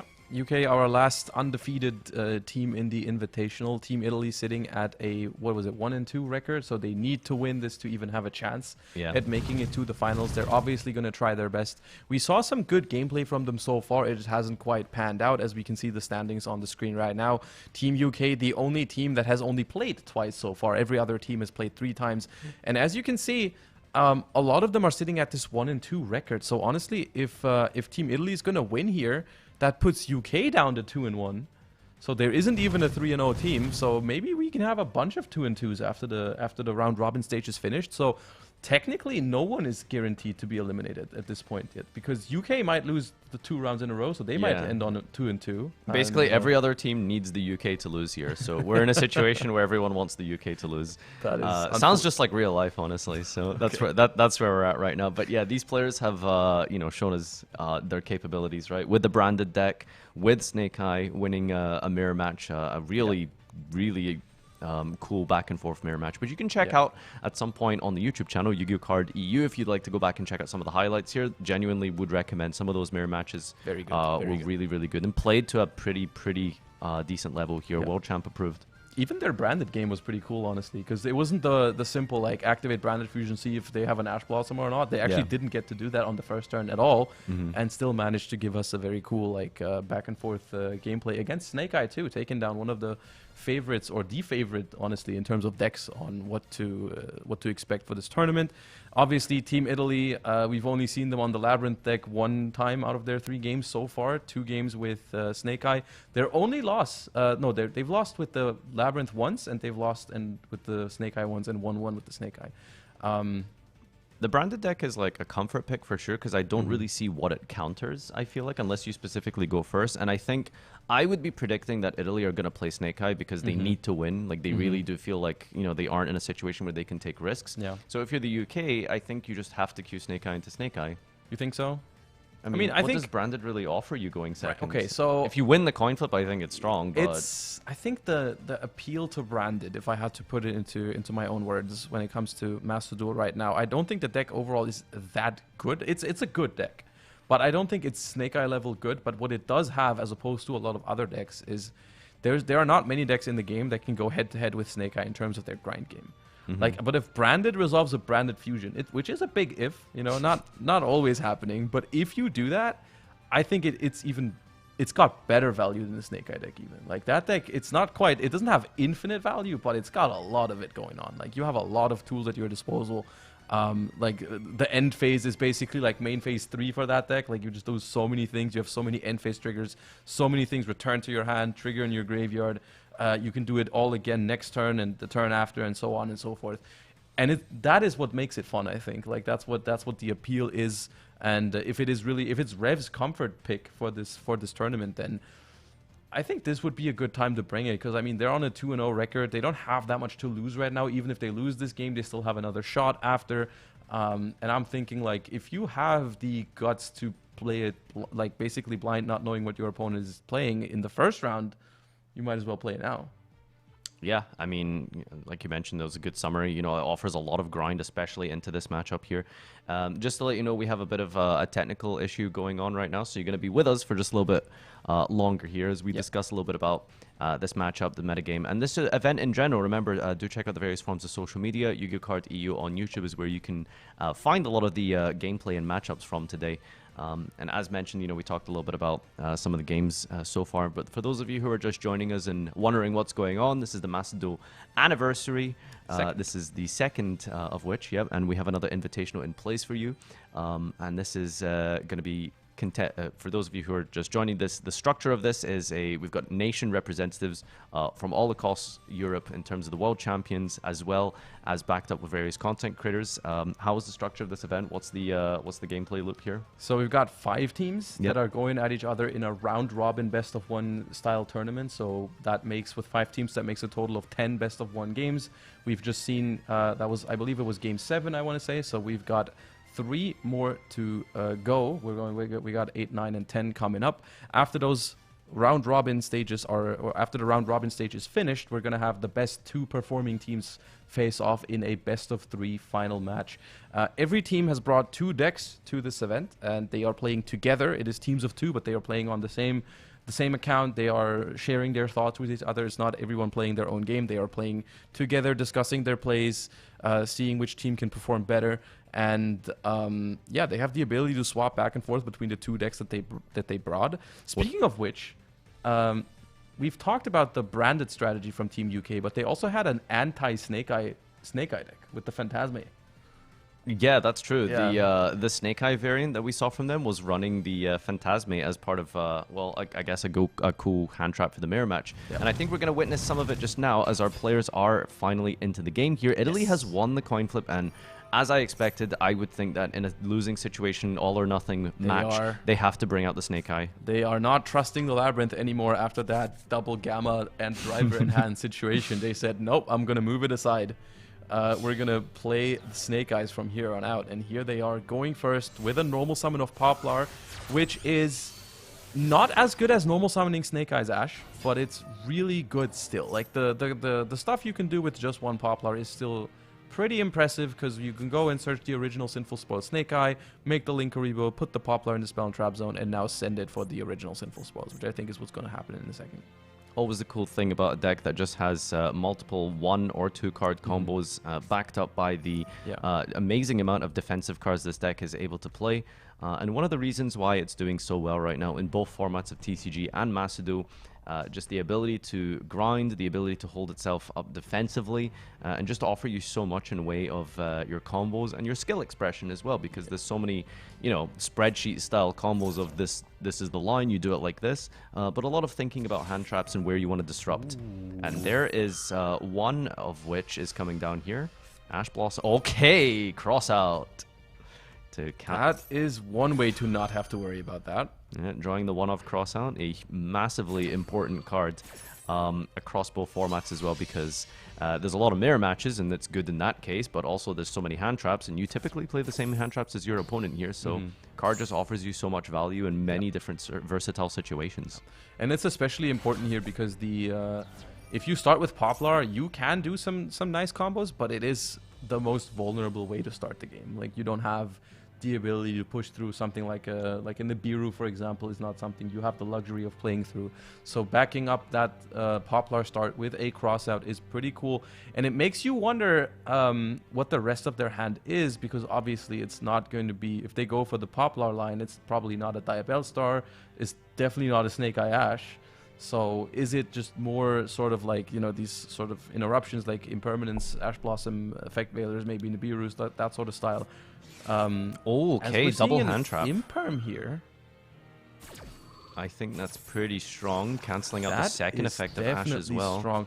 Do you know what the biggest problem is here? Talents, maybe? It's a very talent. I mean, talents would be very good, but the biggest issue is because it was specifically cross out on Ash Blossom and not called by the grave. They have a target for Hida, which is happening right now.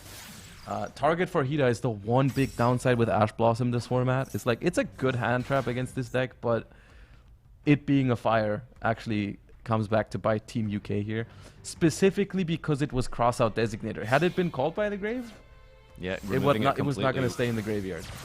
It's unfortunate, but you give and take, and these are the options that they've been founded themselves here. So the question is, do we have anything else from Team Italy to pair with this? It's probably not going to be in a way of much extension, but those defensive cards stopping UK from only 4 cards in hand to play with next turn. It's dangerous because this Snake Eye Ash could have been used, had but the ability to tag out into a Flamberge Dragon, but didn't go for it. They instead just go for the Ambler Whale and pass, which I think is an interesting way to do it. Was there any other option there? I mean, the other option is if you're just going to pass anyways, you can also just put up the Flamberge and pass with that, because both you're going to use Promethean Princess either way, whether you're going to use it on Ambler Whale or on the Flamberge. And at least the Flamberge gives you follow. I was thinking the Flamberge was going to be a better thing to destroy with the Princess than the Ambler Whale, because I mean the Ambler Whale is going to revive a Hida. Is reviving Hida better than reviving 2 level 1 fires? I'm not sure. Yeah, exactly. That follow-up would have been pretty nice here. But speaking of follow-up, Team UK did have 2 hand traps and Ash. So not a bad start at all. One thing you got to realize, though, is that the way Italy started the game, it's not unlikely that they have some counter hand traps, yeah, exactly. For sure. But it wasn't. Maxi was not one of them.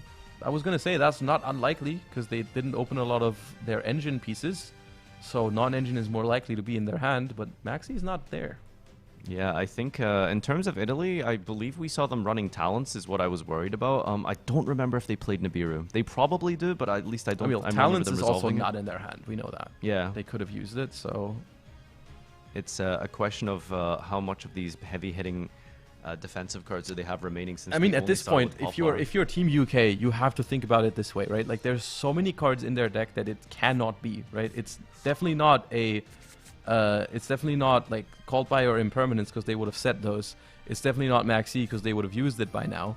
It's not Snake Eye Ash though either. It's not Diabellstar. It's not Wanted. They didn't use any of those extenders on the first turn. So I think it comes down to like what, like Nibiru, the Primal Being, maybe the Flamberge Dragon or Snake Eye Oak, maybe another Poplar, but like that's about it.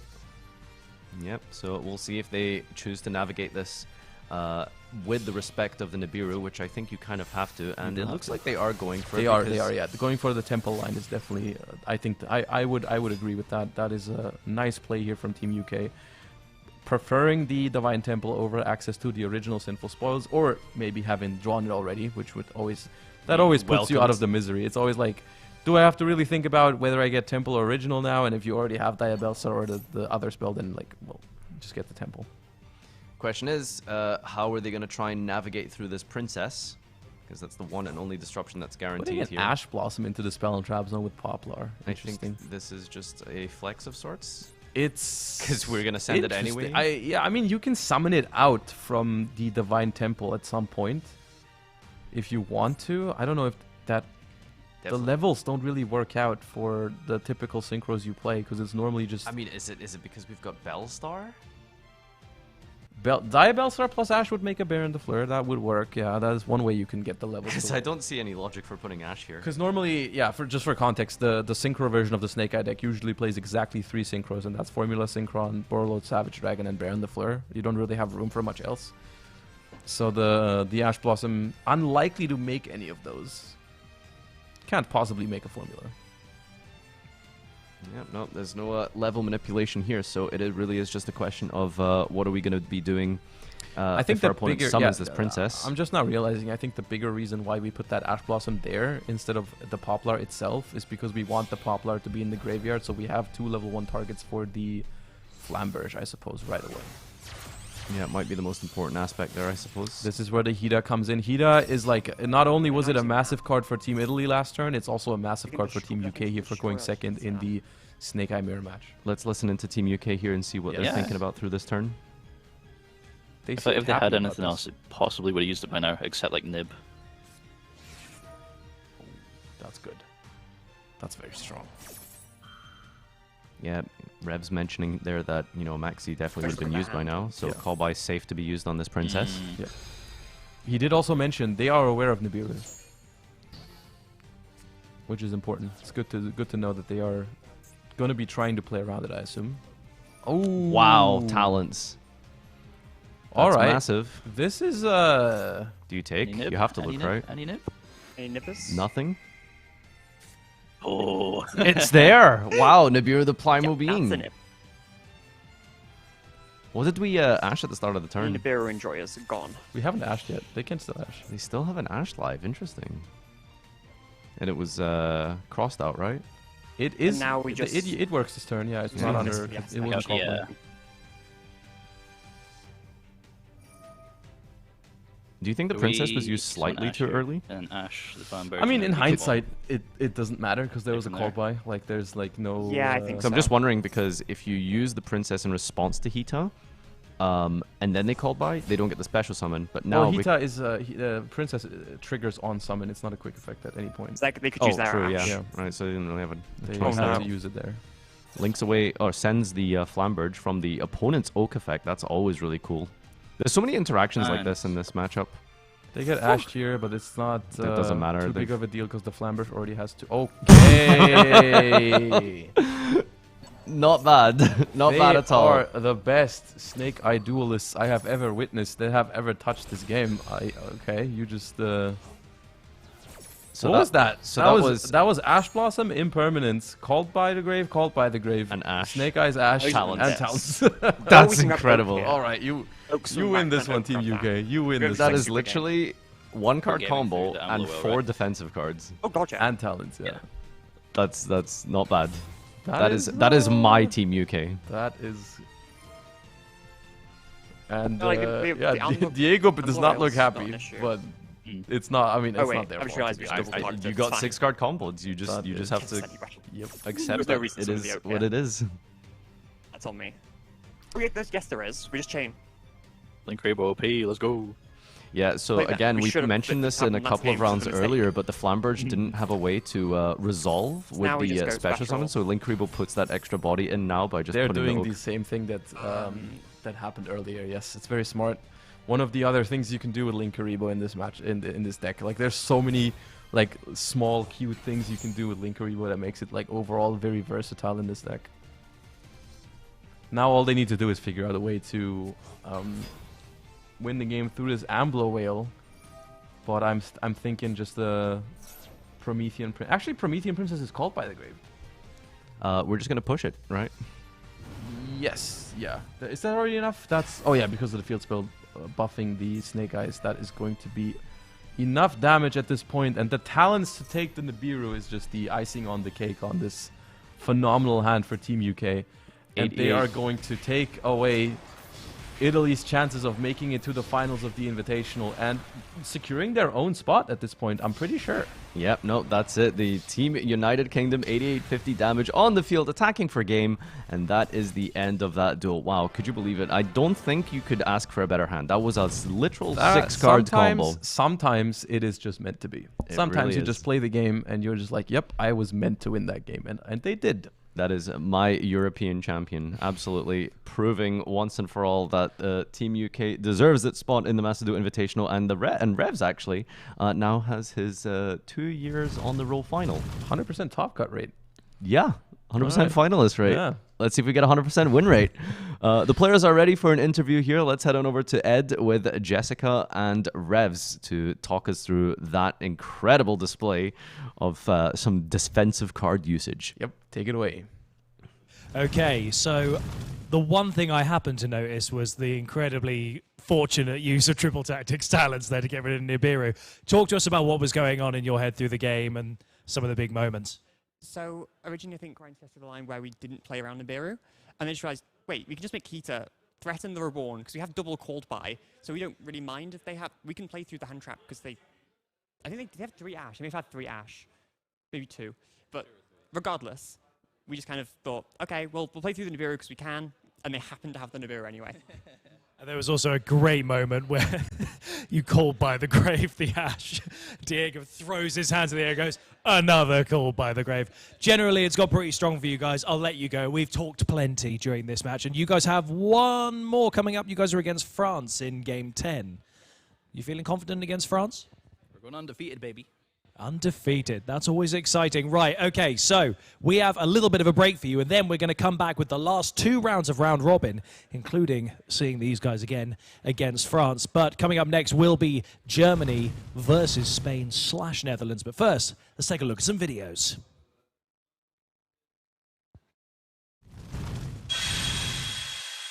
Rush Duel has been added to Yu-Gi-Oh! Duel Links! Accelerate with Rush Duels from the get-go! Normal summon or set many monsters from your hand! You can draw each turn until you have 5 cards in your hand! Load your road to victory! Let's start together! Flip the tables with Rush Duel! Yu-Gi-Oh! Duel Links! Duel even more with Rush Duel! Campaign underway! Yu-Gi-Oh! Phantom Nightmare! Have you ever met my pal Yubel? You will soon! And you'll meet all kinds of far-out new monsters, too! There are Goblin Bikers, Heroes of a Doomed City, and even a Dragon Queen! Score sweet new cards for your favorite deck in Phantom Nightmare! 9 cards per pack, each pack sold separately.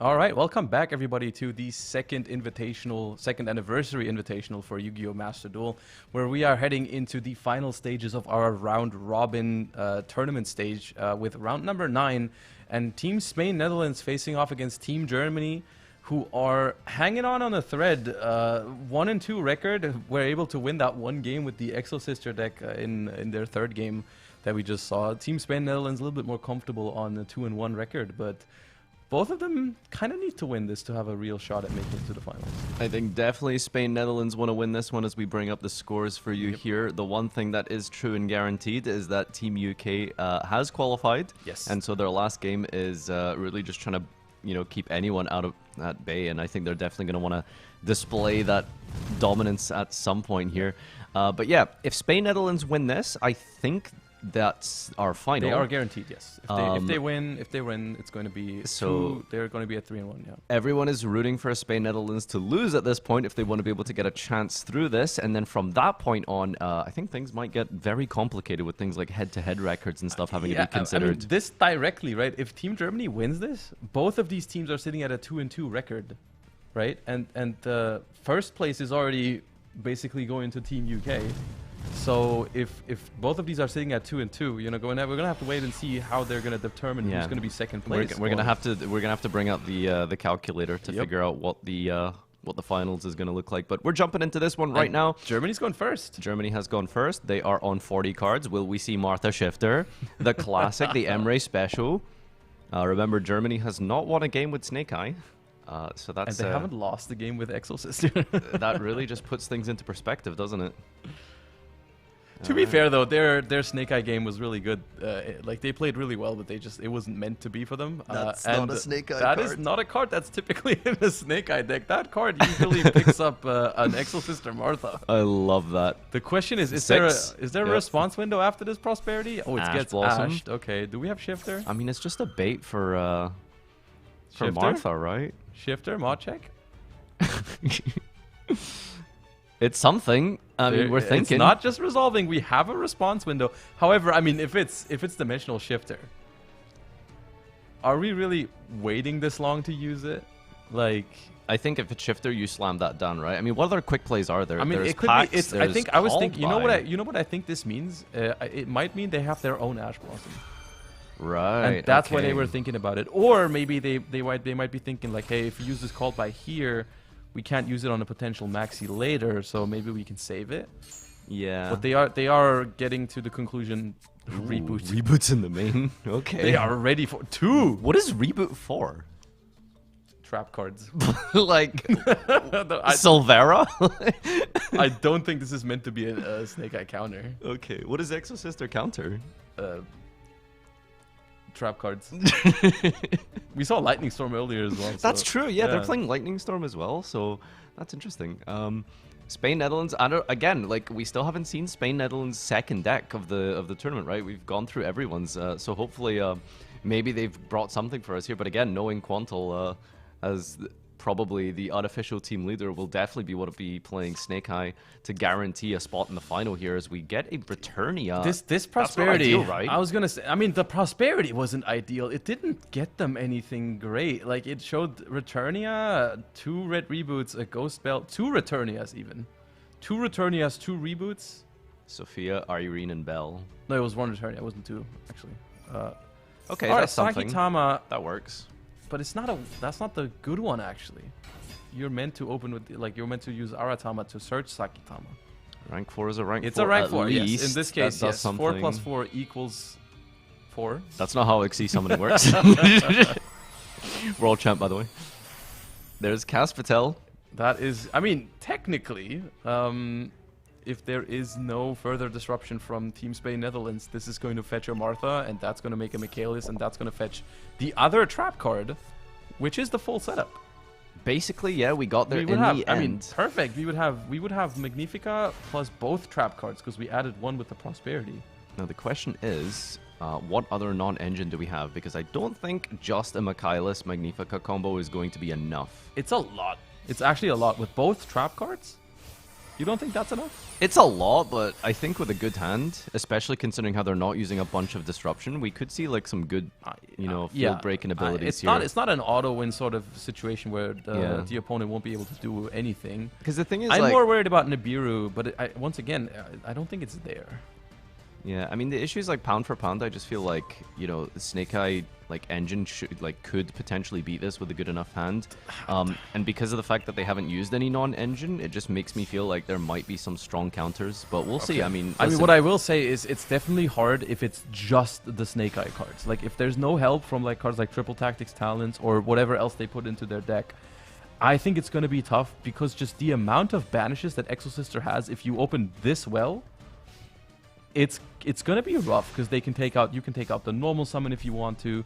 You can take out the first Flamberge that hits the field. You can even take out both Flamberges if they manage to establish a second one. So yeah, and we saw it happen last time. That exactly, Emre and was that on left this, them without any, without any options.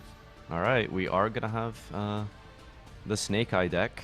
Well, I assume unless it's like a Snake Eye variant, but yes, Spain Netherlands coming up with their signature deck of supports, I suppose you want to call it, because they're the only team that has only They played. have been the only ones that just said, no, Snake Eye is the best deck. We are not going to switch.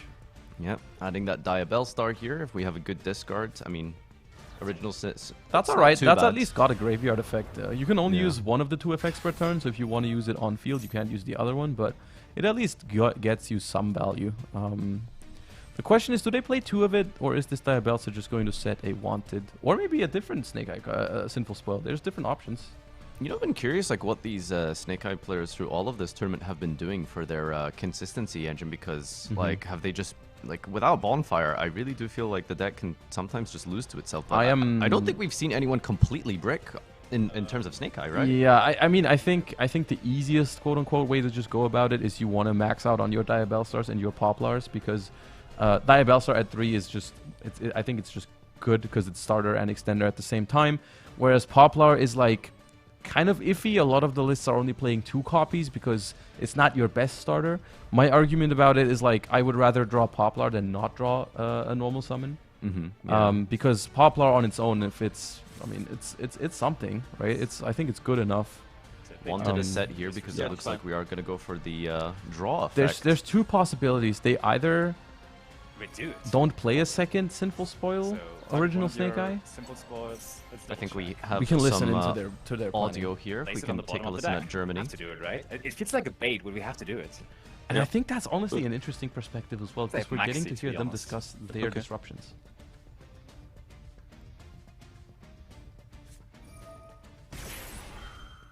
All right, See here's one one of face. the 2 trap cards being used here. Ash? They can't Let it edge. resolve. They can't edge because of Copa. Let them go into This it. is. I wonder if they plant this. Our because question is, what do we summon out? Sister I think we cards- always go for like this is okay They're because gonna they're trigger when also the just thing going to leaves trigger the right graveyard. away, so you want to get the bricks out. to rank But up. then I we assume should that was see the whole how we purpose, get right? summon. The one that negates the graveyard effect. What are they trying to accomplish? Probably right. Like Just a Dweller. Maxi off the top of the Just deck? Dweller and Jabreen as the They didn't Veiler. use it. With Michaela's access anyways. All right, here we go. Oh, we're And there we shaking go, their triggers. head, bro. They're shaking their head. Oh, they can see each other. Yeah, they can see each other. They can't hear each other because of the headphones, but they can see each other. So, Well, if you can directly see your opponent shaking their head as you resolve 2 Exosister rank ups off of a single Vadis in response to the banish, then that's going to be huge. yeah, that is big. I mean, they knew they had that, right? Yeah, that was no. They knew about it. Yeah, the Returnia was added off of Prosperity, and then Michaelis added the Vadis. So yeah, they knew. This is just not worth a draw, right? I mean, it must be a matter of they know that their current hand just cannot push through the existing. So they just have to. So you just have to go, because maybe you can draw like a Maxi here, and then when they trigger both of the Exosisters, you get 2 more draws out of it. So this is really, really bad because As Sophiel is massive, because it's essentially just locking out the graveyard effects from activating. So no Flamberge Revive is the biggest deal. yeah, we can't trigger like effects either. Like even if we get the Poplar in the grave, right? So yeah, we can't use Poplar in Nothing. the graveyard. We can't use Flamberge in the graveyard. Jabreen, I believe, is a quick effect negation as well now. Quick effect, target and effect monster your opponent controls. Yes. So, I mean, on top of what we already had beforehand, now it's both of those. So, Yeah, this is a second Sinful Spell. One was discarded. We get to use the actual on-field effect here as we hard drew it. And sending the Bellstar must feel kind of bad.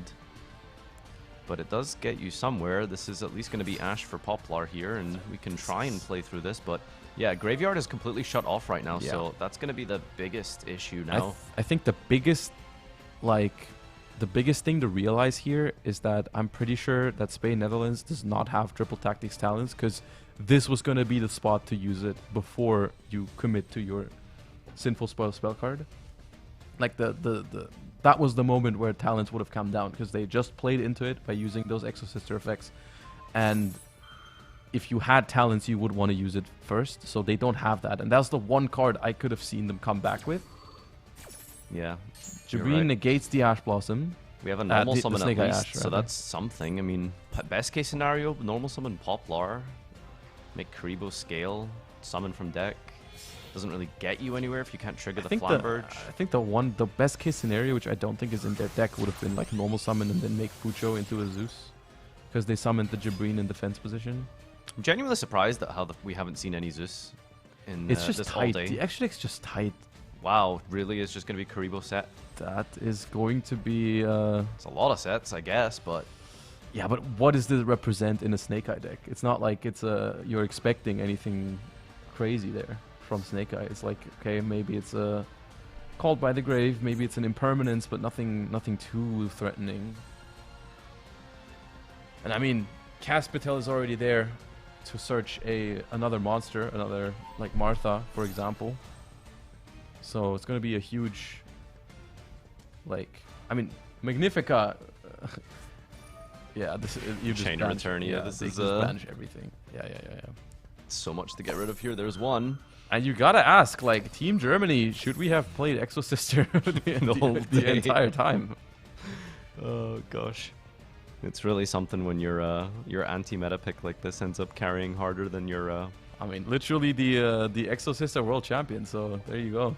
It's actually just a world champ diff right now. Yeah. It's a little too late though, Emre. If only you'd brought this earlier. It might not be too late because this is the equalizer. Yeah, I know. Right? This That's puts the both issue. of them at 2 and 2.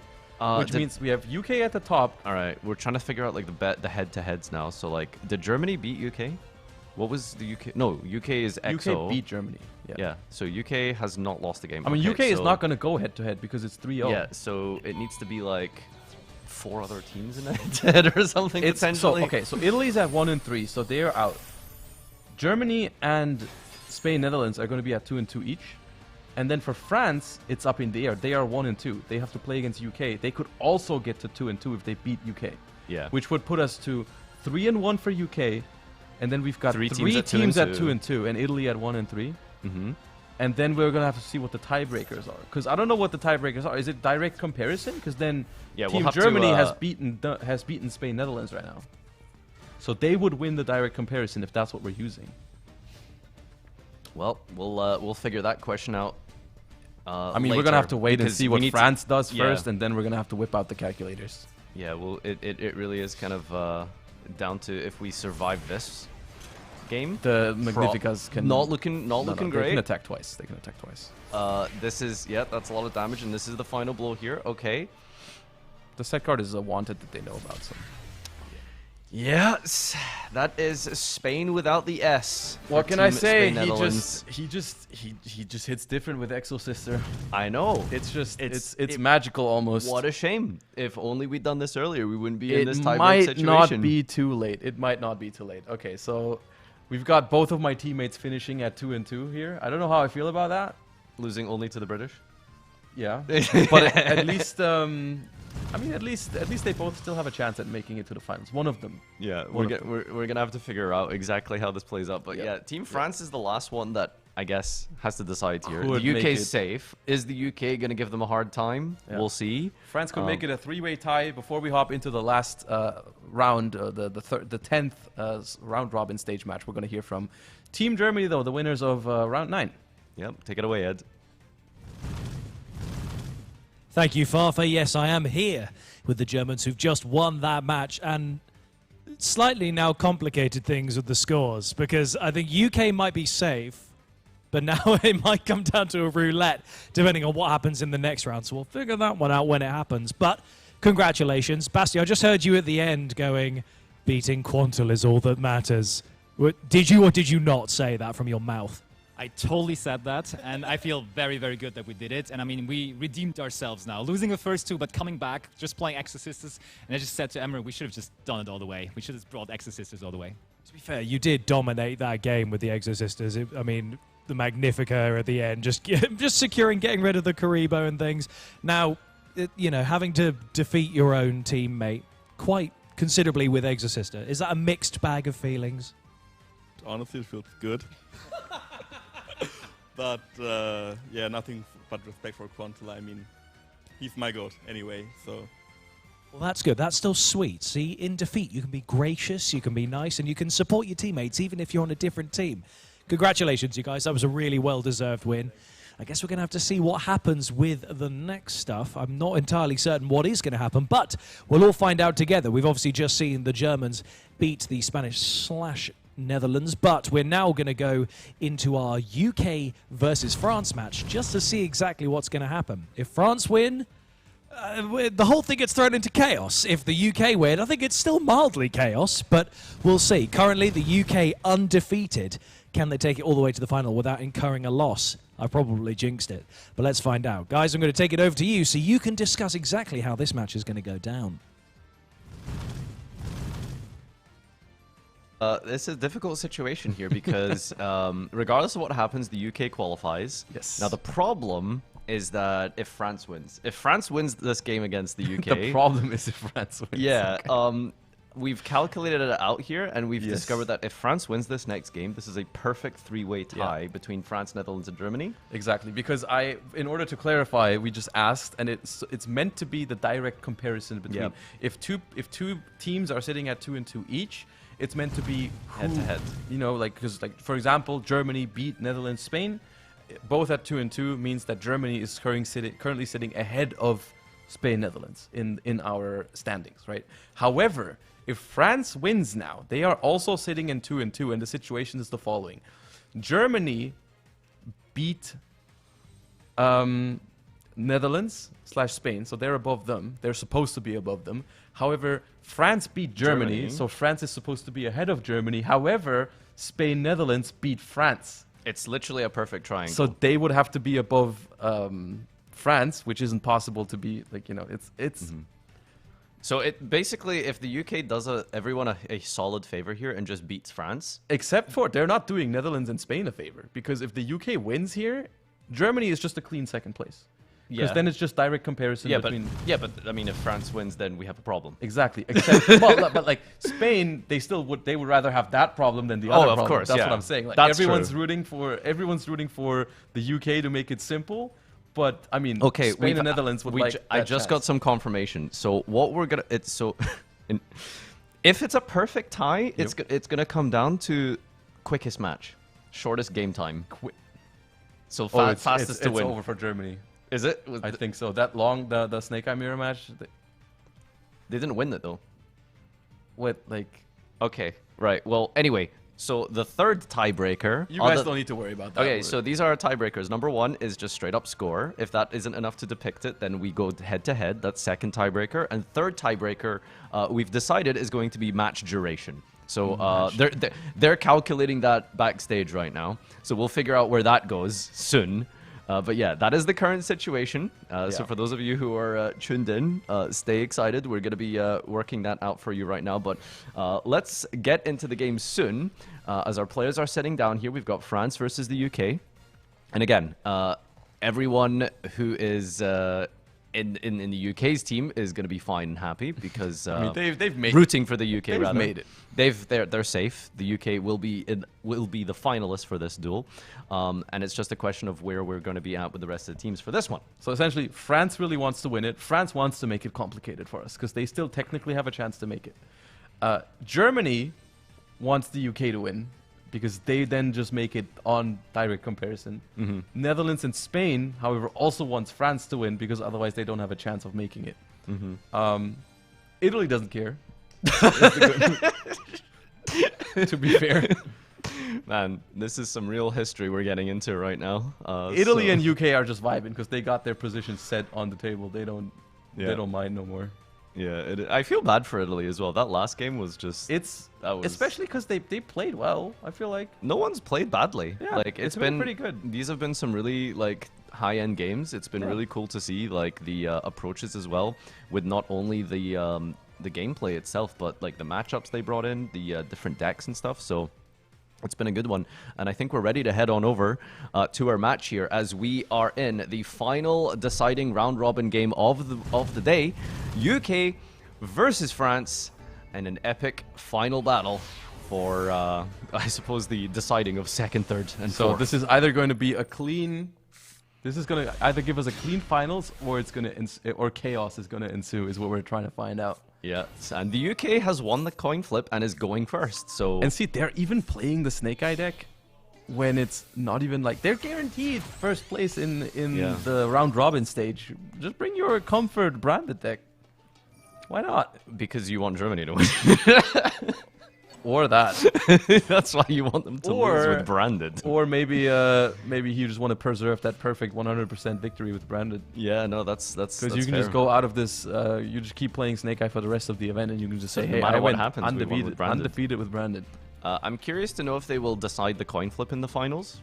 That's an interesting thing we'll clarify later. But yeah, you know, game 2 and 3, do you get to decide? They do get to pick, from what I heard.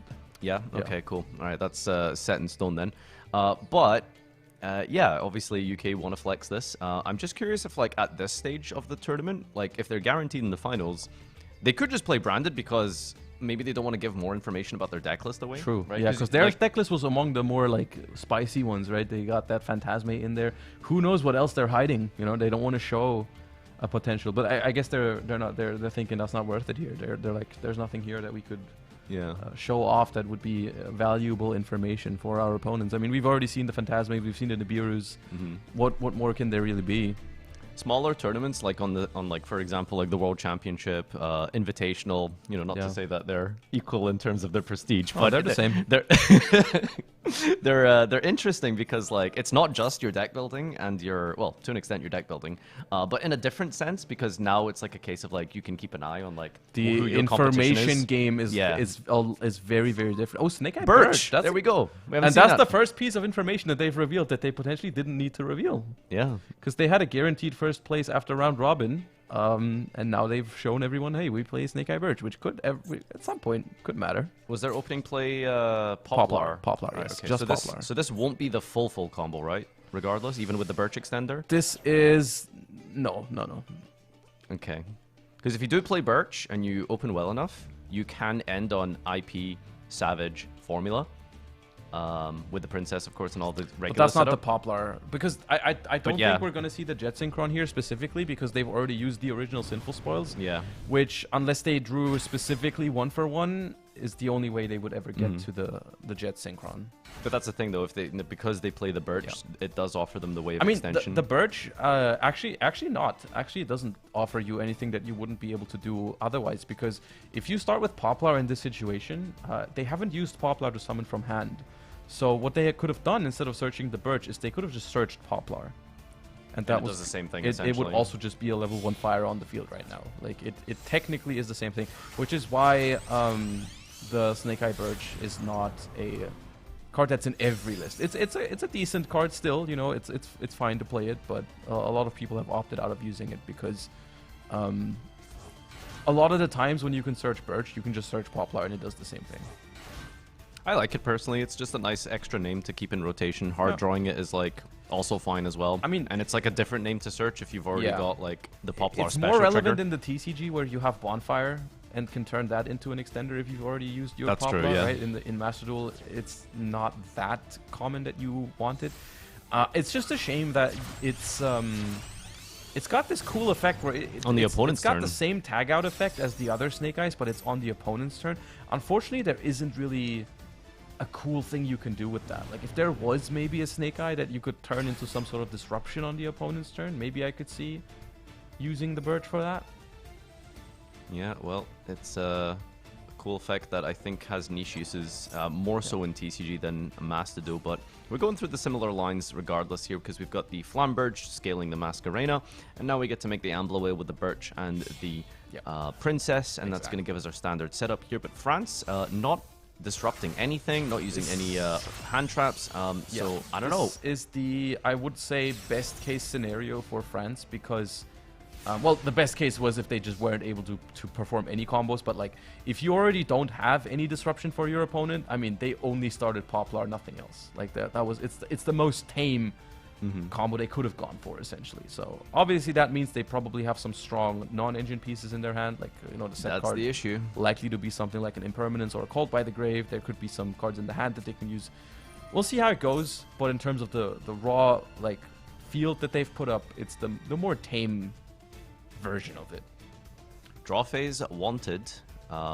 We talked a little bit about this earlier today with its revealing of information if you already have a play, but Yes. if it's your first and only play, I guess it's fine to just fire off in the draw phase. Yeah, but then if it's your only play and you're going to have to use it first anyways, then you might as well do it in the draw phase. I would think that that means they don't have Snake Eye Ash already, because otherwise it'd be better to commit to that first and don't show your opponent, I have this extension in the form of Diabellstar/Wanted in my hand. Yeah, exactly. So 6 cards in hand here, and again, it's a case of what type of defensive cards do we have here? Do we have something like a Talent? Do we have potentially a Called By? It was double wanted, yeah, and we're starting with the Diabellstar line. Double Wanted, not ideal. Going a little bit minus on the discard here, but it should be somewhat okay. This Diabellstar is like specifically crucial for them to resolve because the Wanted, if you start with Wanted, you really want the Diabellstar to resolve to make sure you can get that extra draw, which can really help you push into your opponent's field going second. If this Diabellstar gets negated, it doesn't only mean that you don't get your Sinful Spoil card, you also don't have another card that you can put back into the deck with Wanted to draw an extra card. Yeah, I mean, it's a very important Black Witch resolution right now, is what you're saying. It's really important. And that's why we see the response window for Team UK. They're still thinking about it. Yeah, probably just trying to go back and forth of like thinking, you know, if we do stop this and they have a way to extend, that's bad for us. But if they did have an extender, that would have probably just been their starter, right? Like they can't possibly be thinking on Promethean Princess, right? Because they would do the same thing that the Netherlands/Spain did earlier of locking themselves out of their own Masquerena interruptions. Mm-hmm. So it must be that they thought about using something like an Impermanence, but are opting not to. Yeah, and also holding on to that Flamberge special summon effect yet, because no need to use monster effects just now, unless something comes down on this Bellstar. But yeah, thinking about this one a little bit, as we can maybe try and also get some audio from the table here. Have a little listen into Team UK and see what exactly is going on their side of the field, or their side of the arena, I guess. That's a long Bellstar resolution, by the way. And I think we're actually back to Team France's priority. Yeah, there we go. Yeah, it's their turn, yeah. I just meant in terms of the priority there. Oh, yeah. You can see the glow now, by the way. I just realized. I realized that too, yeah. So the Diabellstar did resolve. All right, that wasn't on before. But resolution here, we do have UK, who is thinking of using a quick effect right now. I think they're thinking about using their Flamberge into IP Masquerena now. You can do something like Nightmare Unicorn, get rid of that set card, and it's a normal summon of Poplar. Using the effect. That's interesting. That's gonna... I mean, that's most likely the Temple. However, we did see them use the Subversion. Yeah, UK's definitely on Subversion. We've seen that from them earlier. Searching Subversion here would probably... Ooh, Imperm. For that, okay. I guess that's why they thought so long, is it worth using Imperm on Diabellstar? It's a good Imperm, however, for the reasons that I stated earlier, I still think that was maybe more impactful on the Diabellstar, because you don't only stop that Snake Eye spell from being picked up, you also stop the Wanted to draw a card later. Although in hindsight, obviously the Poplar could have searched original Sinful Spoils either way. This doesn't feel incredible, because I feel like, I mean, I would probably want to go like Karibo, Scale, Sinful Spoil, Send, and then maybe try go for like potentially an early Savage if we have anything else. I wouldn't underestimate the Hita possibilities. Going second, the Hita is always so massive. Yeah, Hita taking your opponent's Ash is really good. Because if you turn this Poplar into a Linkaribo right now, you actually don't have a fire anymore. Ooh, interesting. We haven't seen that yet. You know what I like them to add here? If they play it, the one of DD Crow. If they have that, that'd be huge here to deal with the Princess in the graveyard. Yeah, forcing that out immediately means that we don't even get to trigger anything off of it, and we can just continue with Sinful Spoils afterwards. And where Arthur... It's a little awkward that your normal summon was specifically Poplar, because that's normally what you want to search with Where Arthur. It's like your budget bonfire. Oh! Does that really help here, though? Not yet, but it could still help. It's a little bit awkward here that you have to do it. You can only use Where Arthur while you have a level 1 monster, right? Yeah, I mean that's the issue. So you have to commit to your normal. Yeah. We've got some audio from the table coming through here. Let's take a listen.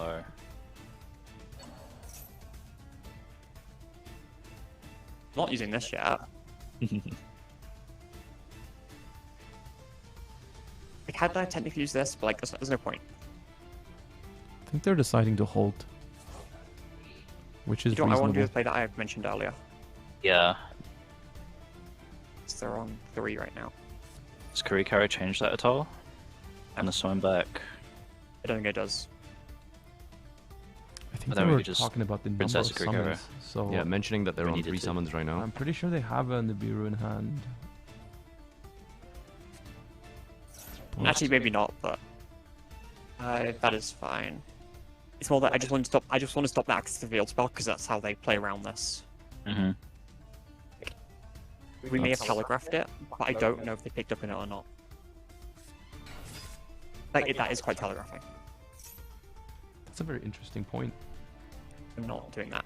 What, trying to deny Team UK their Specifically, Team France their field spell? Specifically denying the field spell because that's what makes them able to play through their Nibiru. Oh, at Birch. Both players on Birch, or both teams on Birch. I think, oh, okay, no, we've already used 1 Poplar. It's negated anyway, right? So, yeah, I mean, there's no difference in this scenario regardless. We get to get a draw now. Let's see if Team France can pick anything up off of this. We still got 5 cards left in hand. There's still definitely a chance for them. Yeah, no, they're doing okay here, especially with this Ash tag out potentially. It would only run into another Ash Blossom specifically, which would feel really bad, which I think would have been used already on Sinful Spoil. Normal Summon's been committed to. Normal Summon has been committed, and Team UK has been patient, has only used Imperm so far, still has the Masquerena that can jump out with the Flamberge, we still have the Princess in the graveyard, and apparently might have a Nibiru in hand. Yeah, I think we should be able to relatively be aware of the fact that they do have Nibiru. They were thinking about... But the thing is, like...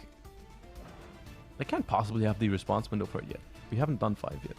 Yeah, that's why they were counting. You know, so they mentioned that they're on 3, so... Well, now this is going to be 5, I'm pretty sure. I think this Ash is summon number 5. Yeah, so this right here is Flamberge, and I guess they're just going to want them to use the Flamberge effect. Yeah, and you don't want a safe. Nibiru before the Flamberge has revived. That does mean... Oh, we're going Oak first. Oh, that's a very good spot to use Nibiru. Yeah, I don't think there's really anywhere else from this point on that you can trigger the Flamberge unless you're like discarding it off of a Nightmare. You can do it in a really cool way too. Like you can go Chainlink 1 Flamberge Dragon to summon out the IP Masquerena, Chainlink 2 Nibiru. That way Nibiru tributes the field and then the Masquerena still is there. Yeah. I think that's what I would like to see them do. Still 5 cards in hand after. But... Do you think Nibiru is good here? Do you want to maybe like wait for them to resolve Flamberge? But I guess at that point it might be risky because they get Princess into circulation. Oh wow, okay. I mean, if you got it, like this seems good. I mean, you have to now because of Appaloosa. Surely. That priority is on the UK side right now, and they are thinking. Many different options and triggers here. You know, it doesn't necessitate that they have a hand trap. It could just be this Flamberge summon. You don't have to because of Appaloosa, because if it's just Appaloosa here, that alone doesn't threaten that much. But they are doing... I'm pretty sure they are aware of the play that I just mentioned. And they got the Birch for free on top of it. They just got a... the Birch was just donated to this Nibiru. Yeah, there it goes. Why did we Birch here? I guess it was definitely just to force Nibiru. It had to be. Right? Like telegraphing. I guess some light at the end of the tunnel for Team France is that this is the first monster effect being used. And so something like Talents is now on the table. Yeah, there's a risk of Thrust or Talents. We haven't seen Thrust at all. Nope. But Talents is pretty popular, pretty common. Yep. I'm curious if there's any neat things you can do with Thrust in the matchup. Thrust is good, especially in spots like this. However, like in a Master Duels environment where you play best of ones most of the time, it's like rough to commit to a card that won't be that useful when you go first. Because Talents, when you go first, at least is like massive against any sort of like Ash Blossom Maxi situation. That's a massive, very big Nibiru massive token, yeah. And after all, we still get Appaloosa. Sorry, not Appaloosa. We get the Flamberge revive, the Masquerade on the field and ordering the chains correctly means that we get to tribute everything and still end on this. Oh That's no, that rough. is massive. That is the best card to have in this situation. This does so many things. Number one, obviously stops the revive 2, so no follow-up from the Flamberge Dragon. Number 2, no more fire monsters for Princess on the field right now. Number 3, not even enough link material to go into anything super meaningful with the IP Masquerade. I mean, we can go into Unicorn still, but that's it. Yeah. Like, we got Nightmare Unicorn as an option with the IP Masquerade, which we would have to discard one of the 2 cards in our hand for. The only question is, does Team Franz have a way to extend through? No. They Oh, don't. that's such a shame. Talents, I think, would have just absolutely won that, right? You just go like Talents take, make a dark potentially. Talents take would have been the one. That would have been the way they could do it. Yeah. But this is actually really rough. They don't 1 have for any 1 was follow-up. the other one. Like it was 1 for 1 or Talents.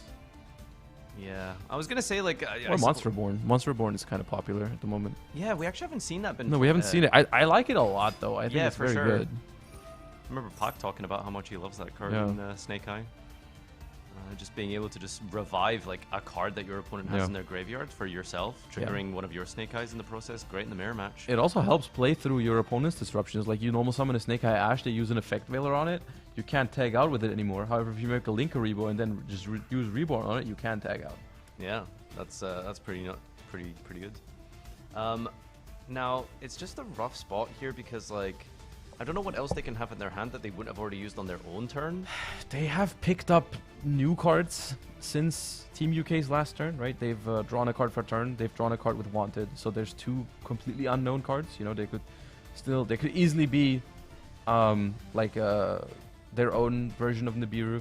I don't think a Maxi is likely because they could have used it for great value on their own turn. Yeah. Like that was easily going to be 2 or 3 draws minimum. So that is unfortunately unlikely to be there, I want to say.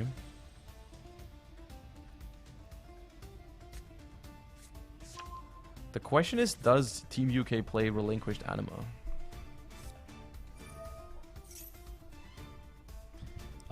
That's most likely the reason we put that in that zone, right? I mean, it's even if you don't play Anima, I would argue it's still ideal to put it there because then your opponent has to guess whether you play it or not. Well, on the plus side, this field spell is going to make it a lot easier to deal game here, especially since we're only on 6,000 now because the Wear Arfthal damage. Oh, right, we take 2,000 from that. Just got to remember as well, as long as they don't trip up over accidentally trying to resolve Flamberge, because it is negated from the call by last turn. But we are going to go Hita. I also want to point out how Team France has used the War Arfthau to grab a Kurikara that just didn't happen. Yeah, didn't we discard it, right? What No, did we do? France added it. It's in France's hands. Right, still. yeah. I mean, that's why I was like a little confused. It didn't feel like it was going to do anything. I mean, they didn't know the Nibiru was there for sure, right? The Nibiru was the reason why nothing on the field is there anymore. That has used its effect. Maybe they didn't expect that, quote unquote, to happen. Just fair enough. Okay, so Germany are definitely supporting Team France here, because I'm getting confirmation from the nightmare situation, which was France winning would be a perfect three-way tie break. So it would, I think, be an extra game they would play, and it would be Spain, Netherlands battling France, and then the winner would battle Germany. Okay. I think I might be misunderstanding, but that's You know what? I'm You getting know here. what? Don't worry about it. We don't have to chat about it because it is looking like the UK is in the UK is going to save us from this chaos. Yeah, that's most likely to be which the case. just for the sake of simplicity, we're happy about. Yeah. Okay. So we've got a Nibiru token. How many summons have we done? Is the next one going to be the 5th? I have a feeling it would be. We've normal summoned, we've made Hita, we've used Hita. This is 4. No, we're on 5. We're on 5. We're on 5 already. It was Okay. normal summon, make Hita, Hita effect, tag out into Oak revive is 5. All right. However, I would be surprised if there actually was a Nibiru because they could have used Appaloosa here. So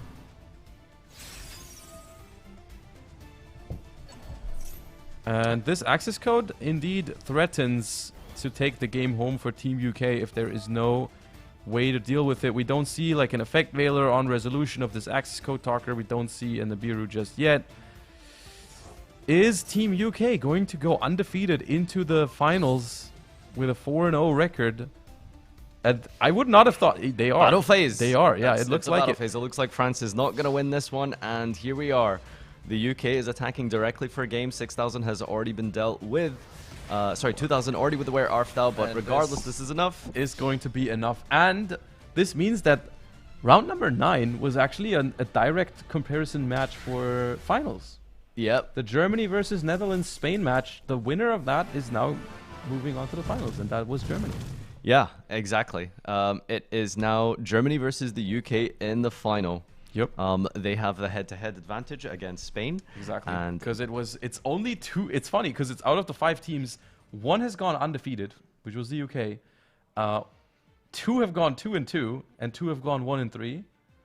And the 2 that have gone 2-2, it was Germany and Spain, Netherlands. that was the decider. That was the decider, and Germany has defeated them in the head-to-head comparison, which means that they are going to be moving on into the finals, and we are avoiding the chaotic 3-way tie situation because Team If you're curious, the situation was if France won that game, we were going to have an extra game played between France and Spain, Netherlands to decide their spot, who would then have to duel against Germany. And then that is met in the final. So 2 duels have just been saved, essentially. We would have had 2 more duels. So this makes it nice and simple. Anyway, yeah, so we have a German UK final. Yep. Exo Sisters, supposedly, versus Snake Eye. I mean, I wouldn't be surprised if they just run it with the Exo Sisters again, because so far, 2 games with Snake Eye, 2 losses. 2 games with Exo Sister, 2 wins. The math just checks out, in my opinion. Hold back the entire performance. Started the Invitational with 2 losses. 0-2 and still coming through to the final. Incredible. All right, yeah, let's hear it from the players themselves before we get this final underway. Take it away, Ed. I mean, you're right, guys. We have avoided the chaos of 2 extra duels, but that was an exceptional display that we saw there with all the Nibiru and then access code to get rid of the token and then attack for game. Talk to us about what you've just displayed for the world. So I think we discussed the game plan like kind of mid-round, like while we were playing, and the plan was we let them play, hold our resources, and then just go all in on that Nibiru. Because you already started with full combo. So, I mean, you guys were already in a great position to start with and just dominated. You had the nerve, nay the cheek, to say you'd be undefeated in this, and here you are. So must be feeling pretty good. You just manifest it, and there you go. Yeah, manifest destiny. That's all you need, Revs. And now we're going to see you guys in the final. We can confirm now against Germany, because Germany and the Netherlands/Spanish team had the same amount of points, but they beat each other. You know, the Germans beat them in the head-to-head, which means your opponents will be the Germans. Team UK versus Team Germany is going to be the final, which we will start in just a moment. But before we do that, we have a very exciting announcement for another one of our digital titles. Right now, maximum summons are coming to Yu-Gi-Oh! Duel Links Rush Duel. On the 28th of February, we have a very exciting update, and we have a little bit of a video to show you, and then we're going to have a little break before we come back with the final of the 2nd anniversary Invitational for Master Duel. Very exciting. Take it away, Harpy ladies. Here I come! I maximum summon a monster!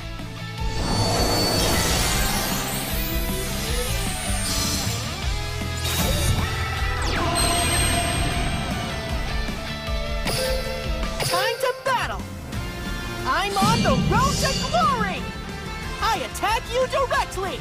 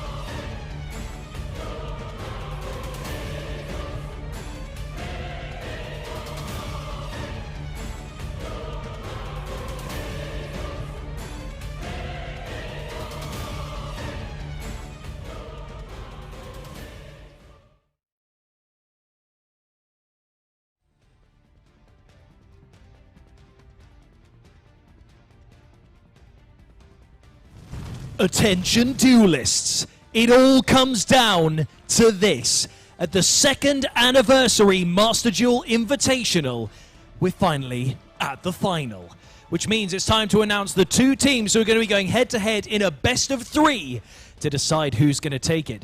Will we see a world champion come and take the Invitational with one of my commentary brothers, or will we see Team UK and Revs Cards getting that 2nd win 2 years in a row? We'll have to see. Introducing first, Lampy and Emre, come over here and take your seats, please, Team Germany. And then, of course, we have Revs Cards and Jessica Robinson, who are going to be making their way over to this seat to take it up. Guys, come on over. Your thrones await to sit down. And it'll be interesting to see. Like I said, this is going to be a best of 3 match. I'm going to see exactly what these 2 teams are made of. Will they work together and take the title? Only time will tell. Which means I get to say the thing I love saying whenever we do these coverage matches. It's time to duel. I'm going to hand you over one more time to the amazing Fafa and Joshua Schmidt, who are going to take you through this final match. Guys, take it away. Thanks a lot, Ed. Welcome back, everyone. This is the grand final of the Invitational, the Master Duel 2-year anniversary event here, all culminating with between the United Kingdom and Germany for one more time. It's you against us. Yep.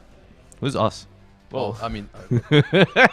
World champion on the team of Germany, of course, versus European champion. This is really exciting. We get to see just how this one plays out, because I think that, you know, the experience on Macedo, of course, kind of on the German side here, but Jessica's obviously a proven duelist. You still gotta, you gotta admit, like, going into this finals, it's definitely, I would say UK are the favorite. They haven't lost a single game yet. They're 4-0. Yeah. And Germany just honestly squeezed in at 2-2, a record that I wasn't even sure was going to be able to be, like, to make it into the finals. The problem is that the UK haven't played against German Exo Sisters yet. That is a whole different beast. It's a different story. That's a whole different beast. And it's especially funny because we're going to see some mind games come into play here where the UK Snake Eyes deck is, like, designed to beat Snake Eye, right? Mm-hmm. Like, with the Phantasme and all that. Have fun resolving Phantasme against Exo Sisters. Try and try and resolve it. We can't change deck list. There's no side decking other than being able to bring in a different deck list. So and it's also like the UK got, like, they got branded,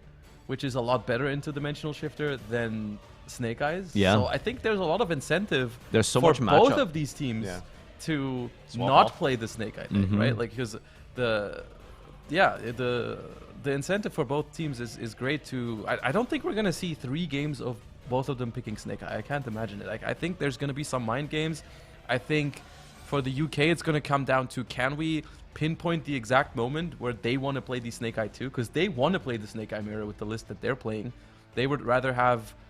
They want to catch Germany on the Snake Eye deck with their own Snake Eye deck, and Germany wants to catch the UK with the Snake Eye deck with the Exo Sister deck, and so on and so forth. And the UK wants to catch Germany's Exo Sister deck with Branded, and so on and so forth. So I think that's interesting. I think it's fun to really go into this match and see how this is going to develop in a best of 3 setting, especially when they also get to choose who goes first after the first game here. I believe is like whoever loses game 1 gets to decide who goes first in game 2. The same applies to game 3. In game 1, however, it's Team Germany going first. Yeah, no, this is the kind of big deciding factor here is the decks that they brought. Which archetype have they decided to rock out with? It's 40 cards from Team Germany, and I think that's a nice 40-card consistent Exo match, potentially. I'm pretty sure for them, both lists were they always 40. playing 40? I'm pretty sure for the UK, it's we're on 41, though. I think you said... I remember you saying in the very Specifically, first round... 41 was branded, yeah. No, 42 was branded. Oh, was it? I think you said on 42. UK?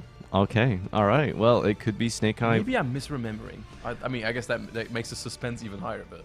They're thinking really hard here. Maybe we can get a quick German audio really quick to get our coverage on the way here for this matchup. If we could listen into the table here and see what they're discussing for their opening plays. It is German Exo Sisters. They went through all the calculations. They went through the calculations to activate Martha. And I don't think any of those actually considered Maxi. It was always going to be dropped here, but I don't know. Maybe some prior. No, it doesn't look like it. That's That's we don't unfortunate. have a way to deal with that, Maxi. Yeah, especially if we had like Shifter, you would probably just immediately use that at the start of your turn. I don't know. We need to see some special stuff here. I mean, what do you really end on to play through Maxi? Is it just Michaelis get and set? It's probably that. Yeah. I mean, you could just. Can you leave these on the field, or does Martha like make them go away? Yeah, it doesn't matter. It's really funny that you don't know the specifics of your teammate's deck in that regard. Well, listen. Yeah, special summon, and then no, they stay. Yeah. I don't think I've summoned an Exosister Martha in my life. Wow, not even in testing. No. All right. Well, you left that job to Emery, of Yep. course. Yeah, he's the expert. Clearly, he didn't have a game plan specifically for Maxi. It looks like though. I mean, we have to give them 2 cards here, and we are going to be searching a trap card still to end on. Yeah, I mean, the trap we search here, I guess, could... Ooh, that's really nice. Yeah, so now it's essentially... We've drawn 2 with the Maxi. It's really sad because we do get to just replace our hand, and we also have a way we to still stop have the Michaelis. 5 card. We're on 5 cards, and the Michaelis has been stopped, so... It's like, what do you have left here at this point, right? We need to have hard drawn some... That's some good what they're hoping for, right? Is we would already want cards like Returnia or Vadis in our hand. Yeah. Yeah, no, that's pretty much it. We can counter Maxi as well. That's always an option. But if Team UK is playing something like Branded, I mean, doesn't hurt that much compared to other decks at least. So we'll see if they've been nice and confident to bring that other pick here. That's a Pax though. That's not too bad. It's like this hand would have played through a lot of stuff except outside Maxi. Of, yeah, exactly that. Like you know, Ash, Imperm, Veil, like it was pretty stacked on extenders, but that's the one that's pretty rough. Is multiple special summons. Yeah. Okay, we're hearing the Exosister Master at work. Follow up do we have done? I mean, this kind of equals Yeah, follow up. I wanted to check if they have Maxi or not. Not Ash. Maxi, Ash. Yeah. So we go for this. Emery's nod of approval on the Exosister search. The packs can search trap cards. It doesn't come up very just often, but it's good quickly here.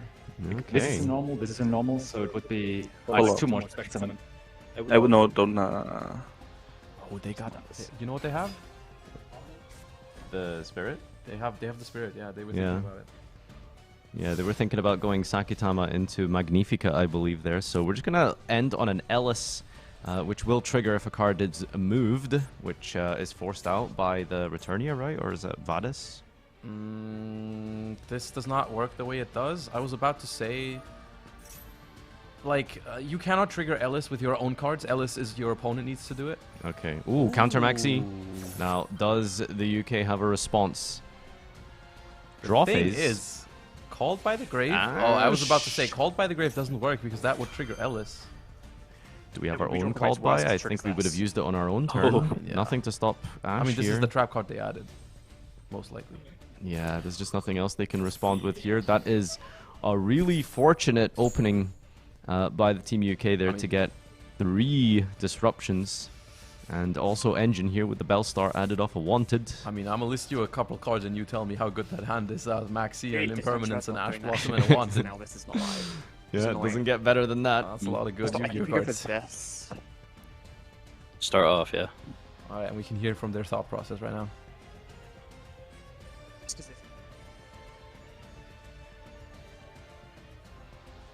I think we're... Never mind. Never mind, we're back here.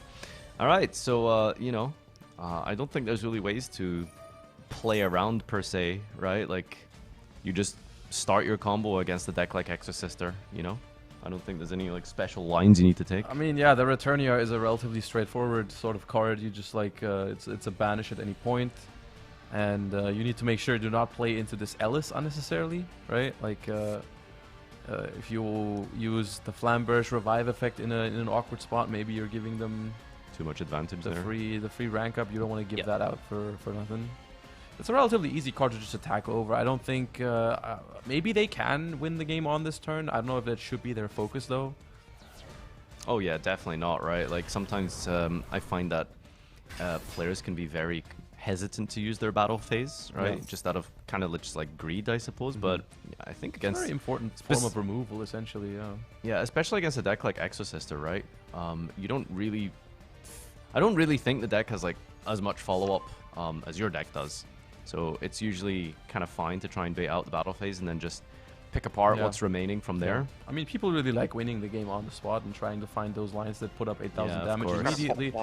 But it's often enough also just fine to just be able to clear their field, move on to main phase 2, make sure you establish what's the conditions field for on it your own, and just something damage. Feels like something that people used to do a lot against Dragon Link as well, right? Like they would end on a Hieratic Seal and just try and be too clever. I'd rather get the it really can just be a case of simply going to the battle phase to deal with it. Exactly. Yeah. Please go this 10 witch. All right, we have some more discussions here. Choosing to send Witch for the original Sin. And that is them getting rid of one monster that could potentially run over the others or threaten the others, and they just say no, we don't need to do that. I assume that means they won't use their battle phase immediately. However, the Poplar, does Poplar leaving the graveyard trigger the Exosisters? I'm pretty sure it does, right? Because it's just placing. I think it just has to moves a card out of either grave. Okay, yeah, then it does. Okay, yeah, that's dangerous territory. I wonder if it's just Poplar, summon it in attack position, and then move to the battle phase. I think it has to be, right? Because I understand why they weren't doing it with just the Diabell Star, because then you just get in battle phase, they can banish it with Returnia, and then you can't clear the Ellis. Yeah, but like with 2 monsters now, this just guarantees that you can clear it, unless you're doing anything with Michaelis. And this is important news. UK is playing 2 original Sinful Spoiled Snake Eye, so they have another target for the Poplar here, which is good. I think you might want to get rid of this Ellis now. Again, we haven't really seen any fancy XE plays coming out from the Snake Eye decks. They've all just been kind of focused on Synchros or Links. Yeah, I guess it's maybe people just aren't finding the extra deck space for XE monsters. It's tough because it's not just one, right? In order to get maximum value from it, you need the rank 1, you need the Zeus. You would ideally also want the Downerd Magician in your deck, and that's like 3 slots for 1 option essentially is tough. Yeah. I suppose you could look at it in some ways, like trading out like first turn utility with Synchros versus second turn utility versus Xyz. Yeah, I don't think it'd be possible to do both Jet Synchron and the Xyz in the same deck. You could maybe like take out the Jet Synchron and replace it with some utility cards like that. I think doing both is pretty rough. And there we go. We see the battle phase being used as a form of removing this Ellis. It's funny how this little 500 Exosister is just forcing the battle phase out of the Snake Eye deck at the moment. Yeah, I mean, just the Ellis being able to go up into something like the Dweller essentially would be really, really strong. Yeah. And they do have Returnia, which is banish 1. However, that will not save the Ellis, unfortunately, because there's 2 monsters that are bigger than it. Do we know the last card in hand for Germany? I don't believe so, no. I think that's an unknown card. Unfortunately, we can rule out Maxi because that's already been used and hit with an Ash Blossom. Which is another frustrating thing for Germany, right? Because it's like, you use that Maxi there and you're like, okay, the only card that they can use to stop it that really hurts is Ash Blossom or Crossout, but like Called by the Grave specifically isn't that good for them because I have this Ellis that would trigger off of it. And then you get hit by that 1 out that actually does work. Yeah, sometimes it really is just a case of you better have it. And like that's literally the situation they put them in, so it is what it is. Have it. There is, I mean, you know, you can't play around everything. That's really what it comes down to. There's a big think on this Ash declaration, by the way, like a really huge consideration there. And we do finally see the Returnia come down. And this is where I wanted to mention earlier a small difference in Germany's first turn that ends up being huge here. They summoned Martha, summoned another level 4, and then they made Michaelis immediately, and then left their normal summon just sitting on the board. Whereas what they could have done is they could have normal summoned before making an Exceed, and they could have left Martha on the field instead. And what's the advantage of leaving Martha? The difference is that Martha is the only it's the only Exosister that you can trigger yourself. Right, I see. Because all the other Exosisters say if your opponent moves a card out of the graveyard. Martha says if a card leaves the graveyard. So like you can trigger it yourself. Emre, what have you done? Also, Martha is bigger, which would have enabled them, like, if they go battle phase to attack the Martha, you can just banish the temple, and then they're not big enough anymore. Yeah, that's actually huge when they wouldn't even get to redeclare. It's a very small and subtle thing, but it might make all the difference in this game, unironically. Like, Yeah, it's a massive difference at the moment. It was actually huge there, yeah. We do have a follow-up, though. That's a big 1-for-1 coming Yeah, down. that's a Discarding massive Nibiru. They must have drawn that for turn, by the way. They were not able to use it last turn. Didn't we hit 5? No, it was Martha, the one that Martha summoned, Michaelis, and the normal summon. It's 4.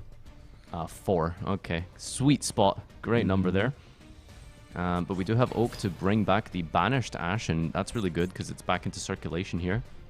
I mean, at this point, for Team Germany, it needs to be something like, it needs to be a miracle. Like, it needs to be like a Nibiru in hand, and even that might not even be enough because they have the temple. A Nibiru in hand into a Marfa, and yeah, that and that's might the still thing. not Like, do we it. don't even have another card in hand. So, like, even if we somehow stop them from making a huge field, we still need to draw into a play. Yeah, and that needs to be specifically Martha. I guess Aratama could work. Oh, we probably know it's Aratama because they thought about it last turn. We listened into their... Yeah. And they told us specifically it would be 2 more summons, so just not worth it under Maxi. Yeah. Flamberge gets to place Michaelis, I suppose. I wonder if that's true, actually. I wonder if it's really not worth it. Oh yeah, 2 draws? 2 draws, but Magnifica represents two removals as well. That's true, actually. But you get to decide what you remove, right? Like, because they're like the Snake Eye deck has a lot of like once per turn kind of stuff. Yeah. If you just remove key components off the field, there's only so much they can draw, right? There's not that many extenders. I guess in hindsight they shouldn't feel too bad because they had Nibiru, so. True. Yeah, that's fair. Unless it was exact. That's a good point. They didn't mention it in that moment. That is probably in their minds at that point. It's like yeah, okay. 2 draws for 2 more disruptions might be worth it, but it's also playing into Nibiru, which we've perfectly played around so far. So yeah, maybe that's the. Which you could argue might be worth it, right? Because I mean, just Michaelis passed. That I don't think that was ever going to be enough, right? I mean, it was Michaelis, Ellis, and a Returnia with a Maxi in hand as well. That's true. Like, yeah, they did have a lot, admittedly. It was like they got hit with a pretty good hand as well from UK that they couldn't necessarily predict was all there. Sunlight Wolf in this zone is odd, but I guess we can send this Link Karibo. You can also just link off the Link Karibo into another Link monster over there. So, and this is where, once again, the fact that they had Ash Blossom is massive once more, because that means you can add it back here with the Sunlight Wolf, meaning that you even cover for Team Germany's follow-up here. Yeah, so regardless of what There it happens, is. like the next turn is just dealt with, basically. I mean, there's not anything I can think that Exorcista can do on 2 cards through an Ash. Exosister is not the kind of deck to get out of these situations with just 2 cards. Like, Exosister is the type of deck that needs to stop this from happening. Yeah, exactly. Like, there are some decks that can handle this, maybe, but Exosister is not one of them. Exosister is the type of deck where your goal from the get-go when you're building your deck has to be, like, stopping this sort of stuff from happening, because you don't have the means to solve it. And because the Michaelis is in the spell and trap zone, it's funny, like, not even something like a Miracle evenly matched could happen, because it's just not able to be used at the moment. It's all about prevention with decks like this. And looks like we're making an Ambler Whale here. And Ambler Whale Flamberge, not too bad. And should be more than enough with a Princess in the graveyard and Ash Blossom in hand. I don't think they need to worry about anything here, to be honest with you.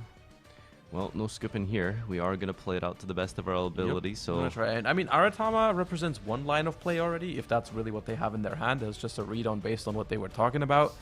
But the, I mean, like, maybe a Martha off the top that gets the Ash Blossom out of the opponent, and then we normal summon the Spirit, or we just set and pass. is there a great set and pass here? Like a Vadis, a Returnia? Not enough. Doesn't Returnia doesn't do anything. Vadis just summons 2 from the deck, but that's not going to be... Unless Team UK plays into it, like, massively. Like, just, I don't know, activate Monster Reborn or something like that. Yeah. They get to chain Vadis. Does work on the Flamberge effect in the graves. I mean, if they try go for that, that's always possible. I but mean, it's very already... specific. Like, they're down to 5,100. I don't think they have to get super creative. That is the least creative they could have gotten by just clicking battle phase.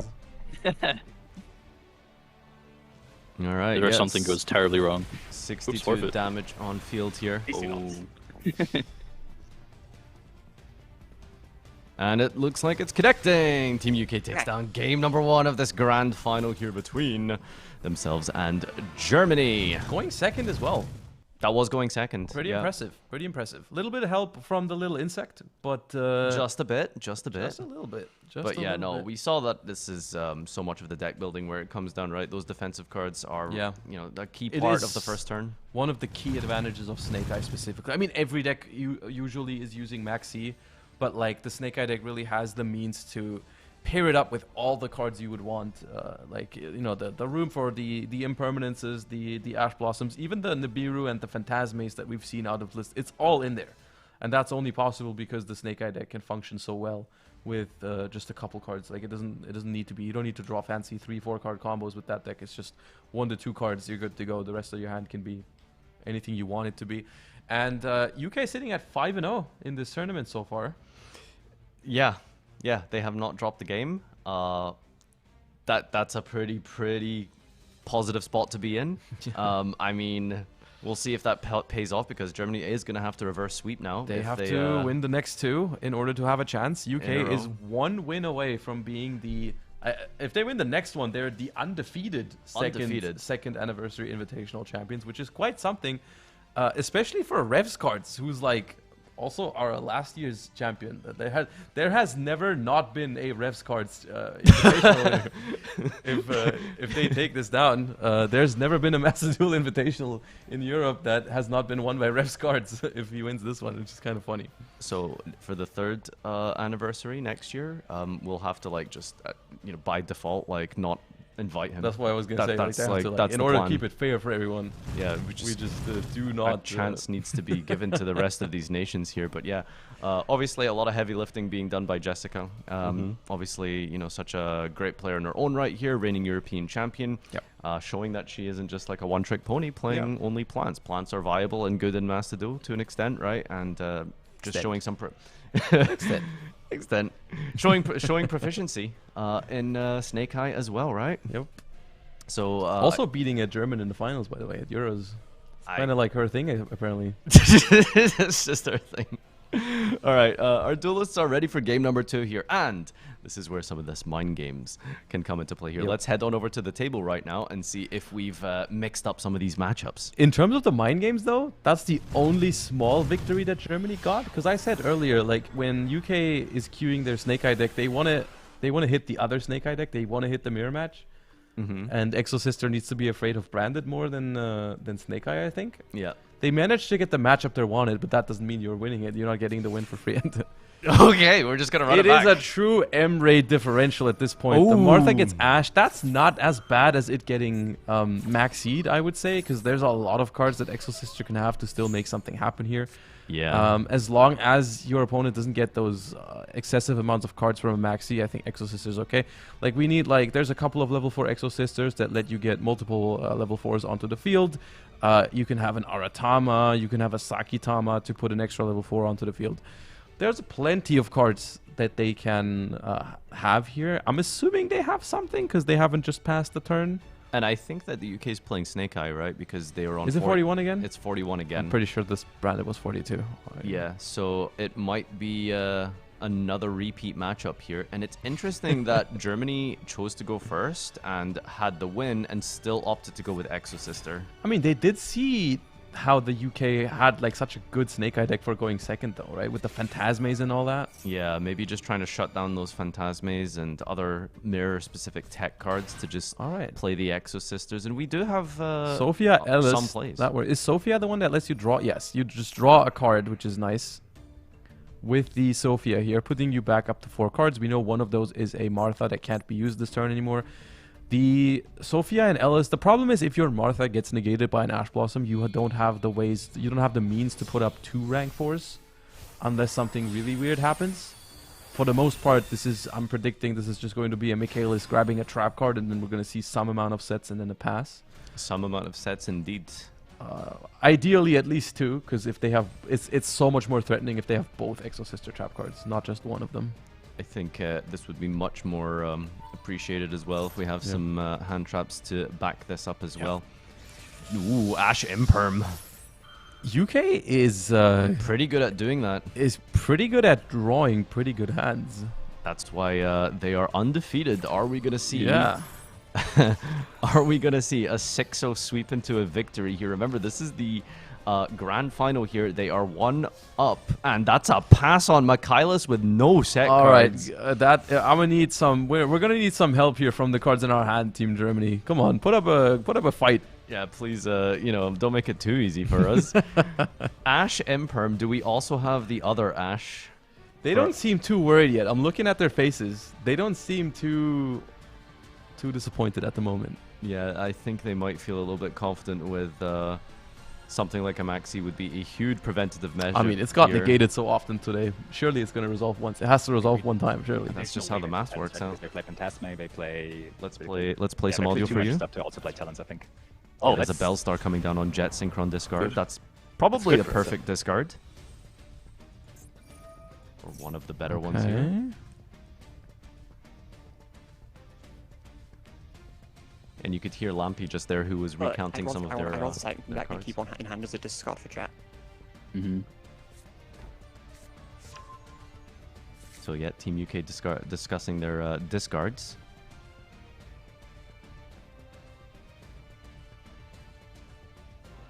Alright, well, Sinful Spoil is fetched from the deck here. That's going to give you some amount of follow-up. They do have Ash. So I think even if they max us, we push. Just push for Yeah, game. I think we just go for it. I think we just push for game.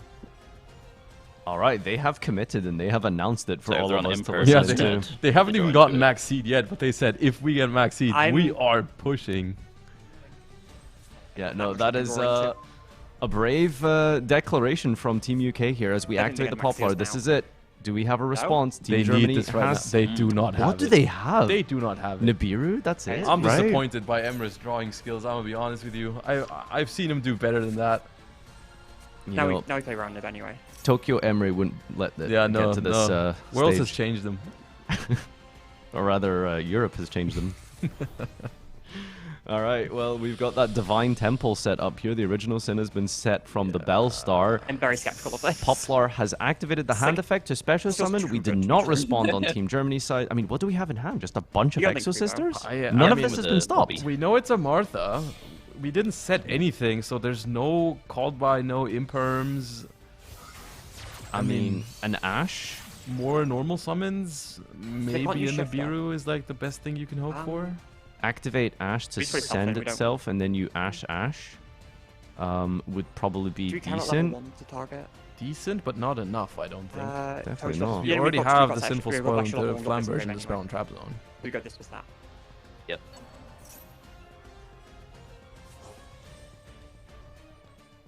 And The then problem is even something high impact, like in the Bureau right now.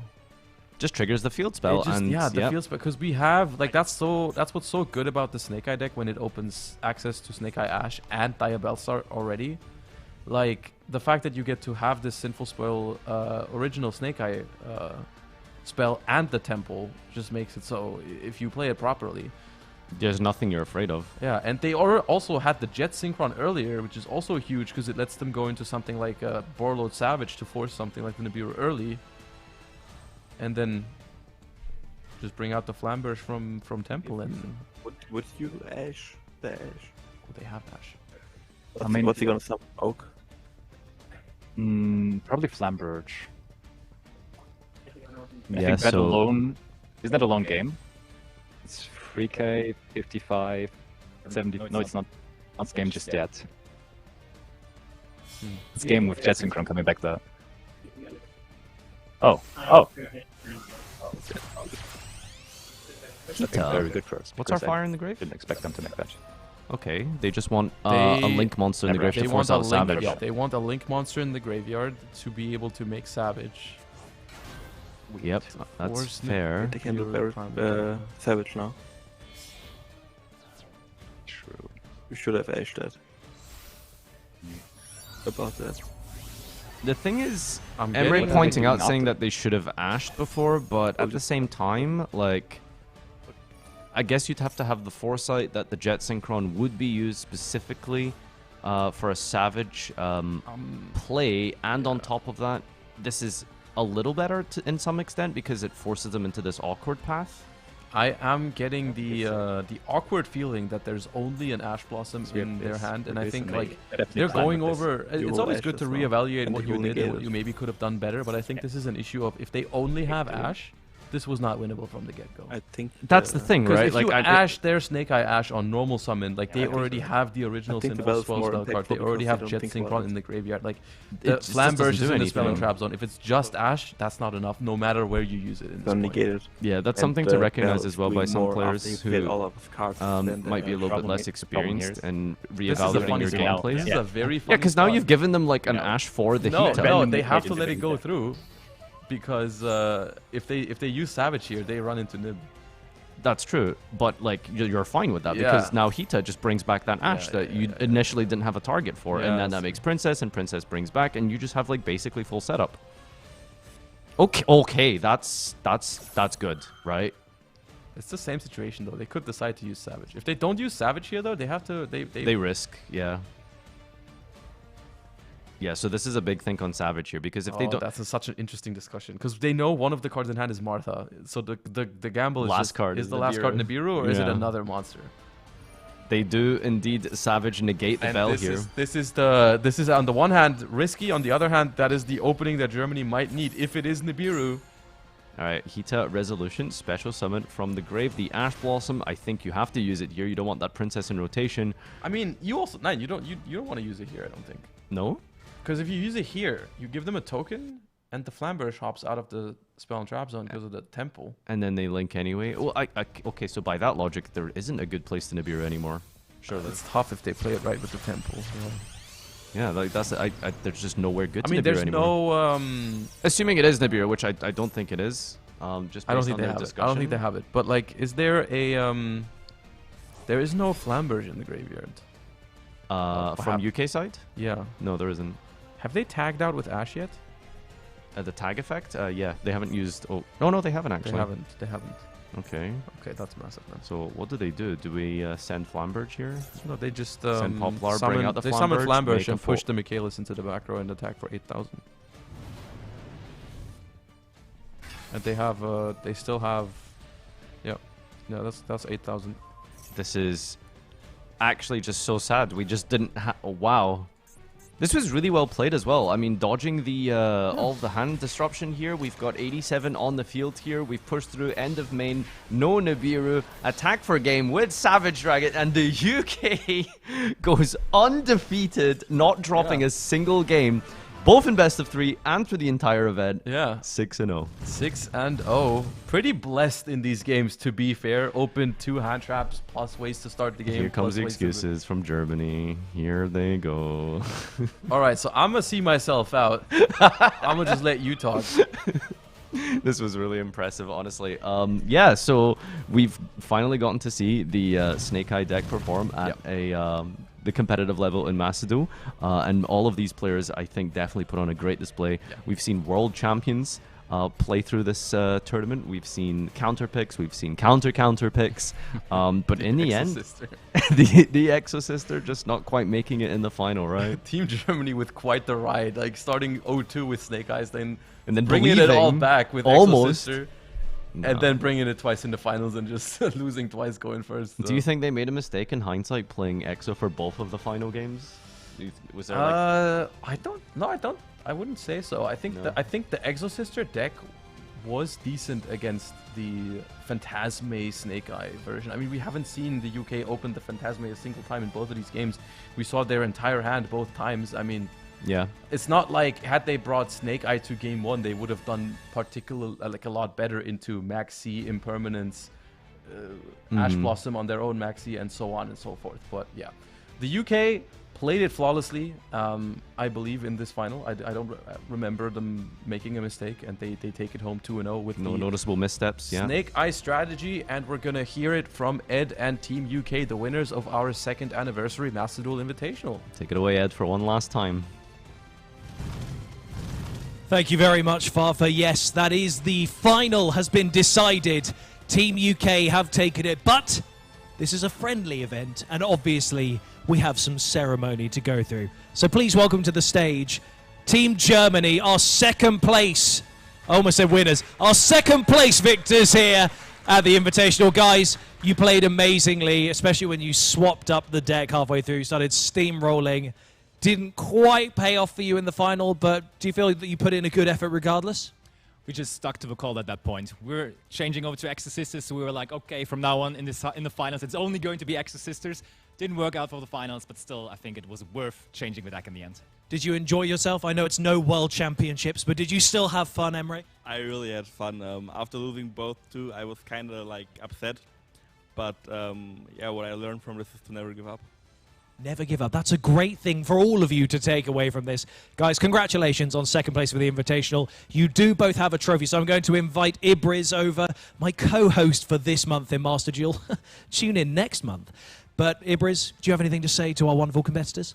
Just congratulations for second place at the second anniversary Invitational. Yeah, it's kind of apt, isn't it? Second for second. Well done, guys. One trophy for you, and we have a second trophy coming over as well for both of you. Congratulations. Rounds of applause for Team Germany taking that second place. Congratulations, guys. I will let you guys come and stand over on this side next to Ibriz because there's one winner. Well, technically there's two winners, but both of them are champions in their own right. And also, one of them has taken it for 2 years in a row. Please welcome the winners of the second anniversary Master Duel Invitational, Team UK, Revs Cards and Jessica Robinson! Guys, congratulations. I'll come to you in a moment because we'll have much to discuss, but Jess, you're no stranger to topping these kind of events. You've already won the Euros, and now you've beaten Europeans at Master Duel. 2 different formats, TCG and now digital. How do you feel? Elated. Simple, short and efficient. That's what we like. You had an amazing duel in that last one. You guys took it a 2-0 sweep. Were you pretty confident the whole time? Were there moments where you felt on the rocks, or? I was a little bit scared of just hand traps in Nibiru because it just felt like something was coming, but luckily we were safe. Yeah, you managed to get around things like Ghost Spell and everything with your Savage Dragon, so you guys really managed to nail it. And Revs, your second time winning this in a row. We might have to stop inviting you just because someone else needs a chance, Rev. But congratulations, you did amazing. How does it feel twice in a row? We just keep coming back. Just keep going back. And also, the thing is, I mocked you before we came into the final, saying you had the nerve, nay, the cheek, to say you'd be undefeated, but you remained undefeated throughout the whole thing. That must feel pretty amazing. Yeah, it feels great. It feels great. Thanks. Well, speaking of feeling great, here's a trophy that will feel great in your hands and on your mantelpiece. That wasn't my best segue, but Ibriz, please do hand over our wonderful thing to the champions. Yeah, 2 years of Yu-Gi-Oh! Master Duel and 2 titles for Revs Cards and a title for Jess. Congratulations to both of you. Here is your trophy and also the second trophy for both of you. So guys, give it up one more time for the winners of the second anniversary Invitational, Revs Cards and Jessica Robinson! Team UK have taken the win, and that is going to be the end of our coverage here at the second anniversary Invitational. But this has been so much fun. Thank you so much to all of you for watching at home, but also thank you so much to all of you who have downloaded and played Master Duel, because it's such a wonderful digital title for us to have, and we love that you guys are all a part of it. Make sure that you guys take part in some Challenger Cups that some of our amazing content creators will be hosting very soon. Tune into this month in Master Duel for more monthly updates about Master Duel, and of course, hopefully, we'll see you again at another Invitational. But one more time, give it up for your second and first place winners of the second anniversary Invitational for Master Duel! Thank you very much, duelists. We will see you next time.